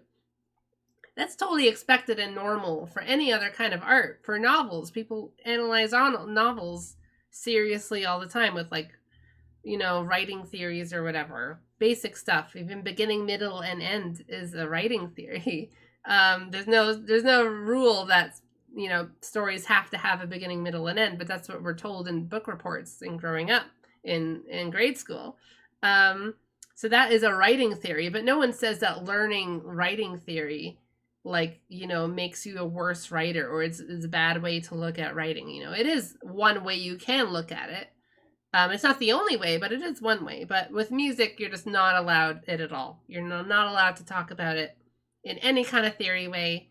You can't do it, or else you're a nerd. It's actually anti-art to even talk about music theory. If you talk about music theory, you're like stealing the essence of the song, of the music, of the pure art and soul of the song, No real musician knows music theory. I heard this about Jimi Hendrix and Kurt Cobain especially, though I would say they didn't know music theory. It's like, I'm sure they knew a little bit, intuitively, just like a painter might not know every single thing textbook wise, but they will still know theory, but it's kind of like a myth that music theory like steals the essence of song soul, just like, I don't know, taking a photograph of someone to steal someone's soul or something. It's very odd that like music specifically has this kind of this weird essence around it, A lot of people do say, oh, you can't look at movies that way, man. It's just if it's a fun movie, who cares about whatever nerdy crap. But there's at least like kind of a subculture of letterbox critics that will go very like super nerdy and autistic over whatever film stuff. But for music, that's never a thing. And when there are music nerds, it's completely about sonic texture. It's never about harmony. It's always about how the song sounds. Like, oh, maybe production, They'll talk about production stuff or gear. What gear does the guitarist use? I never cared. I never cared about any of that stuff. Or they'll talk about the biography. That's why I said, like, most music critics are biographers. They'll just talk about, like, Scarufi does it all the time. I'll just talk about this band sounds like this band, and they were inspired by this other band, and he went to school with this guy or whatever. And 2001, he made this album with, I don't know, Trent Reznor or something. It's just biography stuff. They're not really analyzing the songs harmonically. They'll say a song sounds aggressive or distorted or angry, and the lyrics are about this. They'll talk about the lyrics too. They're like writing critics for lyrics, you know. They're not talking, they will not talk about the music. They won't even mention it. It doesn't exist, you know. It's not supposed to exist. It's supposed to just be a backdrop. And I think that's not really, it's very strangely localized to music. All other, again, all art mediums have to deal with, like, you know, people bashing the nerds of the medium a lot, you know. But I think with music, it really gone to another level. Even like classical music fans, like all the classical music guys, nerds who are like, oh, classical music is so much better than other music, you know, those kind of fake fans. They don't know anything about music theory either. It's all about, this makes me a true traditionalist, you know, or something, or this is what real music's all about. And they have no idea what the music is doing. They have no idea that, you know, the second part of the sonata, you know, modulated to the relative fifth or whatever. Like, it's just, they don't know. They don't care. It's not important. They'll say, oh, it sounds really confusing, but they don't really get it.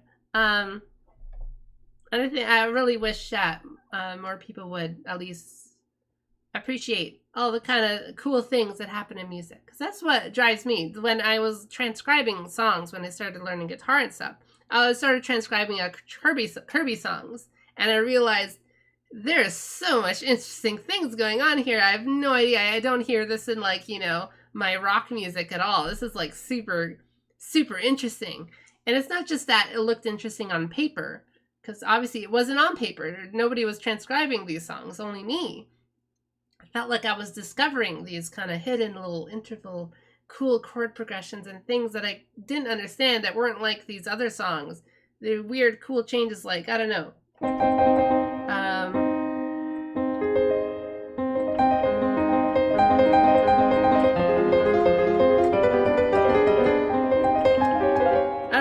Weird arpeggio stuff, whatever. And I was like, well, what chord is this? What scale is that? I couldn't figure it out, you know? And that kind of, it wasn't just on paper it looked weird, but it sounded weird. That's what it was. Like, I listened to it and it sounded something cool and magical, something that you couldn't just hear from anything else. Something was in it that made me go like, this is really interesting. This is really cool. Something inside me is lifting up when I hear, like, when I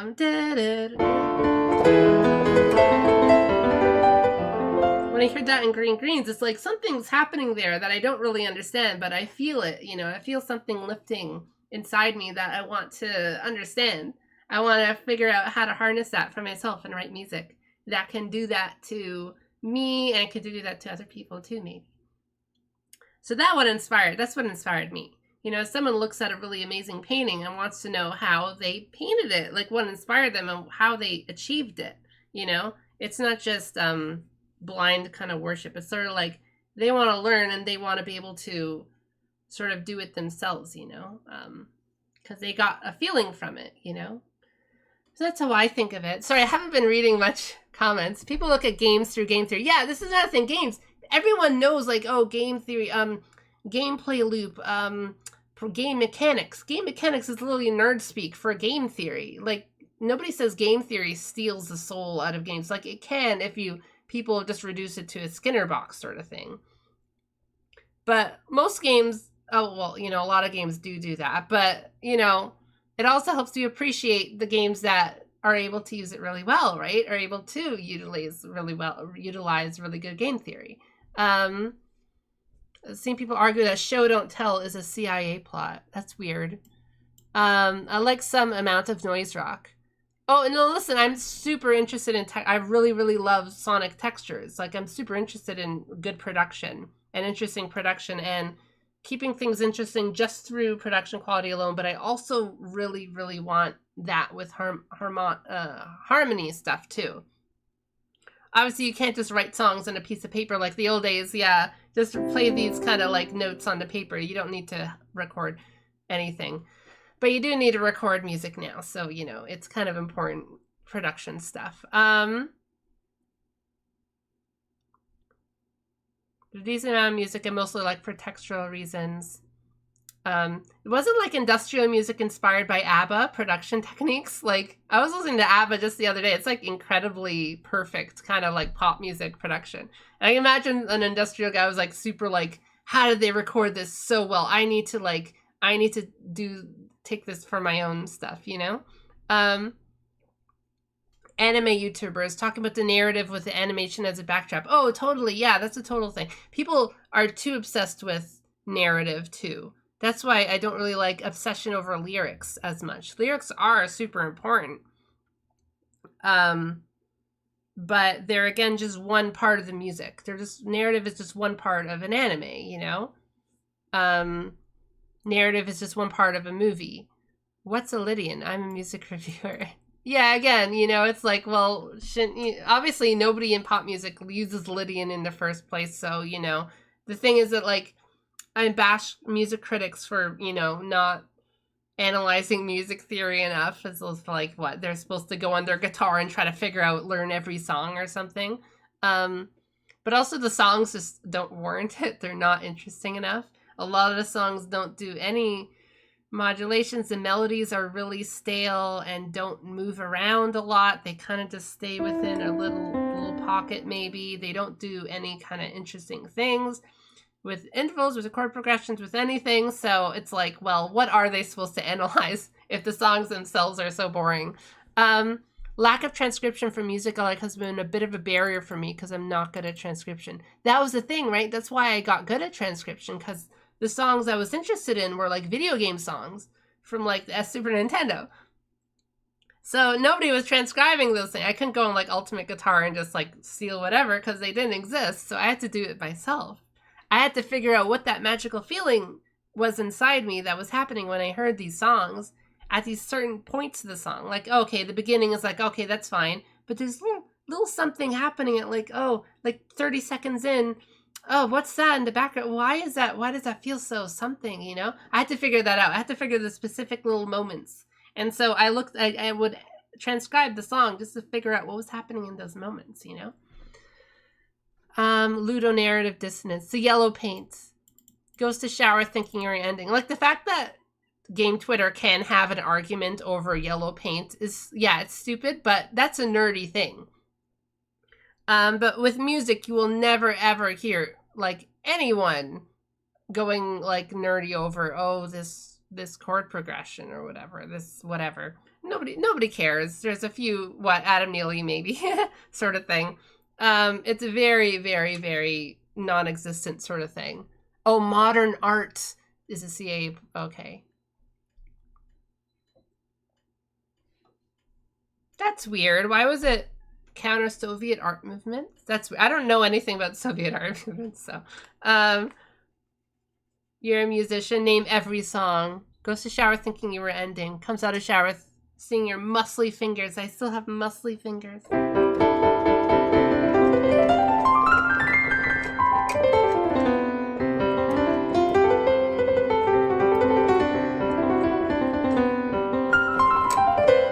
The thing about so it's anger at like music critics, but also musicians themselves. Again, musicians aren't taking advantage of everything they can do in music, and I just don't know why. Like, if you have like a band or a music career, why wouldn't you explore all these cool things you can do with music? Like, this stuff is right here. It's not complicated. You can find it on Wikipedia. You can just like start playing with these notes. You don't need to read a textbook for them. It's not that difficult. But they just don't do it, you know? I think like music is one of the oldest art mediums, and it's still, I feel like we barely scratched the surface of really what kind of cool music we can create. There's like thousands of years of history and 1 million songs probably written now. It's just like so many songs, and most of them are just so boring. And I think there could be so much more being done with music, you know. So hopefully more songwriters are made, and hopefully I can inspire some people somehow. That would be cool. Just to have fun with music. It's not like I do, like, I'm not talking about, like, I don't know, 12 tone.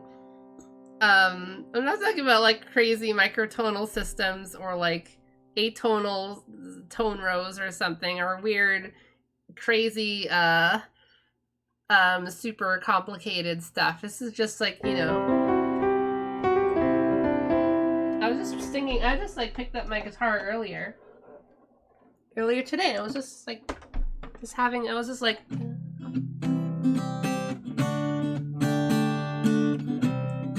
Seven, you know it's not true. Falling, you know, and it's gone. You know it. You're falling in circles.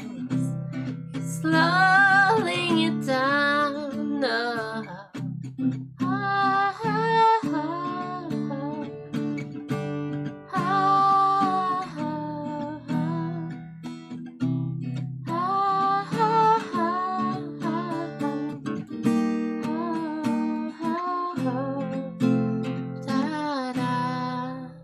I don't know, those are just random chords. I was kind of playing with a Lydian feel with this. I was kind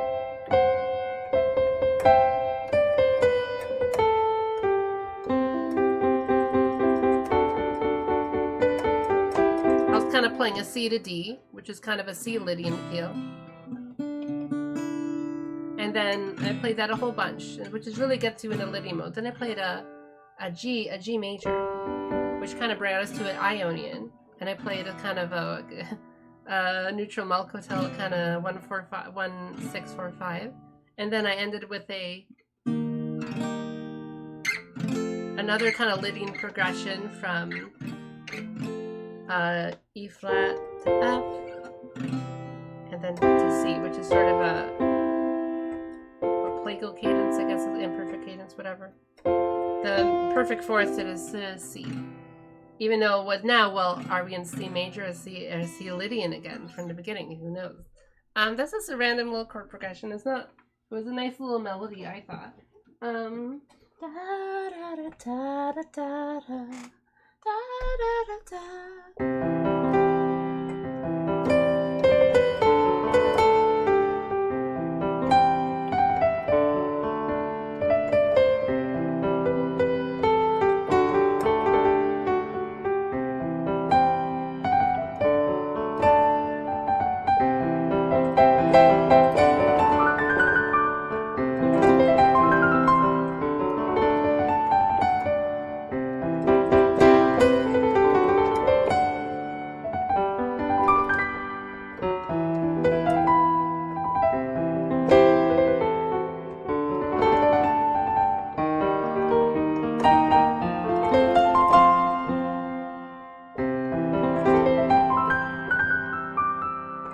That could just be like a little song I wrote.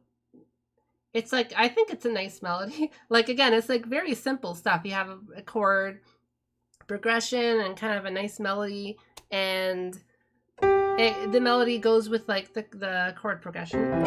It starts in a major second, which I love, and it goes down to this chord, which is also part of the chord. You know, like it makes sense. Like it makes sense music theory wise. And I wasn't thinking about it. I was just playing random chords that I liked and singing random notes that I thought would fit, and it did fit because I'm really familiar with how scales usually work, usually most of the time.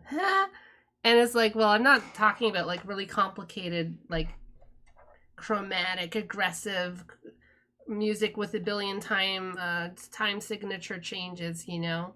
I always liked early Yes music, you know. Not even like early, like again, like the good Yes period time, you know. Just because they were really good at just writing nice melodies like that, you know. So that's really, you know, what I like out of music. Listen to Moon Safari. Moon Safari is wonderful. Listen to that bit. Anyways, it's already midnight. I should not have been singing this late. And my throat hurts a lot. I have to work tomorrow. Okay. Anyways, thank you guys so much for following me, for subscribing, for helping me out. It's been rough this year, so I'm really working a lot. I had to really squeeze this in this week. I was busy every other day this week, basically. Thank you for watching my Final Fantasy VIII streams. Thank you for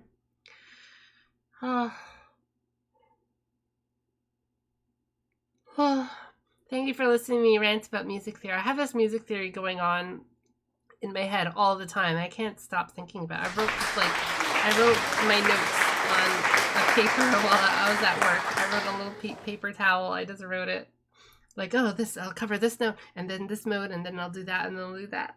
I really love music theory, and I hope I make it kind of cool and interesting without it being too surface level. I think too much music theorists online keep it too, they either keep it too simple and not really explain anything because they don't focus on the fundamentals. Like they'll talk about, oh yeah, the G goes back to the C, but they don't really talk about why. Why is that? I'll explain why myself. I will actually teach you exactly why that feels good. I already told you before, you know, the tritone stuff, but exactly why all these intervals actually work with each other. They kind of focus on the C major scale too much and then think they can break everything down from that. I think I wanted to go a different approach. I wanted to go really maximalist here and really show you all this kind of information and then kind of work my way down from a lot. You know, we work from a lot and then go down to little, and then we expand on each little element. So I already brought up a little bit about chords and relative stuff and this kind of tritone modulation stuff and functions. Functions are how you write cool songs, by the way. And I want to go into melodic contouring at the very end. I think that will be my last big thing because I really want to make this all about using motifs in a cool way. So that'll be for future lessons. This is like one of the most funnest things I do right now. Everything else is really exhausting work, but this is kind of fun for me. Anyways, thank you for everything. Thank you for your support. Thank you for everything. Thank you for following my YouTube or helping me out any way you can. Thank you. So I'll be rating Cleo Ayite now. So please follow my YouTube. I'll try to post a chart tomorrow once I like fix it up and everything's on YouTube. Then I'll post a little post with the new with this chart on the PNG. So anyways, guys, good night. Thank you so much.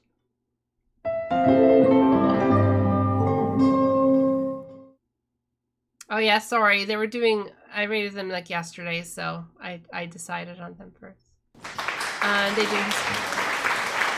I rate Grim GT next time.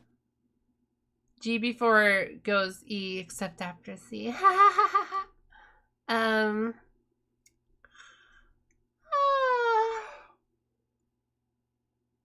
14 subscribers. I'm so happy. Thank you everyone. Thank you. Good night. Thank you.